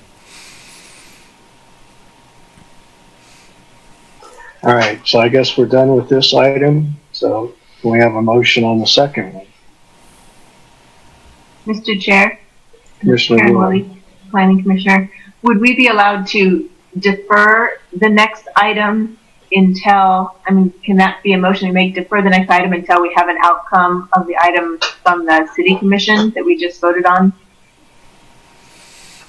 And Carpenter, Chair, I don't see that that's an issue unless staff can tell us that that's an issue. Jeff Crick, Planning Manager, I think that's fine. It could be deferred for period. We've deferred text amendments for a multitude of reasons and purposes. I think that's an appropriate motion if the board chooses that item. Jim Carpenter, Chair. Commissioner Willie, you want to make that motion? I'll sure try. Can I make it as easy as I move to defer item 10, or do I need to be more specific? I move to defer text amendment TA 20-79 to the City of Lawrence Code Chapter 20, permitting detached dwelling use in the RM12, RM12D, RM15, RM24, and RMO zoning districts. Defer it until we have an answer on text amendment 20-22. from the City Commission. Yes, all of that. All right, we have a motion. Do we have a second? Second by Commissioner Carter by hand motion. Any further discussion? Seeing none. Jeff, if you call the vote. Certainly. Jeff Crick, Planning Manager. Commissioner Ashworth? Yes. Commissioner Butler? No. Commissioner Carpenter? Yes. Commissioner Carter? Yes. Commissioner Payton? Yes. Commissioner Sands? Yes. Commissioner Sinclair? Yes. Commissioner Struckoff? Yes. Commissioner Weaver? Yes. Commissioner Willie? Yes. Motion passes 9-1. Thank you, everyone. It brings us to item number 11. Consider approving a text amendment for Article 9, Parking, Loading, and Access of the Land Development Code. Mary, I see you're still with us.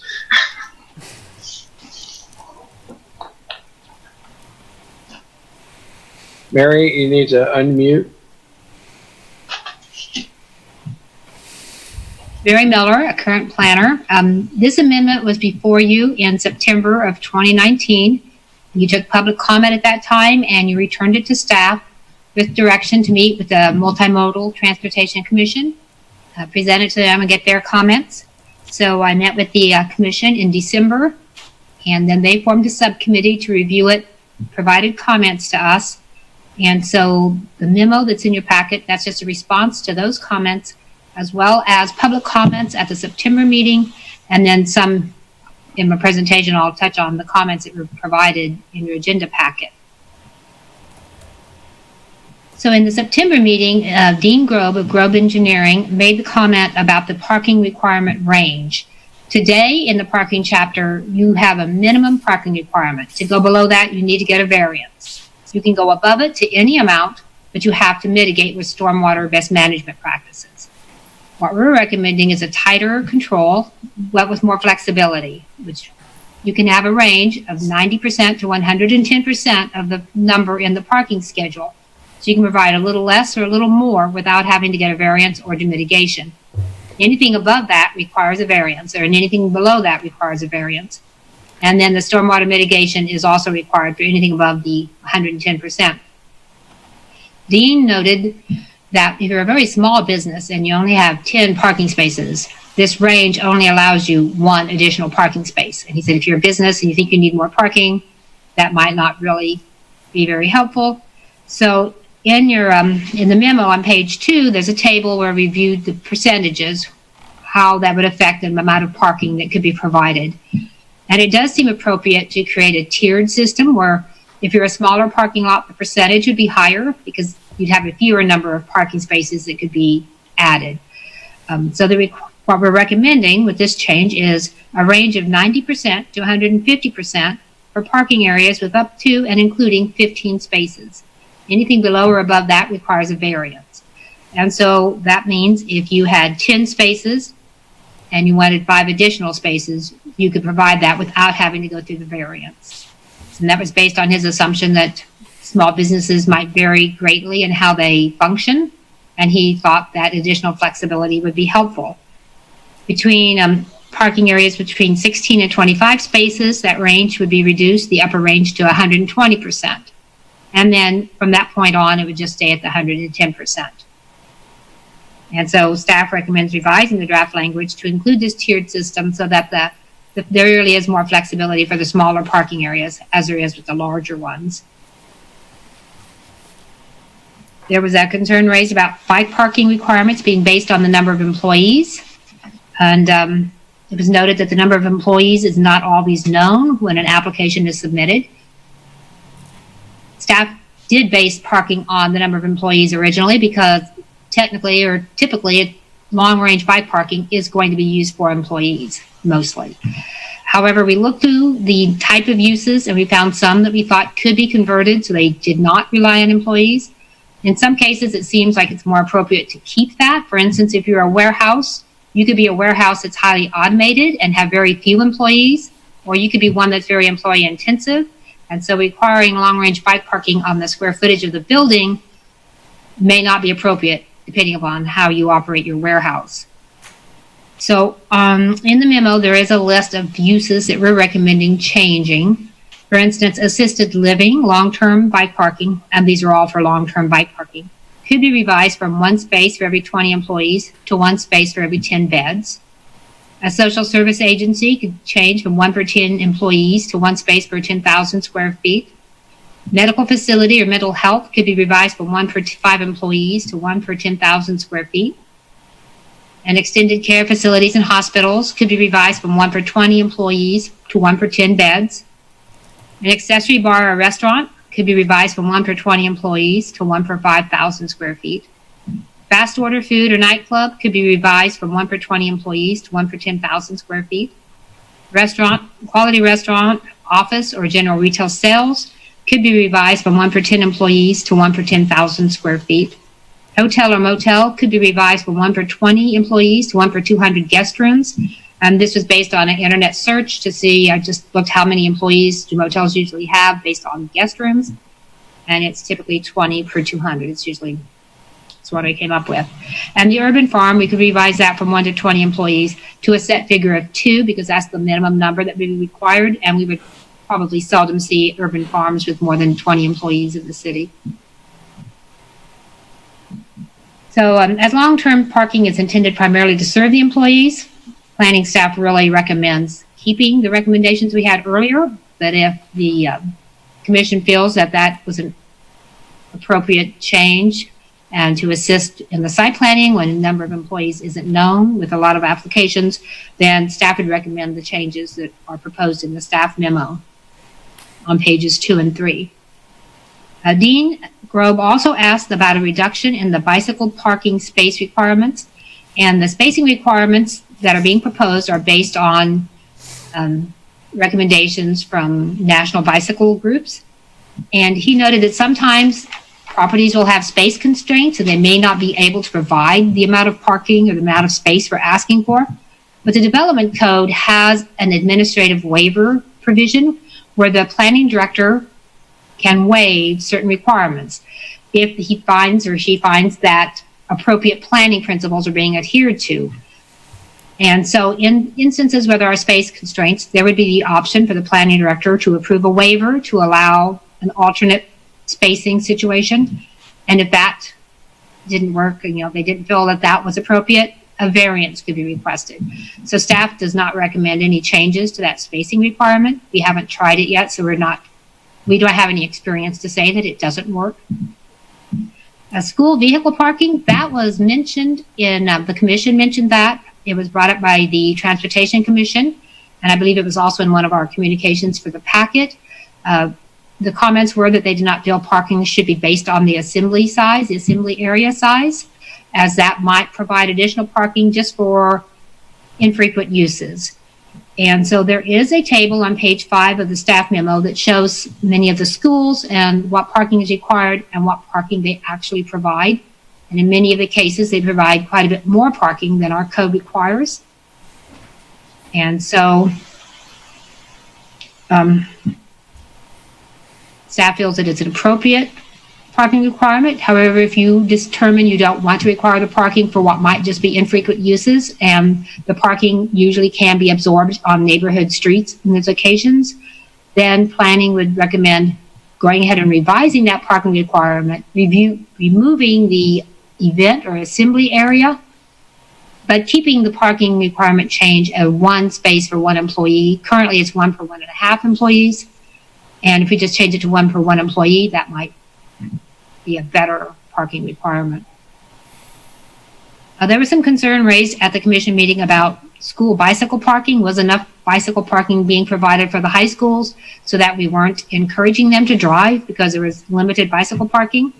In the event that one of the high schools has a major development, so that they have to come into compliance with the bicycle parking standards, or a new high school is built, I looked through the what's required now and what would be required under the new or the proposed regulations, and that's on page 6 of the staff memo.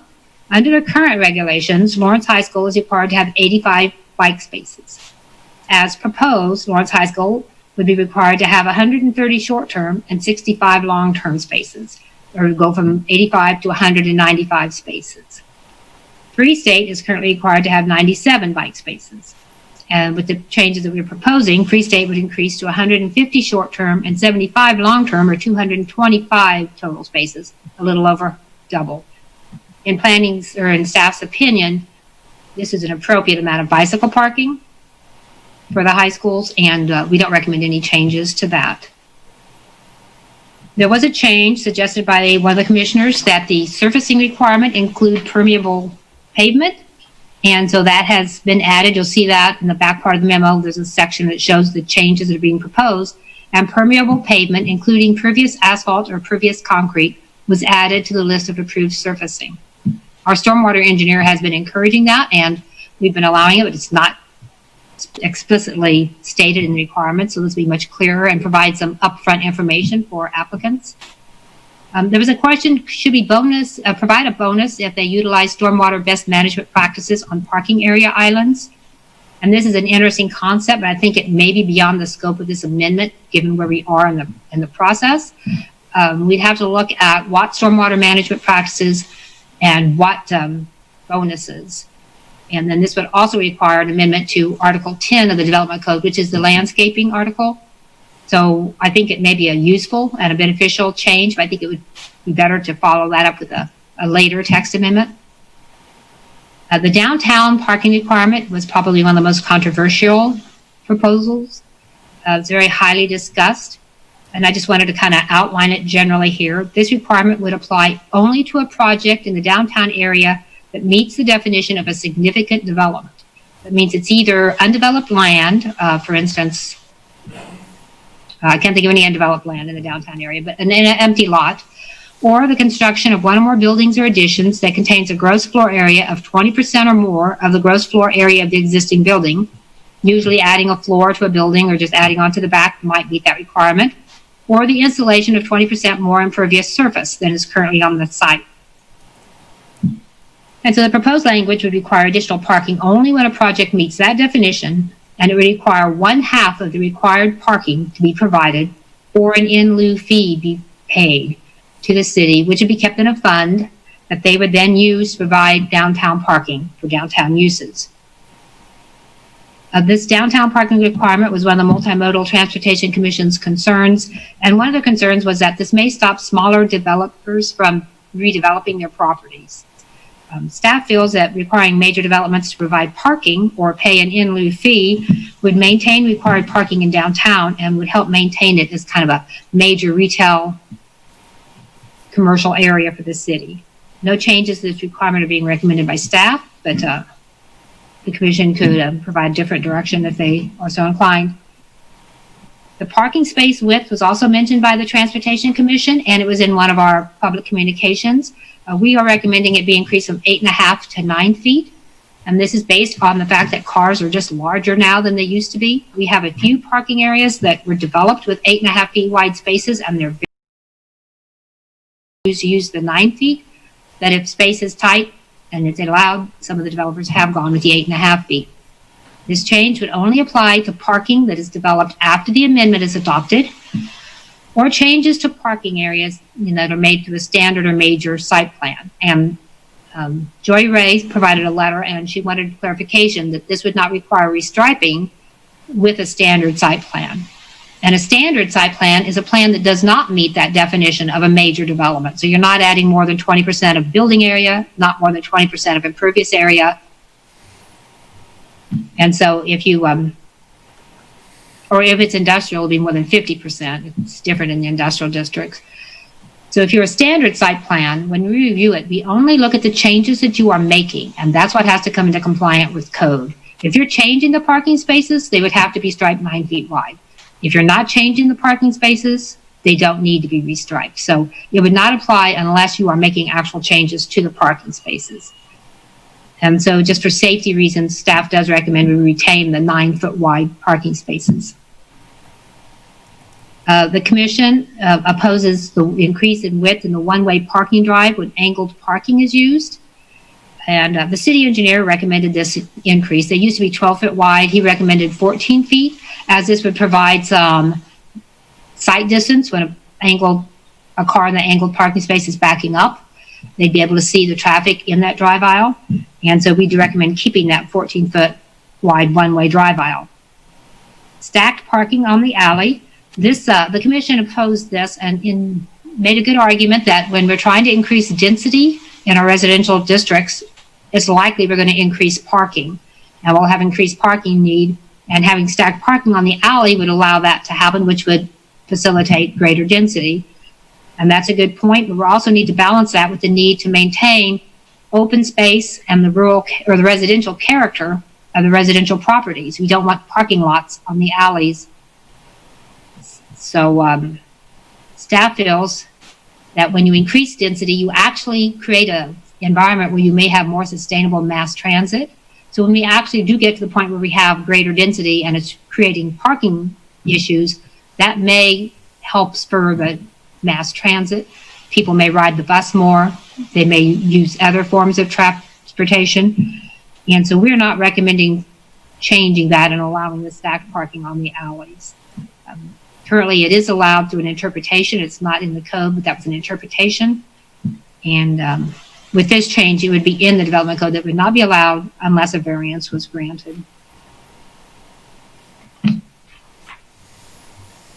And the commission was concerned in the new language. They thought there is a prohibition on shared parking on residential properties. It's not a new prohibition. It's actually relaxing the prohibition that's in the current regulations. Right now, you cannot have shared or off-site parking if you're, for instance, a commercial or office use. You cannot share in any property in the RS district. So if you're in a single dwelling district, you cannot have shared parking for any use that's outside the district. So if you're next to that district and you're a commercial use and you'd like to have your shared parking within the residential district, you can't. With this change, you would be able to, but only on non-residentially developed properties. So if there was a church or a daycare or a school or other non-residential property, a commercial use nearby could have used that for their shared or off-site parking. It's just not allowed on a residentially developed property because, once again, we want to maintain the residential character of the residential properties. And so we recommend retaining that provision for the shared and off-site parking as it's written. The commission recommended that gravel driveways be permitted to prevent stormwater runoff, and preventing stormwater runoff is one of our goals as well. And you'll see in the language we have various means. For instance, the added permeable pavement. We have ribbon driveways. We have grid unit pavers. But gravel creates safety issues. It's often carried off the site on tires. It migrates out into the roadway, creating safety hazards for bicyclists that are riding close to the edge. And it can also impact sidewalk crossings and ADA ramps. So just for a safety issue, staff would recommend not making that a standard surfacing, but requiring people to go through the variance process if they feel that they need to have gravel driveways. So in the letters that we received today, one comment was about the stacked parking at a bank tellers or drive-through banks. The current requirement is 4 stacked spaces. We weren't recommending any changes to that, but they suggested that 2 might be more appropriate. And I haven't had time to look into that to know if that is an appropriate number of spaces. I guess we could do some, when business is back to being a little busier, to visit some drive-through banks and just see if they utilize all 4 of those stacking spaces. But for right now, I wouldn't recommend a change as we haven't looked into that yet. Joy Ray's letter did make a good point that we don't address drive aisles with no parking. That's not addressed in the current code either, but we should make it clear. We show all different kinds of parking, parallel, 40 degrees, 60 degrees, but we don't know what the requirement is if there is no parking. She suggested some minor minimum widths of 9 foot for one-way and 18 or 20 foot for two-way. I think the parallel parking width would be appropriate, which would be 12 foot for one-way and 24 foot for two-way, which is our standard access aisles that we require everywhere within parking areas. But it would be clear, we would note that it's 4 parking drive aisles with no parking on them, or drive aisles with no parking. And the Transportation Commission had some very good suggestions, but some of them were beyond the scope of this amendment. One was doing away with the minimum parking requirements altogether. And this might be appropriate. Some cities have done this, but we have not done the analysis or the parking studies that we would need to do to be able to make a recommendation on that. And so that isn't, and I noted that in the memo, we're not looking into that because it's just beyond the scope. But if you were interested in it, you could direct us to look into that, that it is outside the scope of this amendment. And so that was just kind of a quick rundown of the memo and the changes and the comments that we were directed to look into. And in the memo, there is a sample area where it shows the changes that are being recommended. And you could, go through those and let me know if you accept staff's recommendations or if you would make other different recommendations. And that's the end of my presentation. Sorry. Thank you, Mary. Jim Carpenter, Chair. This time we'll open this up for public comment. We have one individual sign up. So Nick Kuzmiak, if you care to make your comments now. All right. Can you guys hear me? This is a new microphone. All right. So first of all, as the chair of the Multimodal Transportation Commission, I would like to thank both staff and Planning Commission for sending these our way. I do feel like it's one of those odd things where it actually intersects both of our commissions quite well. And after forming the committee on the recommended parking standards changes, we certainly had a lot to discuss. And that's where those sort of more overarching comments came up. Like, are we looking at parking the right way, or are we siloing it too much into public and private, into off-street and on-street, into paid and unpaid? And we realized that perhaps looking at it in a more holistic view could kind of help grasp the scope of the issue much better. Because, of course, our scope was really only on privately developed properties and schools. So that was a major thing that kept coming up over and over again, is that we could possibly see some more interesting solutions if we were to look at parking from a holistic standpoint. And that's where that recommendation to consider removing minimum parking requirements also came from. In general, the impetus behind the vast majority of our comments were, after being pretty familiar with Plan 2040, we came to the conclusion that a lot of the recommendations weren't really in the spirit of or aligned with the aspirations of Plan 2040.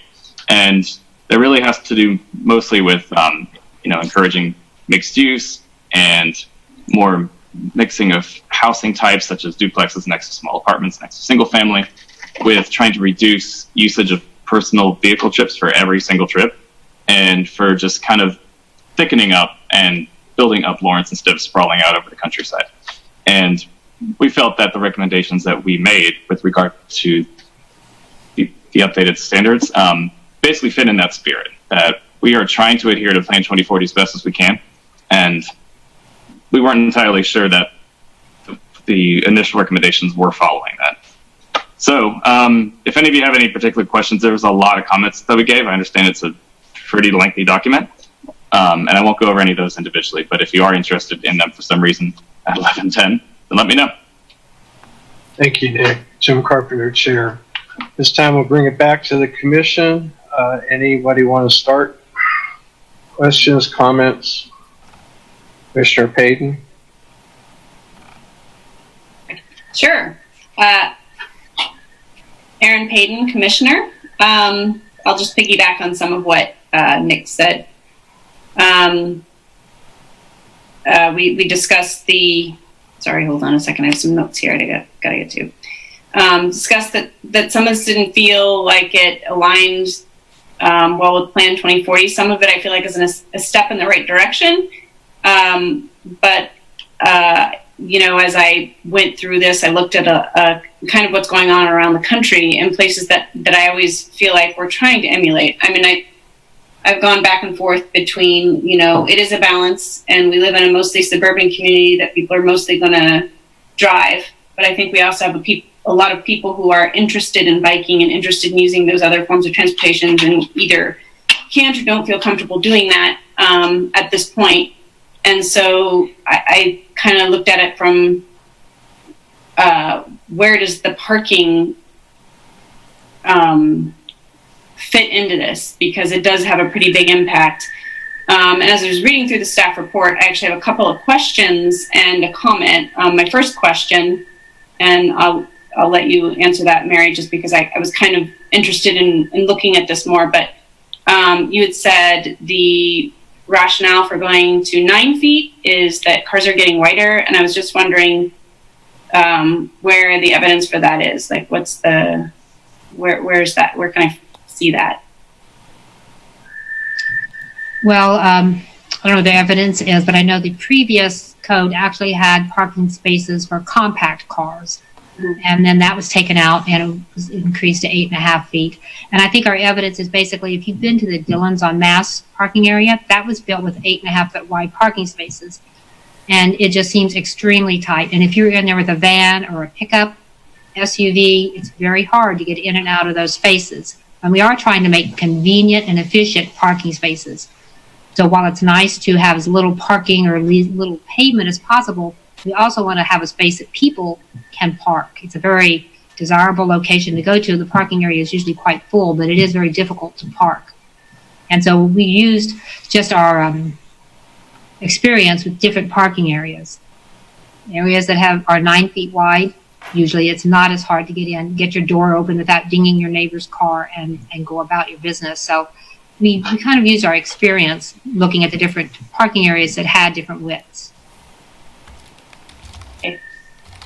And I don't remember what I read about this, but I mean, looking around at some other communities, they have, I've seen some with 8 foot, which is very narrow, and I've experienced that. I have a van, so it has sliding doors. It's not so bad, but so that's good to know. Dillon's is 8.5 feet, because I had actually assumed that there were more, and Dillon's might have been smaller, but I guess, and you had mentioned developers are often picking 9 feet or going with 9 feet.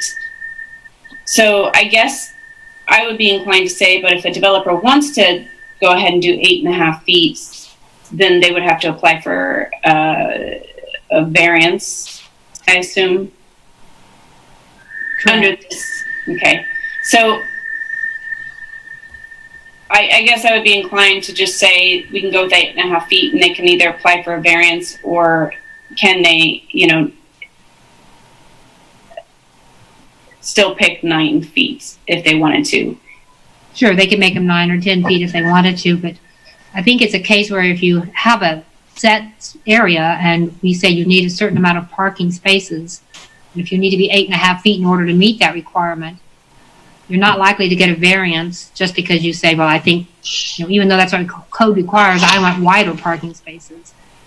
So you may not be able to get a variance from the number of parking spaces, even though you'd like to make 9 foot wide spaces. So I think that's what happened on the Dillon site. They actually had a variance from the amount of parking they needed. They had to fit that amount of parking on that area. And so they went with the 8.5 foot wide spaces. And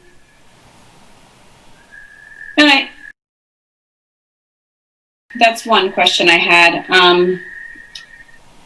And just a note I had, I was reading through the staff report. The study done by the I think consultant mentioned parking demand generated by downtown and the University of Kansas are overwhelming certain residential neighborhoods, immediately bordering each area, which I brought up at the last meeting. I'm not sure if I brought it up at Planning Commission or Transportation Commission, but we kind of just discussed this because there's no lack of parking at KU, and it's not really anecdotal at this point. For instance, there are large lots that have red permit parking that are more than half empty all day long on Monday through Friday mornings or afternoons. And so the people that are overwhelming, say, University Place neighborhood, the students are parking there because it's easy access to their destination and they don't have to pay for it. So we're doing permit parking for that, I understand, or that's the plan. But I guess it goes back to, is it that we have lack of parking, or is it, or need more parking, or the parking requirements need to be,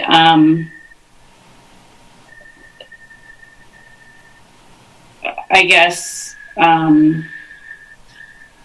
it's just a sort of thinking about whether it's needing more parking or to rethink parking altogether.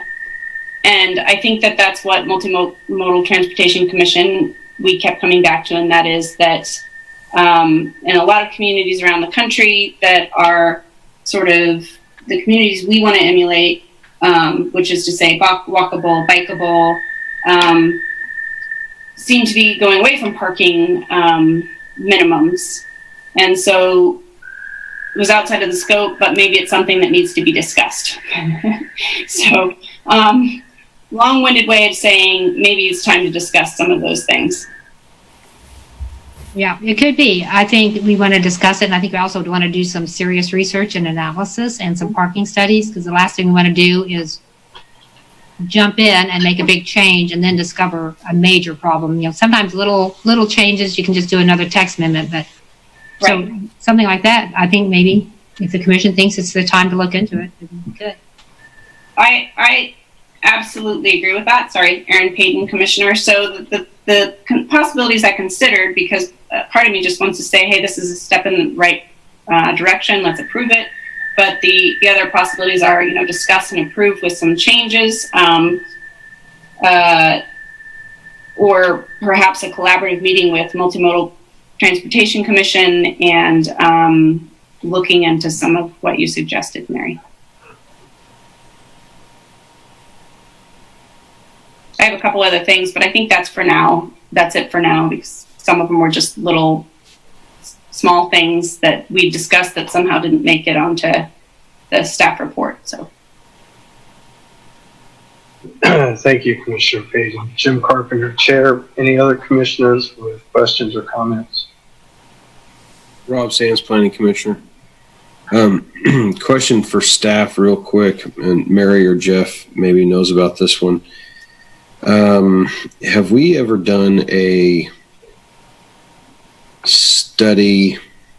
parking study that shows a percentage of parking, shows a percentage of our land use dedicated to parking, solely dedicated to parking? Over. Jeff Crick, Planning Manager. I do not know of a study that goes to that level. Okay. I'm not suggesting that we expend city money to do that. What I would say, however, though, is that I think with making some reasonable assumptions, a group of staff and maybe some interested planning commissioners and multimodal commissioners can determine, maybe through GIS or some other means, how much of our city is actually dedicated sole use to parking. And, part of, I think, what Mr. Kuzmiak is referencing is looking at parking as a land use and treating it as such. We don't have a zone for parking, but it makes up such a great portion of any city that it needs to be considered and planned almost as if it were a zoning category. That's one comment I'd like to make. My next comment I'd like to make is that I am all for, I don't know that I'm 100% for eliminating all parking minimums, but I am for adjusting parking minimums and having lengthy discussions about the values associated with setting parking maximums based on land use. And I think that's referenced a little bit in the multimodal's report. But I think if we move this text amendment forward, then we've got to actually have some probably harder numbers with either of those issues. Over. As Jim Carpenter Chair, what I'm hearing sounds like a great topic for a mid-month meeting, a joint meeting perhaps, to discuss some of those other issues. Any commissioners have any problems with what's proposed by staff tonight? Commissioner Ashworth? No problem. This is Sharon Ashworth, Commissioner. Just a question. Is there a place in this document anywhere that can or should address permit parking?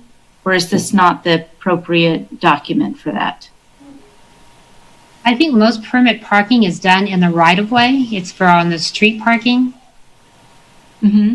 So we only look at parking on private property in the development code, right? So if there was permit parking on private property, but I don't know of any. Okay, so that's just a question for this other meeting. And then my other quick question is, I know there was a parking study that was commissioned by the city a while ago. What part of that informed this document? I'm not aware of what parking study this is. Jeff Crick. I think that was the cost study. Yeah, Jeff Crick, planning manager. That was a study that the city undertook as part of our look at downtown parking and in the neighborhoods around it and those kind of items. It wasn't a very broad spectrum approach like the text amendment is. It was very focused on some parts of town and some particular interests.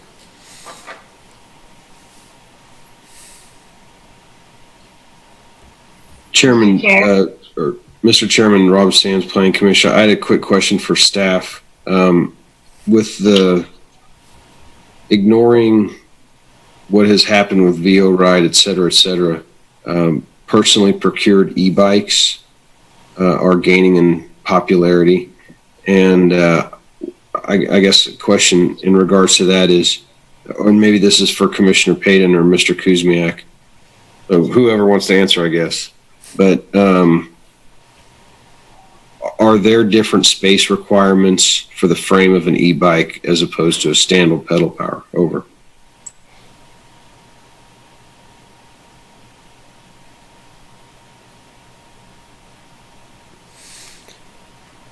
I could answer that real quick. I don't think so. I think they're generally almost the exact same size as manual bicycles. Jim Carpenter Chair. Commissioner Willie? Thank you. Karen Willie, Planning Commissioner. I would say all of the concerns that I had the first time we saw this document or the most recent time we saw this document have been addressed by staff, and I feel very comfortable with the recommendations that are given. Would say it's very possible that we need to have this bigger picture discussion about parking. I would do much better in the daylight with that. I don't have any specific concerns at the moment. Almost sounds like a motion. Want to make a motion? Am I moving to defer this? Is that the question, or move to accept? What? That would be up to you. I'm going to hold off. I'll let somebody else make a motion. Right. Anybody want to make a motion on the text amendment?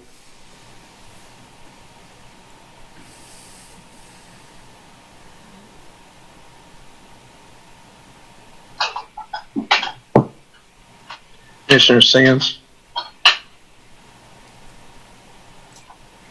like to make a motion to defer text amendment TA 13-00235 for Article 9 parking loading and access of the Land Development Code associated sections, Article 5, use specific standards, and 20-1701 general terms with recommended revisions based on comments received at the September 25th, 2019 Planning Commission meeting and comments received today, and set a schedule for a joint meeting with the Multimodal Transportation Commission to give further direction to staff in the revision of this text amendment. Over. We have a motion that got a little complex there at the end. Could I get clarification from staff about whether setting a joint meeting is appropriate for a motion like this? Jeff Crick, planning manager. Don't necessarily, we wouldn't need the motion. We could get direction from the commission to make that occur as part of either a mid-month meeting or as a standard part of a normal commission meeting. But if it's included in the motion, that would give us, that would require us to do something pretty quickly on that item.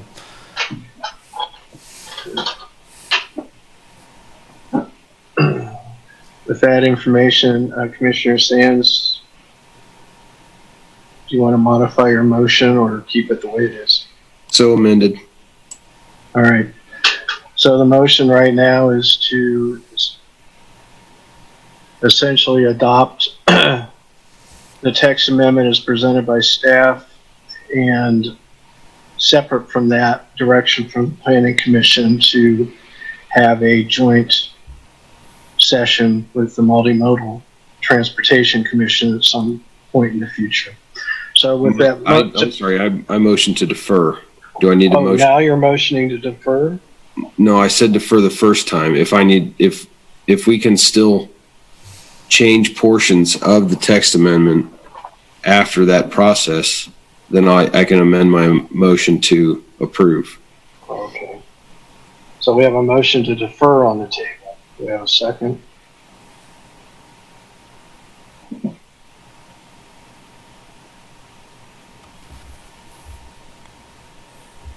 I don't see a second. Motion died. I'll second. I have a second from Commissioner Payton. Any further discussion on the motion?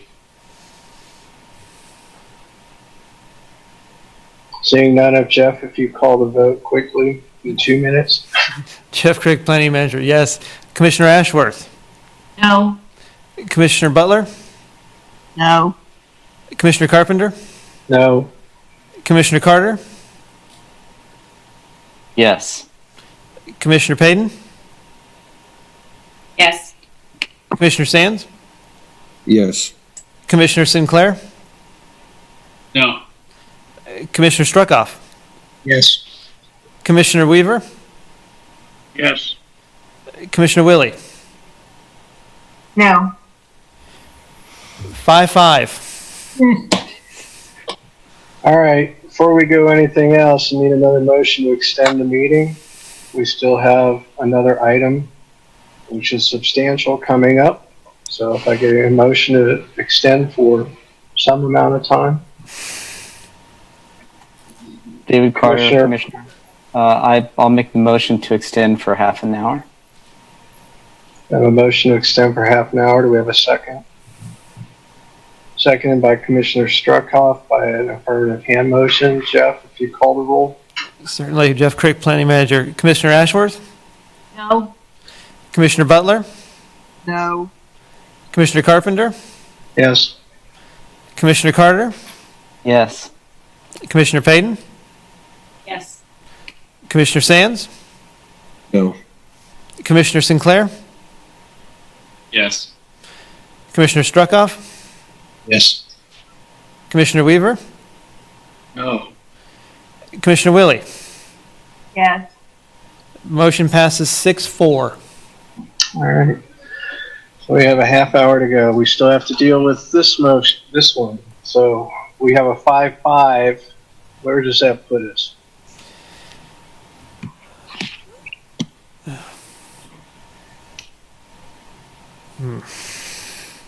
Motion doesn't pass at 5-5. Is that correct, Jeff? Yeah, correct. Jeff Crick, planning manager, correct. It fails to advance on that item there. It's, what I might recommend in the instance, it sounds like there is some further discussion that might benefit the Planning Commission and also the Multimodal Transportation Commission at a joint meeting. A motion could defer it for that purpose and then bring the whole amendment back after that discussion. That's a possibility to it also. Commissioner Sands, would you like to make that motion? I'm sorry, I heard what Jeff said. I don't see what so a motion to defer to do what now again? Jeff Crick, Planning Manager. In this, I'd recommend a motion to defer to allow time for the joint meeting of the Planning Commission and the Multimodal Transportation Commission to occur. That was in my original motion, and I was encouraged to amend it.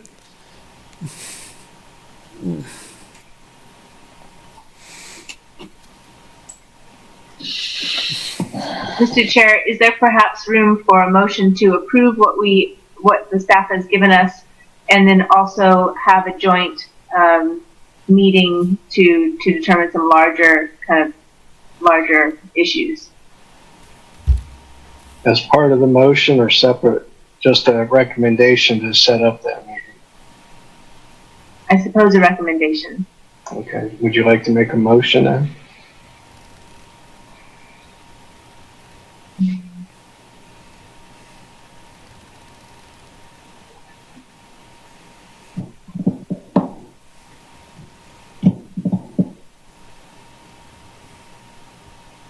I move that we approve text amendment TA 13-235 for Article 9, parking, loading, and access, for sections of Article 5, and forwarding that to the City Commission for approval. I have a motion. Do we have a second? Second, Commissioner Sinclair. All right. Jeff, well, we've had a lot of discussion. Any further discussion on the motion? Commissioner Sands. So my question is, if we vote to approve this text amendment, do we still have the ability to change anything? Over. Jeff Crick, Planning Manager. The Commission could initiate another text amendment to modify it based upon the discussions that follow up after that. Yes. Anyone else? Seeing none, Jeff, could you call the vote on this motion? Certainly. Jeff Crick, Planning Manager. Commissioner Ashworth. Yes. Commissioner Butler. Yes. Commissioner Carpenter. Yes. Commissioner Carter. Yes. Commissioner Payton. No. Commissioner Sands. No. Commissioner Sinclair. Yes. Commissioner Struckoff. Yes. Commissioner Weaver. No. Commissioner Willie. Yes. Motion passes 7-3. Thank you, everyone. Well, we have 16 minutes left and a huge item, and probably everybody needs a break, so we're kind of in a hard spot here. I don't even know if Sandy can do a presentation in 16 minutes. So maybe we should just plunge forward. We're up to items 12 through 16. Consider approving a comp plan amendment to Plan 2040. Consider approving a request to annex 44 acres. And Southern Development Plan was originally adopted in the early 90s.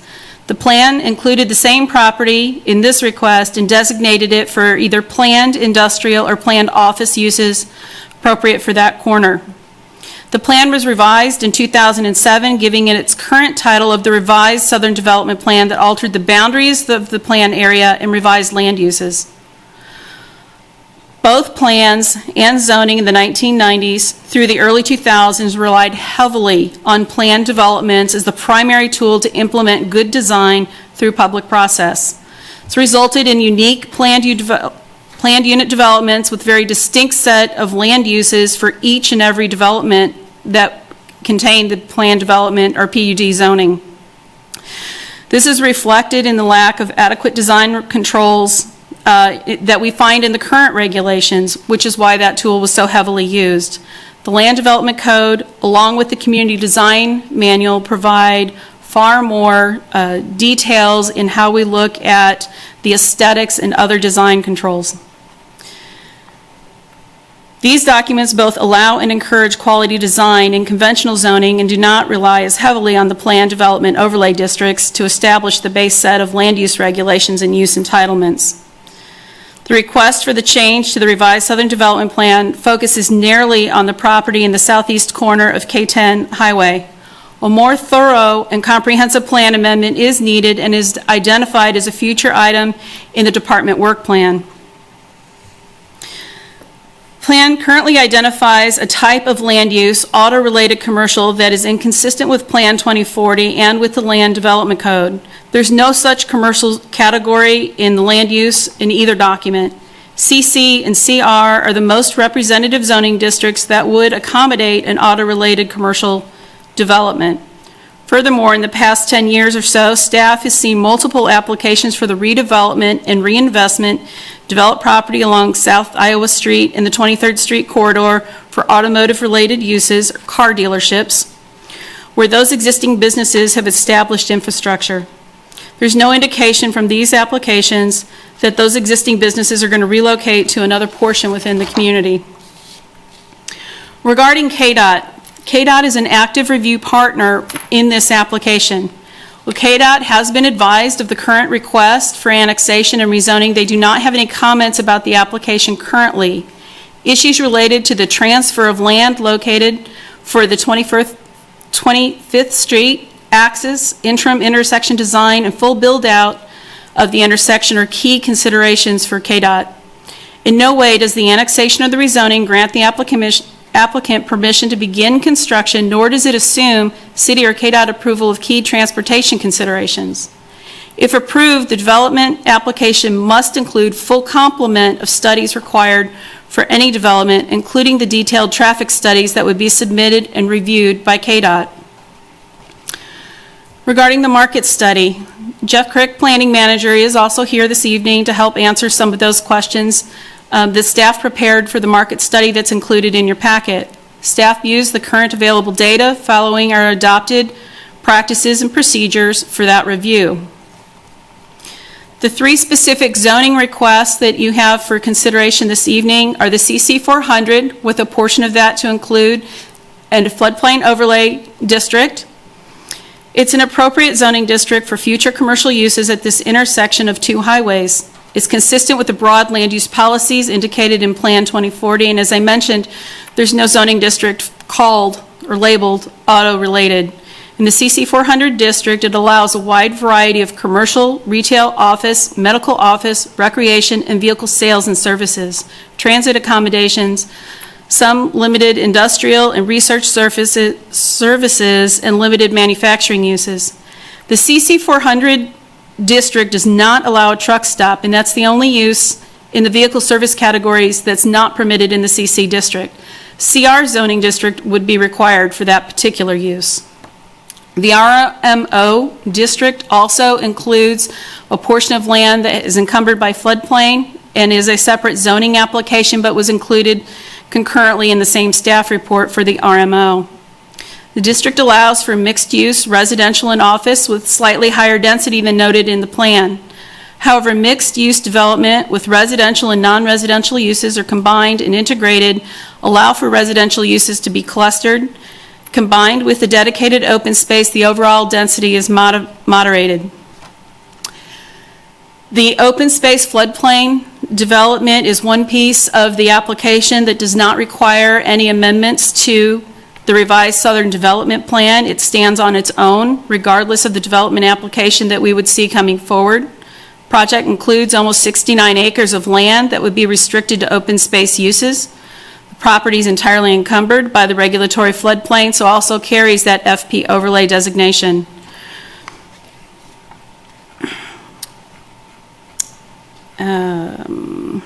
As I mentioned, the CC 400 and the RMO also have portions of it that are related to that FP or that floodplain encumbrance and would be a separate zoning district.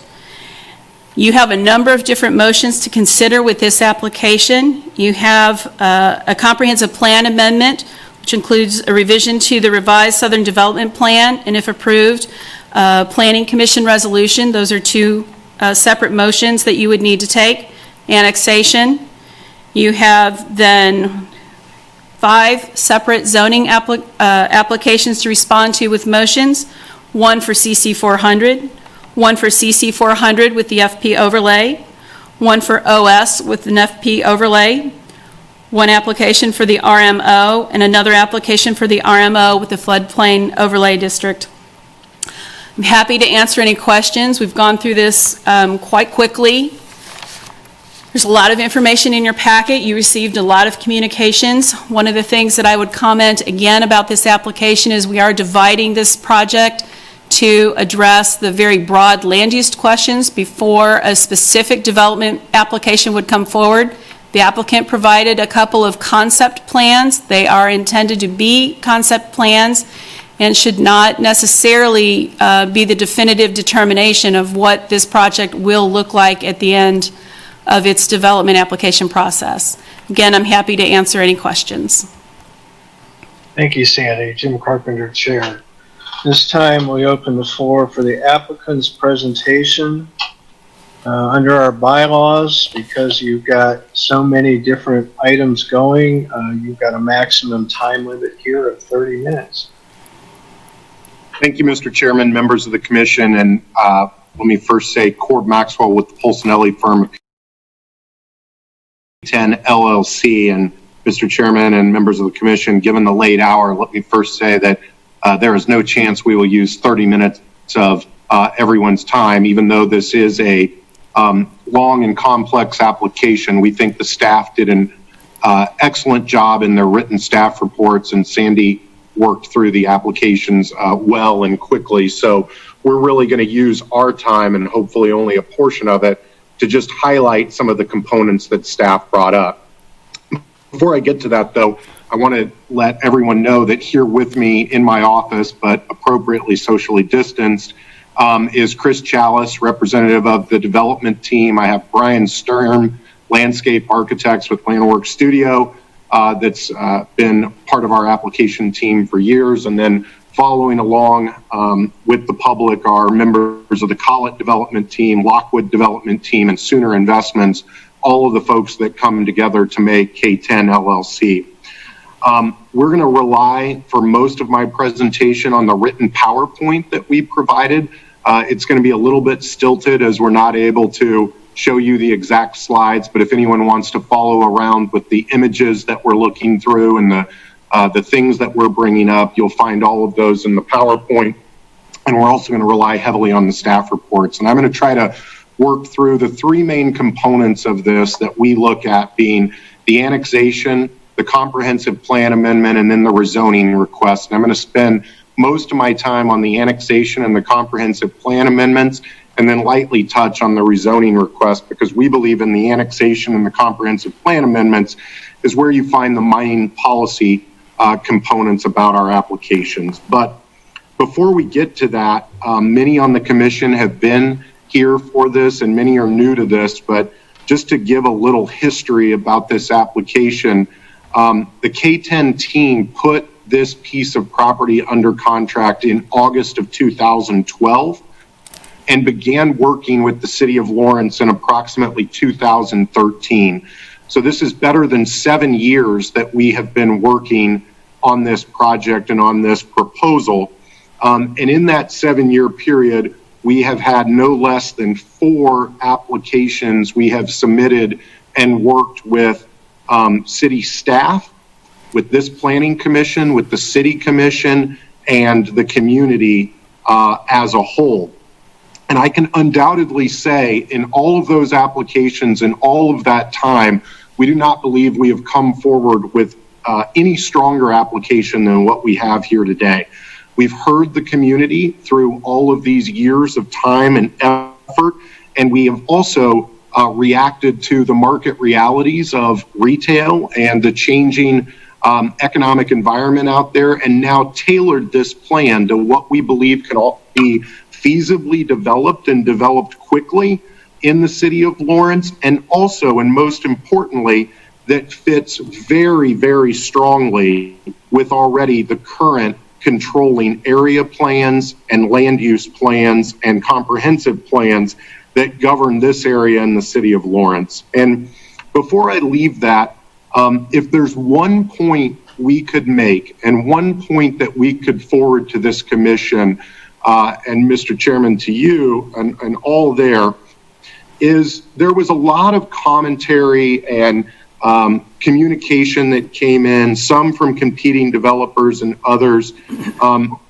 making our request look out of place for this area, making our request look foreign, making it look like we were relying on technicalities or there was issues with the development.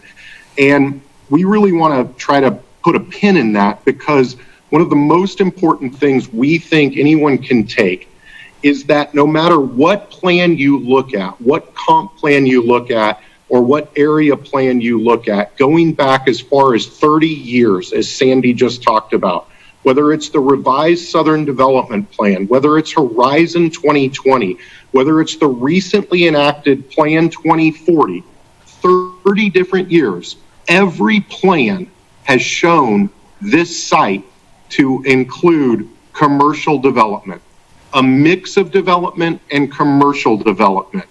And why is that? Why has every single plan that Lawrence has passed for the last 30 years always shown this site developing in a commercial manner?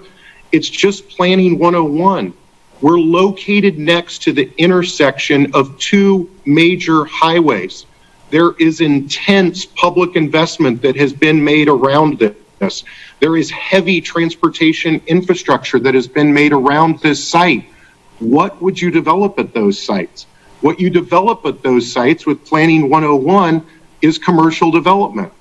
And that's what this commission, the city commission, all reinforced with the comprehensive plan process that just happened again with Plan 2040.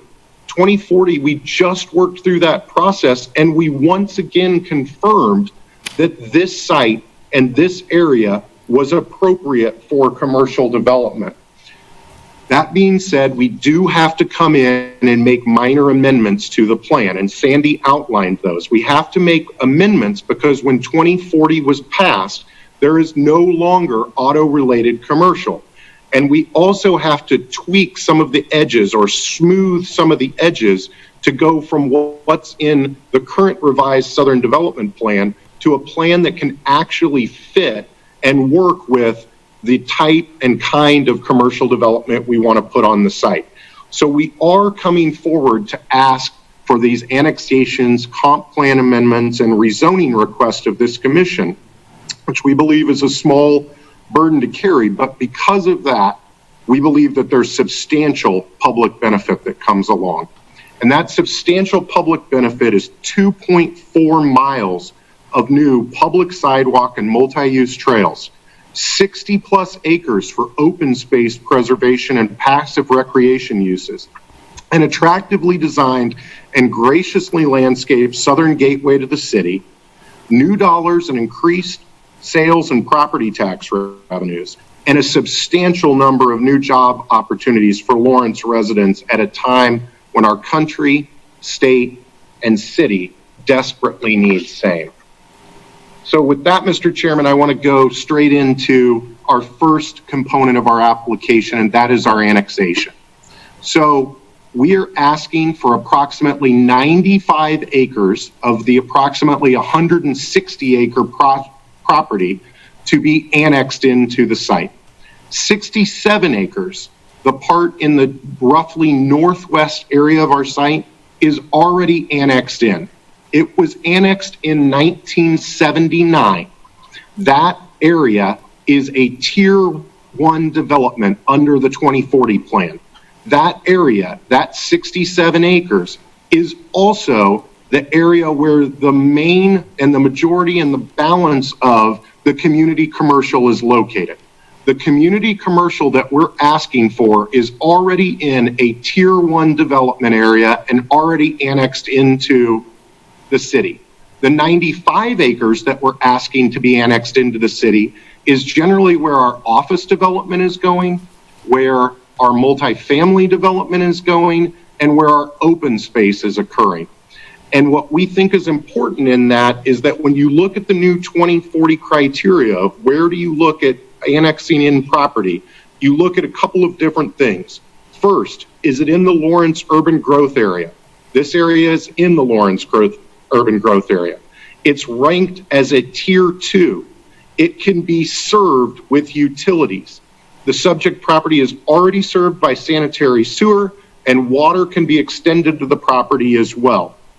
And then interestingly, with 2040, you now look at what is the community benefit of annexing in property. And here the community benefit is incredibly clear. Not just all of the economic issues of the jobs and the taxes and others that will come from this development, but the community benefit is the unprecedented amount of land that we are dedicating to open space and environmentally sensitive development, passive recreation, trails, and otherwise. 60 acres, Mr. Chairman. We think that is without precedent in the city of Lawrence and is a clear public benefit. So we believe we meet the standards of annexation well, and look at the staff report that supported that component. We next move to the comprehensive plan. And I really wish I had the ability to show a PowerPoint, Mr. Chairman, or to members of the Planning Commission, because for all the thousands of words that I can say and that staff can say and that our opponents will say and others, nothing brings it home as well as just looking at page 3 of our PowerPoint and page 4 of our PowerPoint and continuing to go back and forth between those 2 pages. Because what page 3 shows is the current revised Southern Development Plan. It shows an area that has auto-related commercial, medium density residential, and then open space. And what you then see when you go to our revised comp plan amendment, if you flip back and forth between the 2, it is very hard to tell the difference between the 2. Page 3, you have the auto-related commercial and medium density residential. Page 4, you have what our request is, and it's almost impossible to tell the difference because the differences are so minor. The differences are only this. We have dropped auto-related commercial as it no longer exists in the 2040 plan. It is now community commercial. And we have added roughly 19 acres of community commercial. That's it. Those are the only changes that we are making in that comp plan amendment. The 19 acres is just to smooth out the development area. That 19 acres runs along the, on the northern side of the site, along the right-of-way, and on the southern part of the site, it runs a little bit into the floodplain area so that we can actually fit the box retail onto the site. That's why we needed to add in that 19 acres. But those are the 2 minor changes. And I think staff highlighted that well, and I'll quote from them from their staff summary when they concluded the comprehensive plan. It said, the revision addresses only the future land use map to remove auto-related commercial use with commercial and to show the expanded area. That's it. Those are the changes. And we believe it's a powerful statement of just how minor this is and what we're asking. So what is community commercial? Community commercial is, in our project, is an area that will provide services associated with and appropriate to a highway intersection. However, it will not be dominated with unattractive and noisy truck plazas. Sandy made the point that that is what would not be allowed, or large parking lots and small service buildings of auto dealerships.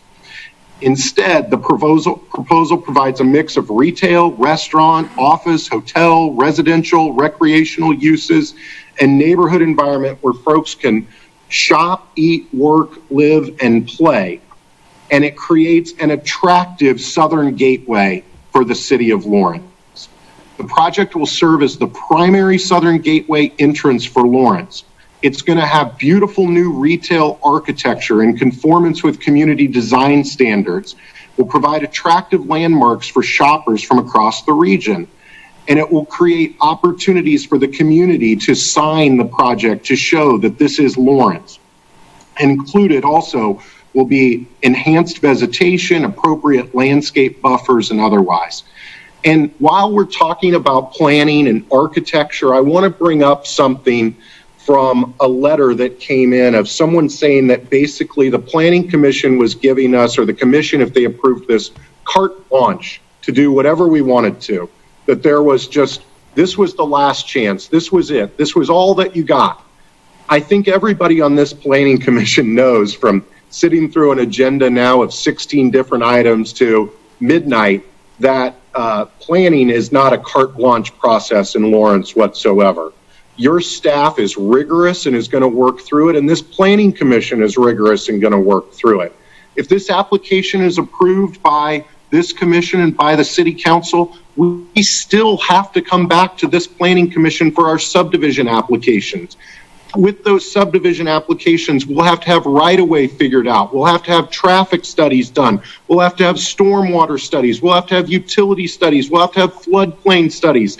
All of that will be required for the subdivision application. And in our site planning applications, we're going to work with the professional staff, those that know planning the best, those that understand architecture the best, and they're going to make us work to these high standards that the city of Lawrence has laid out. Saying Mr. Maxwell, I'm going to have to interrupt just for a moment. We got less than a minute left on our extended time. I'm going to need a motion to extend the meeting again.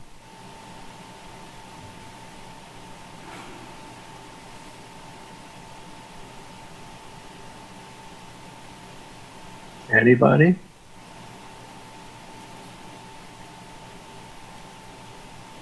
Huh. All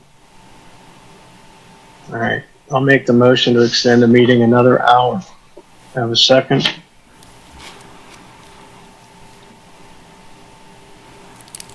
I will second it if we get a break.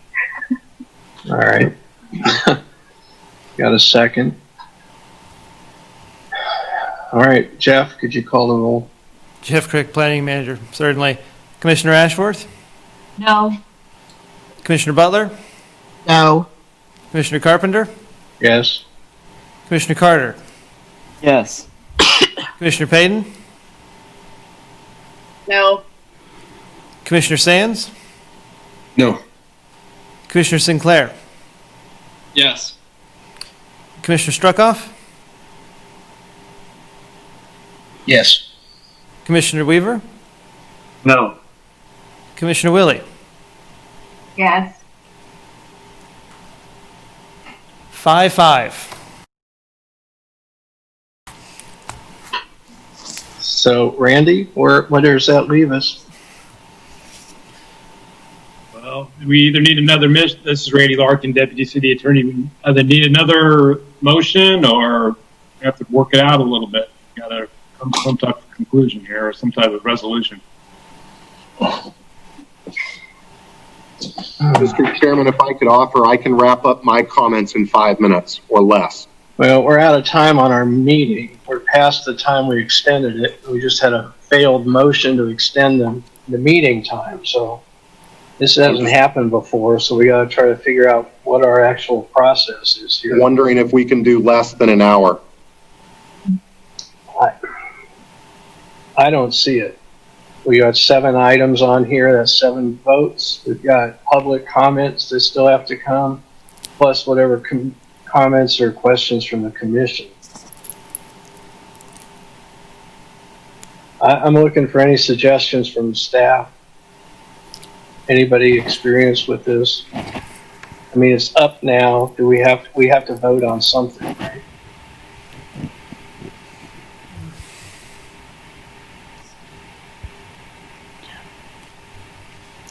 This is Randy Larkin again, Deputy City Attorney. It would be my advice that we continue with the meeting, but commissioners have to decide. So anyway, got to have some type of motion that carries.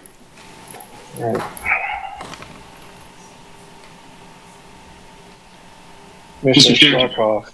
This is Commissioner Eric Struckoff. Randy, what happens if we vote not to continue the meeting? I guess we don't continue the meeting. It's Randy Larkin, Deputy City Attorney.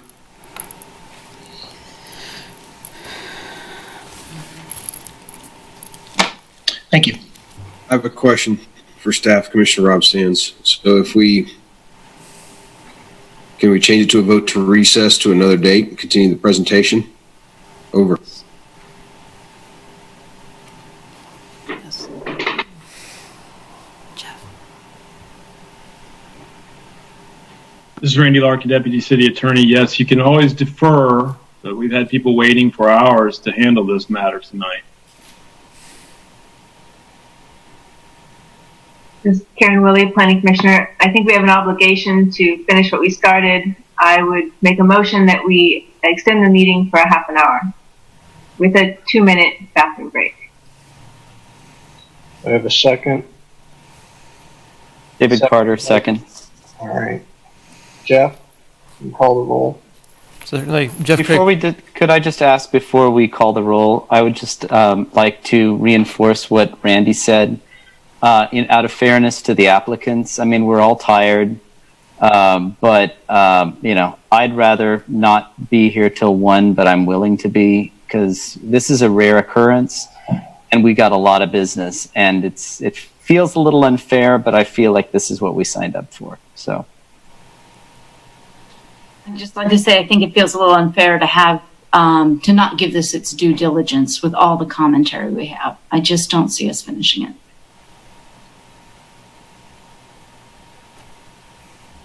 We have to at least continue the meeting. If there wants to be a motion to defer this, we can take that up, but we still have to extend the meeting to even do that. So can we take the vote on extending the meeting for 30 minutes with a 2-minute break? I'm sorry, I did not hear that motion. For how many minutes? I believe Commissioner Willie, and with a second from Commissioner Carter, was to extend the meeting for 30 minutes, allowing for a 2-minute break.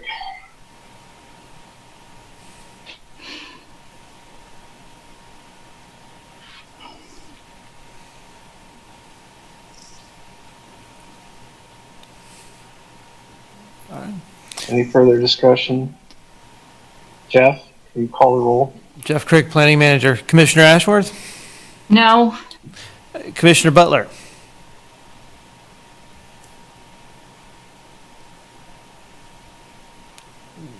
Commissioner Butler? Yes. Yes. Commissioner Carpenter? Yes. Commissioner Carter? Yes. Commissioner Payton? Yes. Commissioner Sands? Reluctantly, yes. Commissioner Sinclair? Yes. Commissioner Struckoff? Yes. Commissioner Weaver? Reluctantly, yes. Commissioner Willie? Yes. Motion passes 9-1. Thank you, everyone. Mr. Maxwell, if you could finish up your presentation, then we'll take a quick break and then take the public comment, and then we'll decide what we do next. Yes, thank you, Mr. Chairman, and thank you all the members of the commission for bearing with us. Quickly, I'll just highlight again community benefits. There's substantial community benefits in this application. Those are the project will facilitate enhanced development of sidewalks and multi-use trails, over 2.4 miles of it. Those will extend south of the South Lawrence Traffic Way. There'll be new connections that'll be possible with the Lawrence Loop and Baker wetlands, and vast acreage will be provided for open space for stormwater quality management, trail development, and wetland habitat renovation. Not to mention, as I said before, substantial economic development benefits for this much development, so sorely needed in a time for city budget crises and others. Development. The time is now, it's 12 o'clock in the morning. We're all incredibly tired, but we come here after 7 years of working on this. We now come with a mixed-use development that absolutely meets what the comp plan calls out for this site. And we would ask this commission to vote yes on the annexation, vote yes on the comp plans, and vote yes on the rezoning applications. We come with a strong staff report in support, and we ask for all of your approvals. With that, Mr. Chairman, I would give back the balance of my time to the commission, but of course, would ask to have some amount to any community commentary that may be had. Thank you. Thank you, Mr. Maxwell. Jim Carpenter, Chair. This time, let's take a 5-minute break, come back for public comment, at which time the applicant has 5 minutes to respond. So, see you in 5 minutes.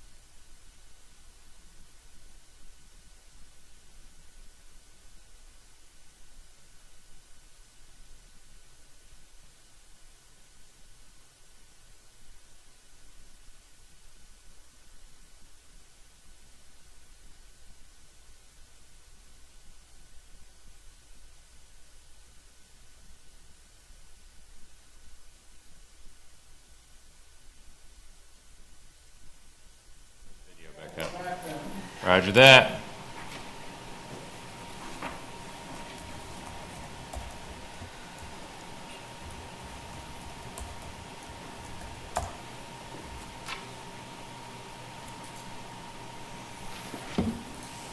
I'm going to fill this back.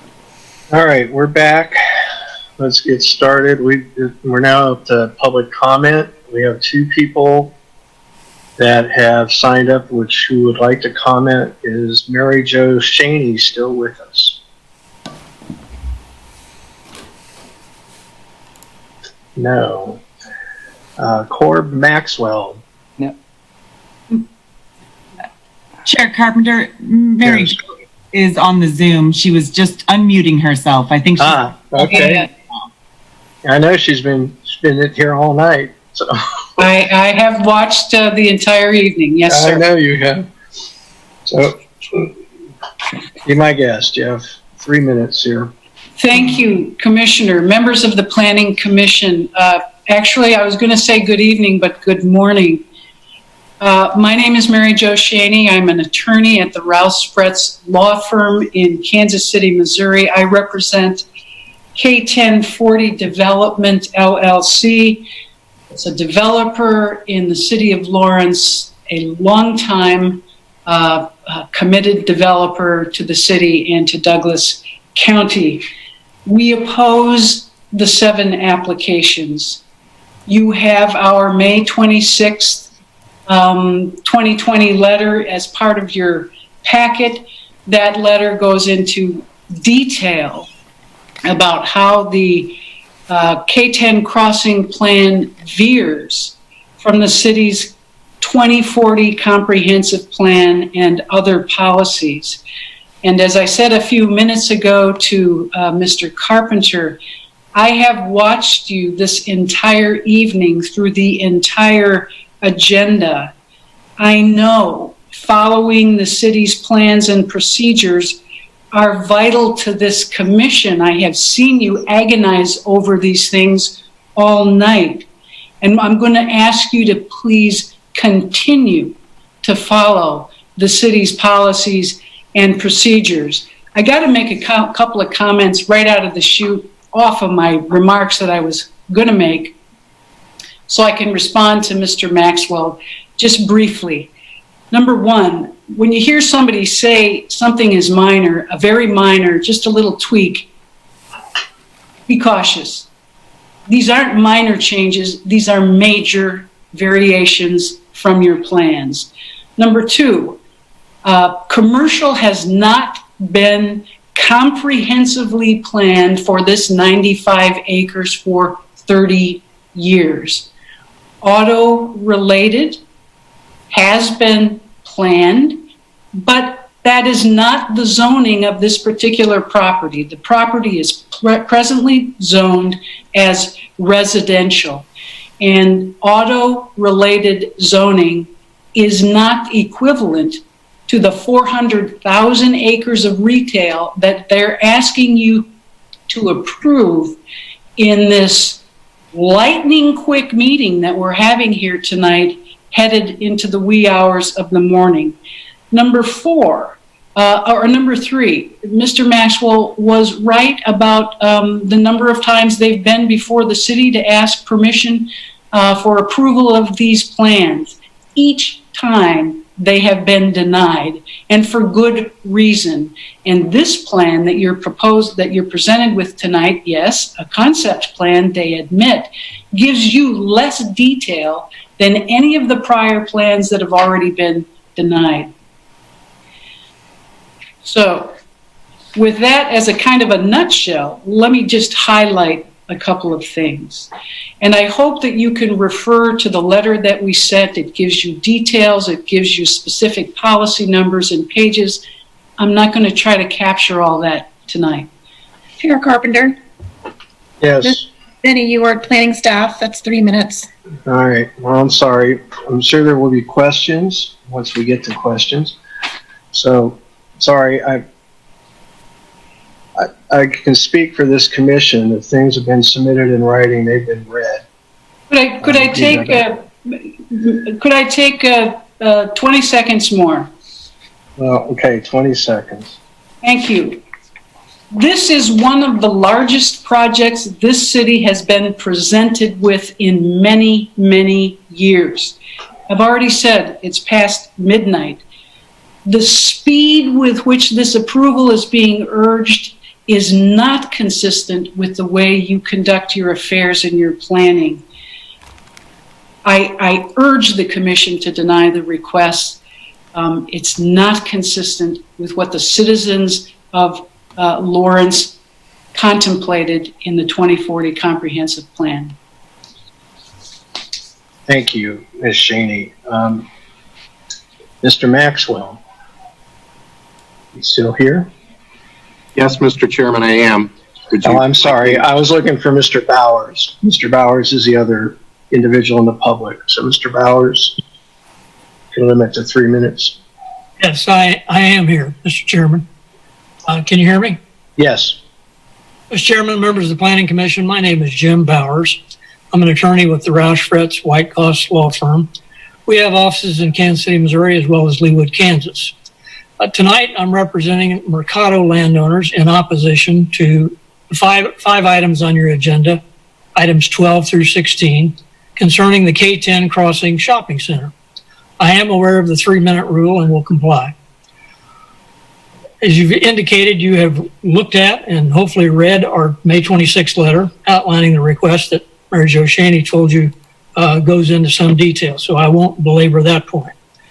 Our letter asks that you defer consideration of this matter primarily because of the large volume of information that was released on last Thursday, just days before this hearing, over the long Memorial Day weekend. It's made it difficult to try to digest that material, but we've done our best. In the alternative to deferring this matter, we ask that you deny the application. Why? Because despite after having 7 years to work on this, you don't have a zoning plan in front of you. You have a concept plan. It's nothing more than a rendering of what the developer is considering a maybe plan. It doesn't conform to the 2040 comprehensive plan. One such example is the staff's recognition in the staff report that creating new commercial inventory could harm existing undeveloped projects and vacant commercial areas in the city. Specifically, the staff report mentions my client's property, the Mercado, as one such project that could be harmed. This acknowledgement was pre-pandemic. The pandemic will only amplify the impact on existing retail as retail bricks and mortar continue to evolve in light of online retail shopping habits that have increased in response to the pandemic. This concept plan isn't supported by a meaningful market study. In light of the pandemic, any market study done in 2018 is woefully outdated and no longer relevant. And perhaps most importantly, the applicant doesn't own or control the property which they seek to rezone. The zoning application should fail procedurally because a key part of the plan area, 11.28 acres in size, is owned by KDOT, who is not one of the applicants, nor has KDOT consented to the application. In general, the developer's concept plan is similar to previous applications, the 4 applications he mentioned, submitted on behalf of landowners that were rejected by the City Commission. The only new twist tonight is they're asking you to annex some property, and they've included the wetlands to the south. The bottom line is they're still trying to put a large commercial shopping center in an area where the city's comprehensive plan says it should not be located. To remedy that problem, they ask you to amend the comprehensive plan to allow it. Then they tell you they have a plan for the project, but they aren't ready to let you see it. They tell you when you do see it, you're going to love it. In the meantime, please give us open CC 400 commercial zoning without any limitations. Trust us, you're really going to like the plan. We will show it to you when after you rezone our land. Why not do this the right way? Deny their application, suggest to them that they submit a plan they intend to develop, so you can review a plan that's concrete, not a maybe plan. Thank you. Mr. Carpenter, this is Jenny Wertz. That's 3 minutes. Thank you. I think you had a watch. All right, Mr. Maxwell, you have 5 minutes to reply. Yeah, Mr. Chairman, I'll make it really short. And, you know, they tell us if you've got the facts, argue the facts. If you've got the law, argue the law. And if you don't have any of it, just try to create confusion. And for going on 7 years, that's what the Schwada and Fritzl team have tried through Ms. Shaney and Mr. Bowers, that every time they are trying to pick and knit and throw things up against of spaghetti against a wall to see if anything will stick, because the simple story is Mercado was developed or rezoned for commercial in 2006, and they have developed no commercial since 2006. And they believe their only legitimate way is to continue to try to sling and throw arrows at this site, the site that has been comprehensively planned, not for 400,000 acres of commercial by any stretch of the imagination, but the site that has been comprehensively planned for commercial for 30 plus years. With that, Mr. Chairman, we would rest our case. We will, of course, stand for any questions that any members of the commission would have or any specifics that anyone would like us to address. But we would just say, look at who's bringing the criticism. It is not a citizen of Lawrence out there looking for the good of Lawrence, but simply another developer trying to protect their own economic interests because they view this as a threat. That's protectionism. That's not what good planning is about. Good planning is looking at this site that's on 2 major highways that's been comprehensively planned for commercial development for 30 years and letting it move forward so we can bring economic development, jobs, and all of the community benefits of trails and open space protection to the city of Lawrence. Thank you, Mr. Chairman and members of the commission. Thank you. With that, we'll bring it back to the commission. Open it up for any discussion or questions.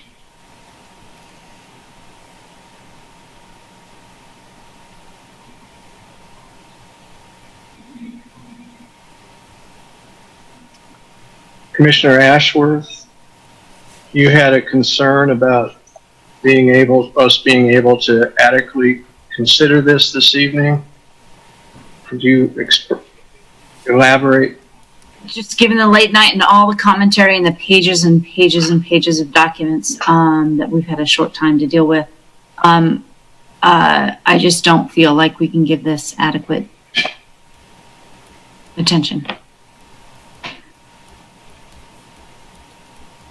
Mr. Chairman, Commissioner Sands, I agree with Commissioner Ashworth for different reasons. I don't believe that under our current technology constraints that this can be as fair and open of a hearing in front of the public as it requires, as it needs. So I am not inclined to continue until this can be brought in probably greater attention. A lot of folks in Lawrence have other bigger issues on their minds right now that affect the safety of their family and their neighbors, understandably so. And once that attitude, once that reaction to the crisis passes, then maybe people will be more inclined to show up. I was glad at least that Mr. Holcomb and Mr. Allman submitted communications. I would have liked to have heard from them in this forum. I would have liked to ask them questions. And I think in general, our citizenry deserve to have a more expanded public comment. Over. Commissioner Sands, would there be a motion in there someplace?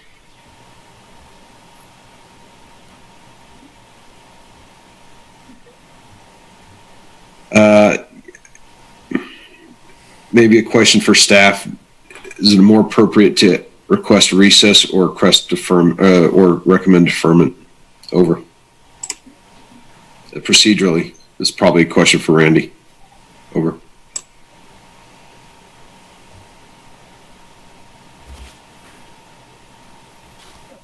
This is Randy Larkin, Deputy City Attorney. I don't know that there's much difference between the 2 terms other than I suppose if you recess, you just pick up where you are, and deferral maybe has a different connotation. But from my perspective, I don't know that there's a difference if you're going to hold it over to another meeting. Maybe recess might be a better idea.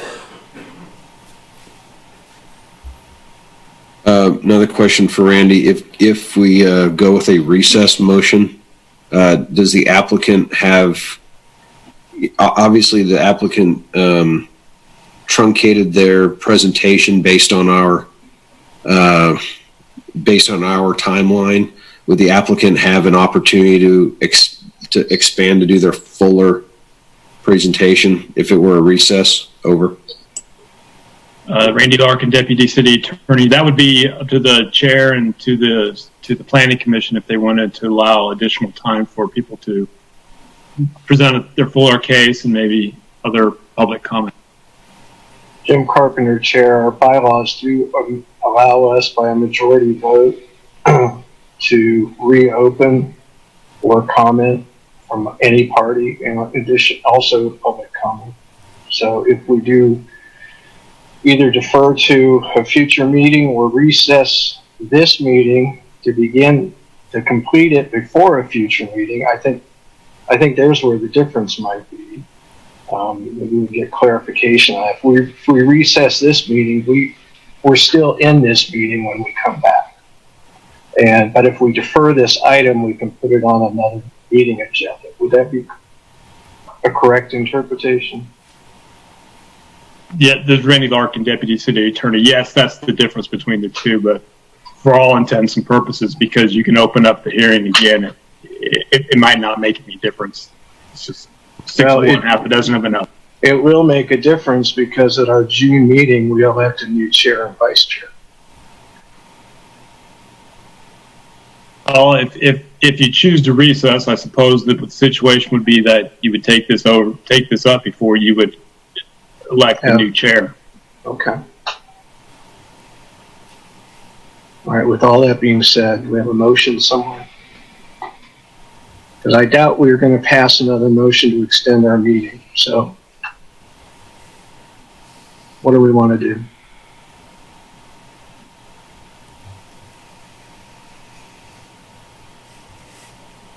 I'm sorry, I'd be happy to make a motion, but I could not hear the difference between the recess and the defer. My computer was cutting out, so if somebody else heard that and would like to make the proper motion, that would be great.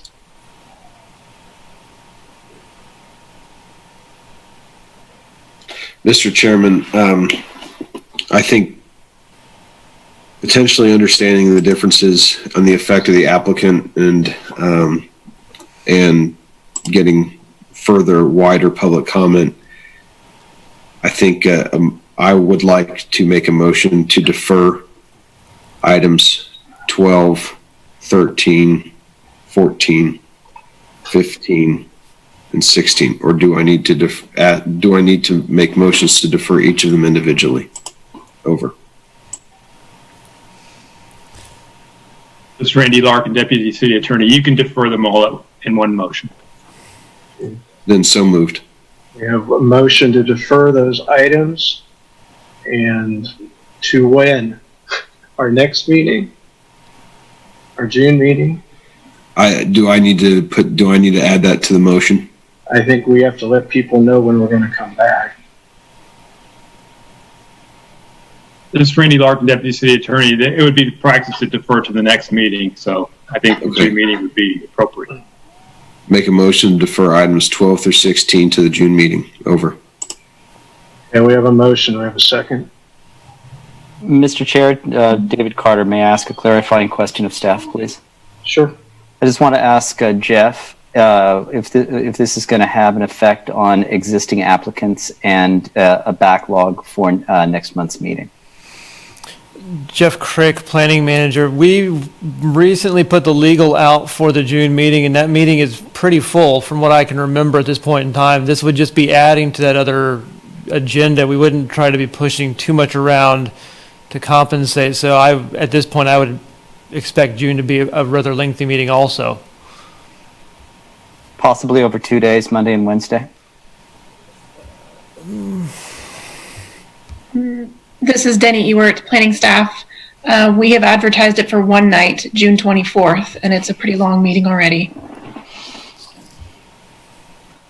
Seems we're setting up a chain reaction. Is it reasonable to, I know it's again, doesn't seem fair to the applicant, but is it a reasonable expectation to defer this to July? Commissioner Struckoff, I saw you had your hand up. Did you have a comment? That was my question. Okay.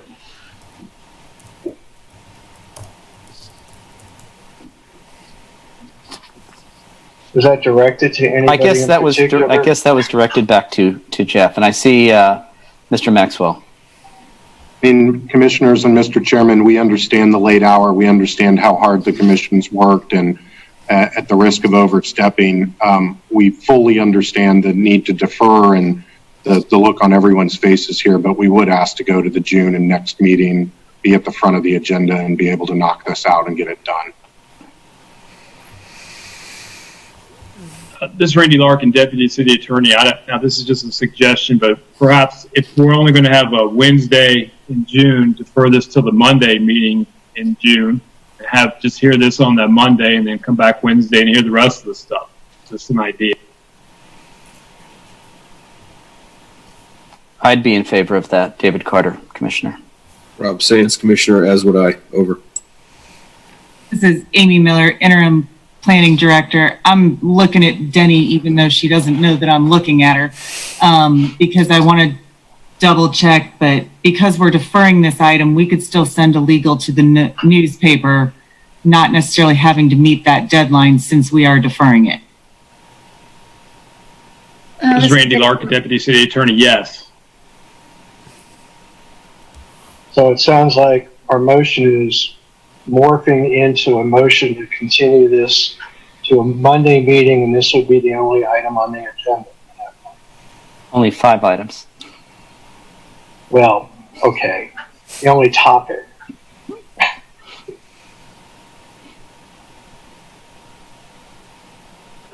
Commissioner Sands, is that your motion?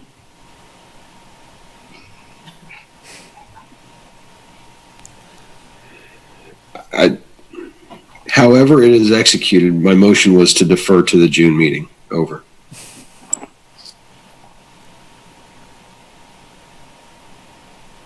I would second that motion. David Carter. Well, may I offer the amendment that this be on the scheduled Monday night for our June meetings, and this be the only agenda item so we don't run into any other. Now, this is not in the motion. That's so we don't run into any legal publication issues. So would that amendment be accepted? Commissioner Sands? Yeah. Commissioner Carter? Yes, I support that. All right, with that amended motion, any further discussion? Seeing any, Jeff, if you could call the roll. Certainly. Jeff Crick, Planning Manager. Commissioner Ashworth. Yes. Commissioner Butler. Yes. Commissioner Carpenter. Yes. Commissioner Carter. Yes. Commissioner Payton.